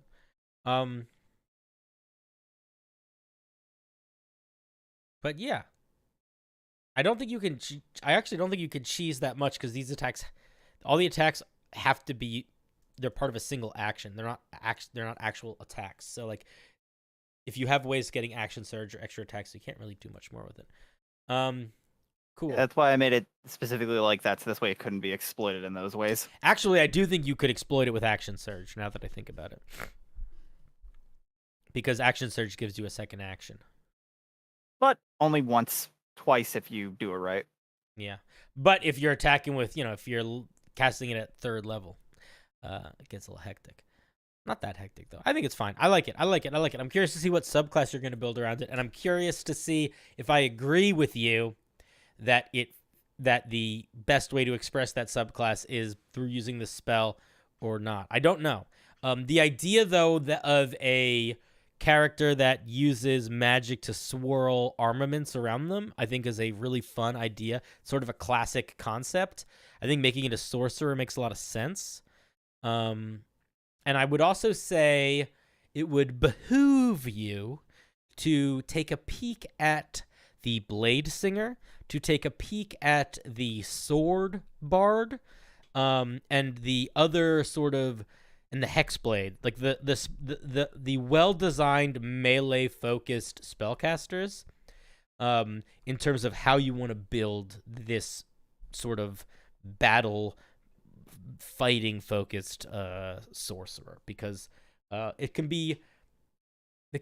a little bit of nuance to it that I think is good to sit in terms of how you want to express their ability to mess with stuff. What about an Eldritch Knight? Yeah, that's what I mean. An Eldritch Knight with this could be pretty intense. Although I think a lot of things good. Artificer's good too. Lots of stuff good. Depends on what it is. I think it's worth continuing on that journey, though. Do you have any other questions for me before I hang up on you, or anything else? Any other thoughts, questions, desires, yearnings, needs? Should I mess with the components at all?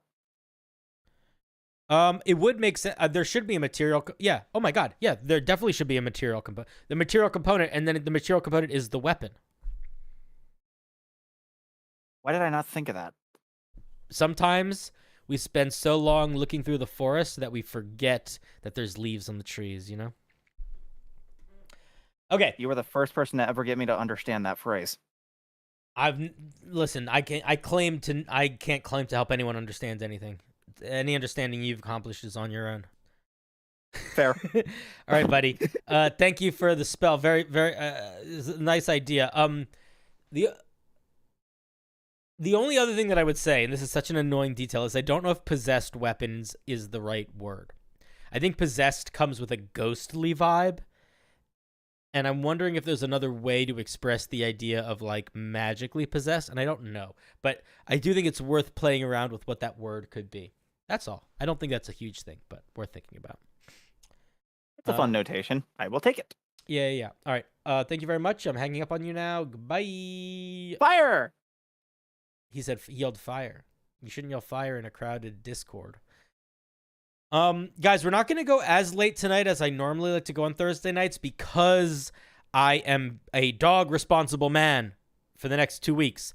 And while we continue to stream, the dog is waiting for me to take her for a walk. So I think we're going to do one more tonight. And then we will be back on Sunday. So normally I'll do like a 5-hour stream. Tonight we're going to be doing like a 4.5 hour. So I hope everyone's okay with that. Don't beat me up. I'm not going to ignore any, but anyone that is a member, you know the deal. It doesn't guarantee that your piece is going to get looked at. It just makes it a lot more likely. And I think last week I actually looked at every single piece on the wheel. I'm sorry that you are saddened, name. All right, we have Kuwaitus. I'm glad you're watching it too, Cloudin. Are you coming on stream? Here, let me just grab you. Hello. Hello. Are there more this week? There is another stream on Sunday night. And if you want to submit Homebrew for the Sunday night stream, the link is in the Discord. Not in the Discord. The link is literally in the description of this video.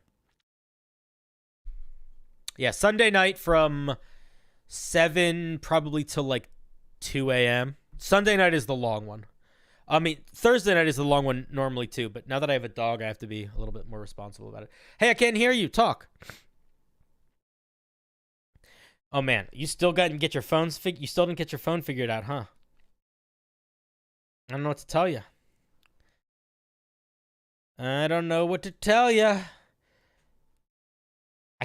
not a tech guy. I don't know how to help. I know that other people can figure out getting on their phone on Discord. I know that's a thing that happens. All right, I'm going to read what this says, and I'm going to see if you... Kuwaitus, if you can figure your shit out, go back into the stream waiting room, and I'll pull you back in.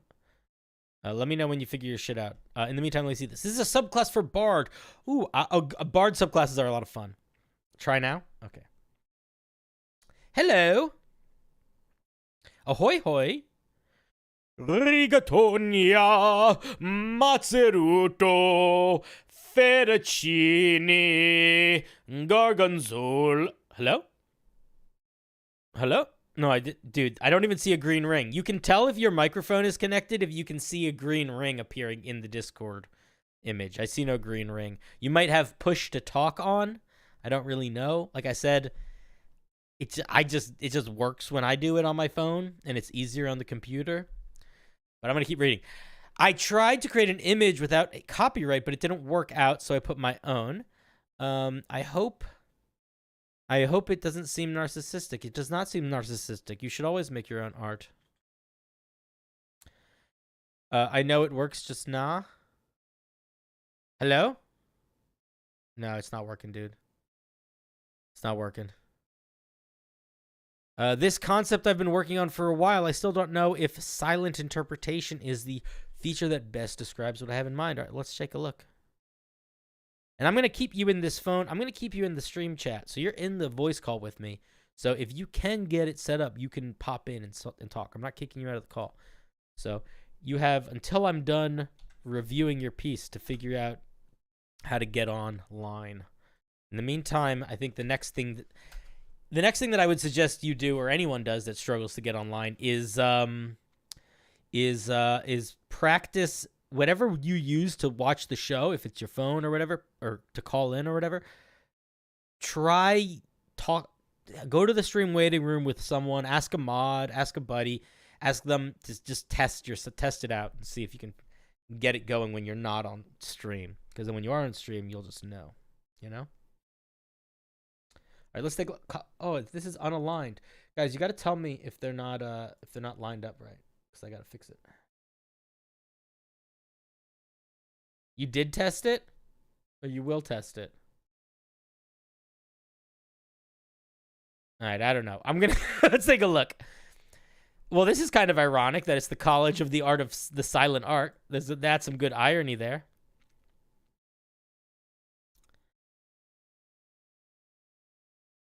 All right, let's see what we're working with here. Let's make sure the Discord screen is aligned. I want you guys to actually read this. There we go.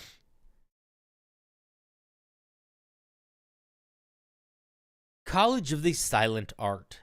Dedicated bards of this college can convince their minds and those of others that the presence of objects and creatures that do not what? This is a weird phrase. I would convince their minds? I would change that. I would say convince themselves. I wouldn't convince their minds. That's odd.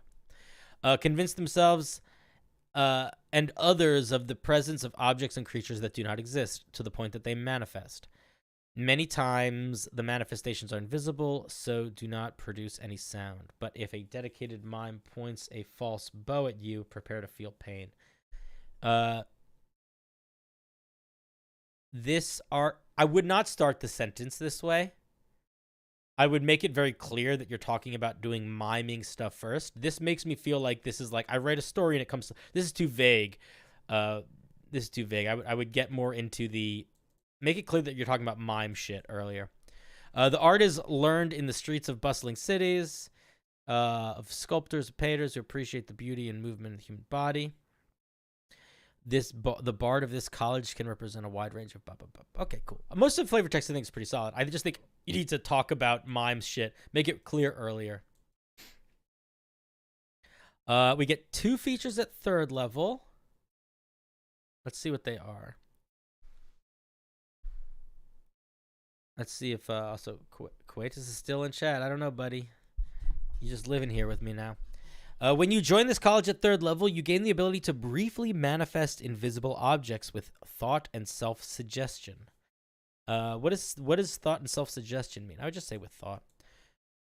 As long as you don't carry anything in your hand, I would say, let me read that. As long as you don't carry anything in your hand, you can ignore the requirements of material components unless they have a gold cost or consumed by the spell. What are you making? So you say you can ignore the requirements of material components, but you don't actually say in what that is regard to. Does that mean you can ignore the material components of using an alchemy kit? Does it mean you can ignore it of, I'm assuming, spells, but you got to be clear. So I would say it's something like this. At 3rd level, you gain the ability to briefly manifest invisible objects with a thought, period. So long as you aren't carrying anything, you can ignore the material components of spells, so long as they, don't have a gold cost, etc. You also learn the silence spell. It counts as a bard spell for you. Put up grammar there. And it doesn't count against the number of spells you know, so we get a free silence. And then at 3rd, so all of this seems fine. Basically, you can ignore spell costs of spells that cost nothing, but require specific components, which is kind of fun. And you get silence, which makes a lot of sense. Let's see what else we get here. So normally, bards at 3rd level will get 2 things. They will get one thing that is flavor focused and one thing that is more chunky focused. This is not always the case. Sometimes both things are very chunky, but at least one of them almost always, actually I think always, is tied to their bardic inspiration. So I'm hoping we're going to see a use of bardic inspiration in this 2nd feature, because if we don't, we should. Silent interpretation. At level 3, you can enter a state of total concentration called silent interpretation. You need grammar, my friend. Put a period there. This interpretation manifests invisible objects and creates silent effects that help you in combat. If you aren't wearing heavy or medium armor using a shield, you can use a bonus action to start a silent interpretation, which lasts for a minute. It ends early if you are incapacitated. If you don medium or heavy, blah, blah, blah, or if you use two-handed, if you use 2 hands to make an attack with a weapon. What if you use 1 hand? What if you attack with a one-handed weapon? Why this limitation? You can also dismiss silent interpretation anytime you choose. No action required. Okay. Hey, are you here? Can you hear me? I pulled you in. I pulled you into my house. Silence is already a bard spell, yes. Hey, talk. Speak. I don't know what it is, but I cannot hear you, buddy. Your thing is still not working. But I will leave you in the chat and continue to look at your spell. Okay. While your silent interpretation is active, you gain the following benefits. So this should cost this should probably cost your inspiration to use, or something. There's got to be something that uses your inspiration here. You ignore the verbal components for your bardic spells. You get an AC equal to your charisma modifier. You have advantage on charisma performance checks. When you or a creature you see within 30 feet of you is targeted for an attack or is affected by an ability that only affects one creature, you can use your reaction to expend use of your bardic inspiration die, rolling the bardic inspiration die, adding it to the AC, or give temporary hit points equal to the charisma modifier. You can use this feature a number of times to get a proficiency bonus. Okay, this does too many things. This is blade singing plus other things. It's too much. Too many features. So my advice here would be, they hear you in the waiting room? Well, then I don't know what it is, buddy, because other people can talk fine in here. You're not muted or anything. I don't know what it is. It's not an issue of, like, other people were able to talk in it. They didn't have special permissions or anything. So I genuinely don't know. I don't know. I'm not sure. It's not even the volume. His little icon isn't glowing green. So it doesn't matter. He is not talking in a way that it is getting picked up by Discord. Discord is not recognizing him speaking.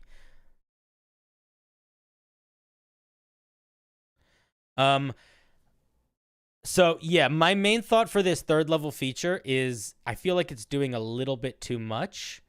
You can't hear me in the Discord? Oh, then it's definitely there's some sort of glitch going on, because everyone else could hear me. I don't know what it is. If you can't, can you hear other people in Discord? Yeah, the issue, I cannot help, unfortunately. The issue is 100% on your end. I don't know how to help. I don't know what to tell you. Yeah, you're gonna have to figure that out, because everyone else could hear me, and I don't know what to do. So we're just gonna talk about your piece. So this does, I think, a little bit too much. It also does things that, it's like, it does more than other bardic colleges. Like, this is basically a whole bard subclass feature of other bards. This one part. So I think that you need to think about this probably a little differently. I think that if you want to give them like a blade singer type ability, which is kind of what this is, where they have like a blade song, but like a mime dance, then you probably should change what it does fairly significantly to make it not feel like blade song plus another bard subclass feature, which is kind of what it feels like now. It feels like Valor Bard plus blade singer, and I want it to feel a little bit more distinct. And then I also think that it should probably consume I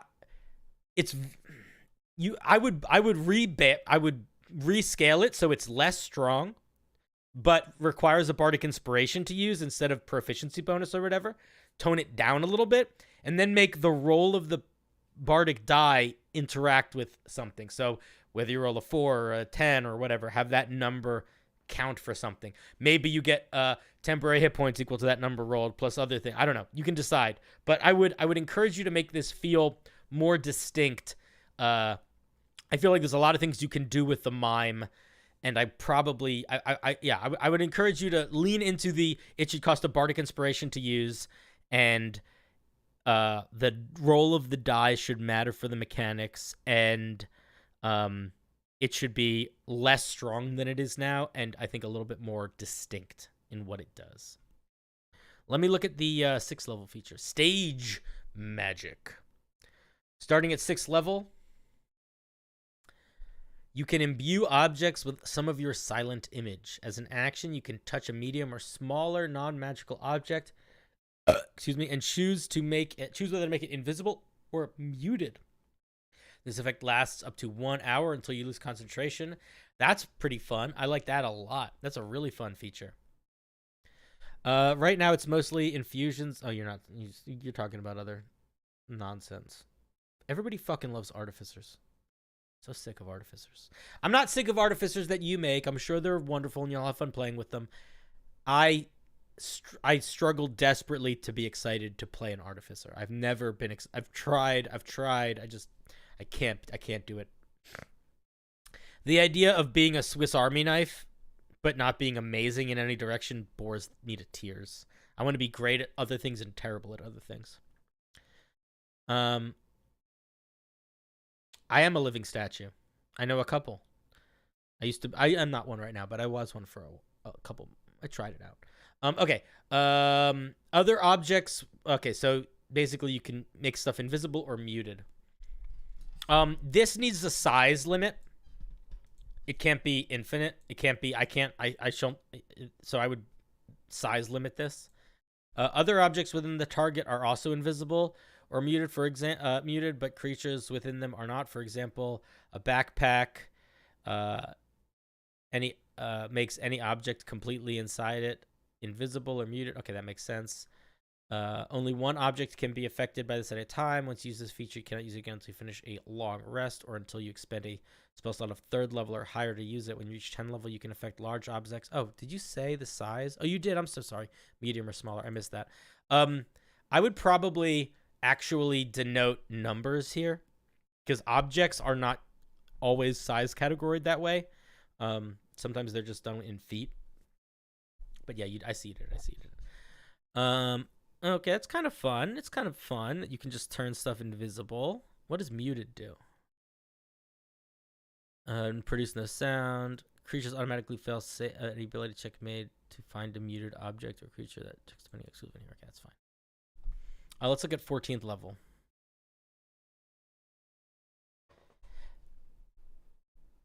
Yeah, silent interpretation literally is blade singing. That's what blade singing does. It's blade singing plus Valor Bard. I think it's just a feature that you just need to come up with something new for. You can you can choose to ignore me or not. That's fine. I don't care. But yeah, I would just make it something different. Cloak of Silence. At 14th level, you can trap other creatures in your world without sound. As an action, you can target a creature within 30 feet of you. That creature must succeed on a charisma saving throw, and it can choose to fail.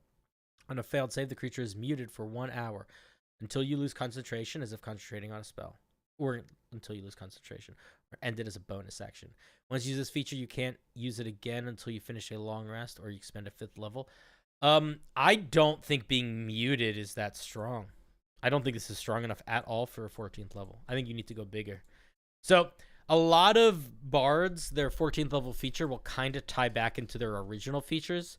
So like this would be a good place to do something with extending either silent arts or silent interpretation, I think, depending on what you do with that. But being muted feels pretty negligible most of the time.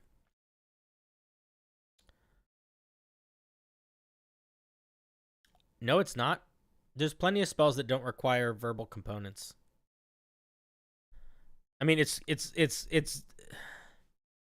if you think that having your 14th level feature be pretty mediocre and strong against spellcasters that cast spells in the traditional way where they require components, then I think that that's fine. But I would just say that you should keep in mind that there are not that many spellcasters that players necessarily go up against, and there are more monsters that can cast spells in ways that do not require component costs than there are monsters that can cast spells that do require component costs. So, like, for example, if any monster has innate spell casting, they can cast a spell that has verbal components without talking. They can just do it. A lot of the time. Maybe not all the time, but a lot of the time. At least that's the way I interpret it. Maybe that's not true. But I do think that there's lots of, especially if you look at the newer like if you look at any of the monsters in like the Mordekainen's Monster Multiverse book, they have moved pretty far away from monsters requiring spells traditionally, and they've given them a lot of abilities that sort of mimic the effects of spells, which means that this wouldn't affect them. So like if I'm using an Arc Fiend Warlock stat, if I'm using a Fiend Warlock stat block, and it has an ability that mimics a spell but isn't that spell, then it doesn't require any component costs. Spell-like abilities, yeah. So I would probably call it something different here. I feel like you should get like an invisible car or something, right? Shouldn't you get some giant invisible something? Or you can like you can run like there's a hurricane and then everyone gets hit by a hurricane. I don't know. I would lean into the you can mime stiff stuff into existence. A literal force cage? That's a funny idea. I'd personally lean into the humor of the mime, boxing them in an invisible box, making them fall down stairs. Yeah.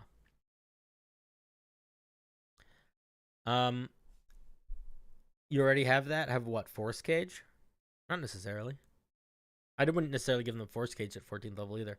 But I think it's a fun idea. I do think that you should lean more into the mime. I think you can and should lean more into being a mime and having magically interacting with things. Like I feel like I almost want to be like you should be able to get like a, you know, like there you could, I don't want to say this, but you could do stuff where it's like maybe, you know, you can pretend you're walking upstairs and move vertically, or you can like pretend there's a wall and create an invisible wall for a round, or you know, you can pretend you're getting blown away and you know everyone around you starts to get blown away. Like I feel like there's a lot of cool things that you could do with that. Right now, it's sort of built for you to, like, not really be a melee. Like, it's like you're melee, but you don't have any good attacks. And that just feels a little odd to me.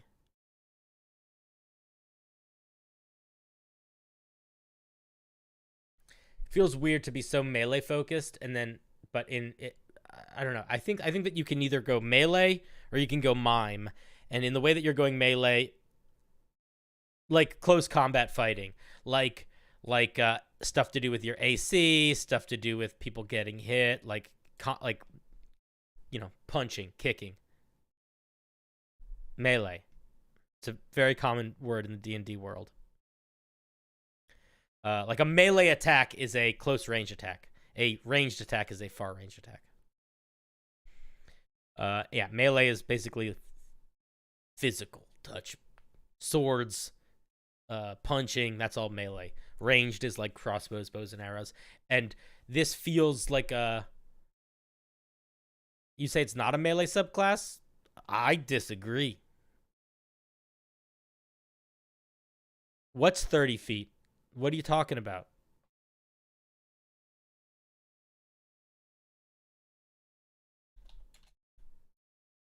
Cloak of Silence is 30 feet.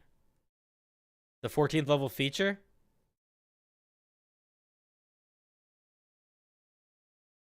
The 14th level feature does not make a class, good friend. I would call this a melee subclass because it is largely built around enhancing your AC and enhancing other people's AC and granting temporary hit points. If you're dealing with armor classes and you're dealing with hit points, that is essentially you're building something that is a little bit more built for melee. But yeah, I would pull back on the AC stuff. I feel like it really doesn't fit the vibe. I would lean more into like the summoning objects and the interacting with the world in a weird way. But it's a fun idea. I think that you have a lot of room to build still, though, and I would encourage you to lean into. Somebody in chat earlier said like that you should lean into the wacky, and I agree. I would lean into the wacky. I would lean harder into that for sure. I think that the wacky is going to do you well. 1 second. All right. Friends.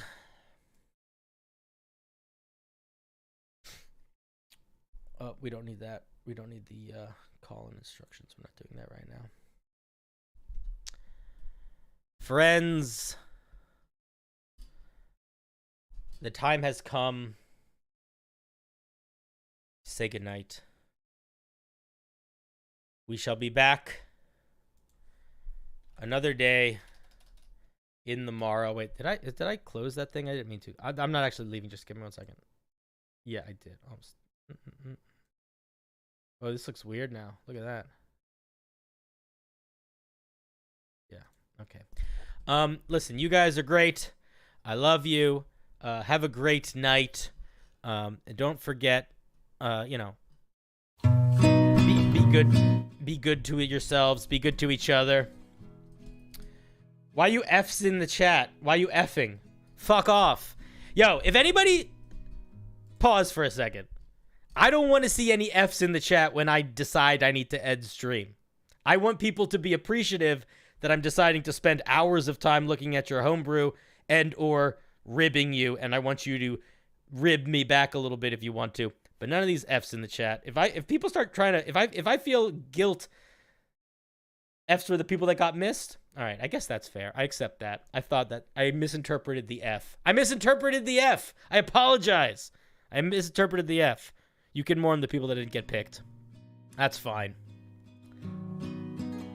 I misinterpreted it. It's just, I can't get to all of them. I'm never going to do it. People expect it. It's going to be an unrealistic expectation. But either way, you guys are great. Have a good night. I love you. Stay safe. Okay? Don't forget to be good to your people. And I will be back on Sunday. Yeah, F is back. Good night.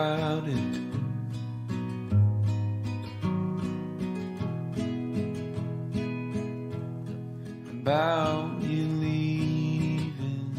I'm back still. It's me still. I'm still here. I don't know who I'm never leaving. I live here forever now. You thought I was going. Half of the people just left. They didn't know. They didn't know that I was gonna stay here forever. I don't think about. They think they're so cool. They think they're so cool because they left early, like a bunch of dummies. Do you think they don't even get it? You know what I mean? Walking out that door. Yeah, they don't get it. You get it. Anyway, okay, seriously, I'm leaving now, though. I love you. Good night. Goodbye. Talk to myself in the morning anymore. With it all just turning,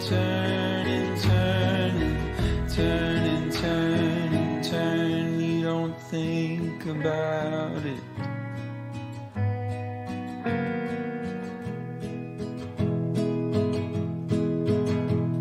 Scares you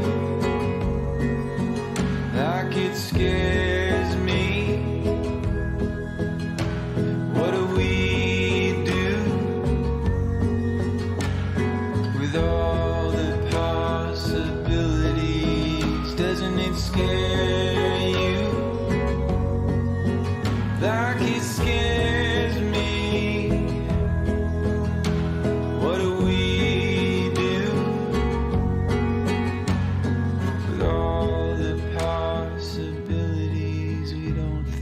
about it?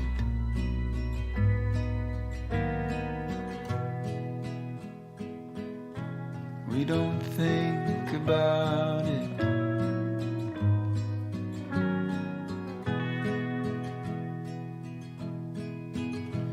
just fall into each other's arms. And we laugh and we cry, we dry each other's eyes. But we don't talk about it.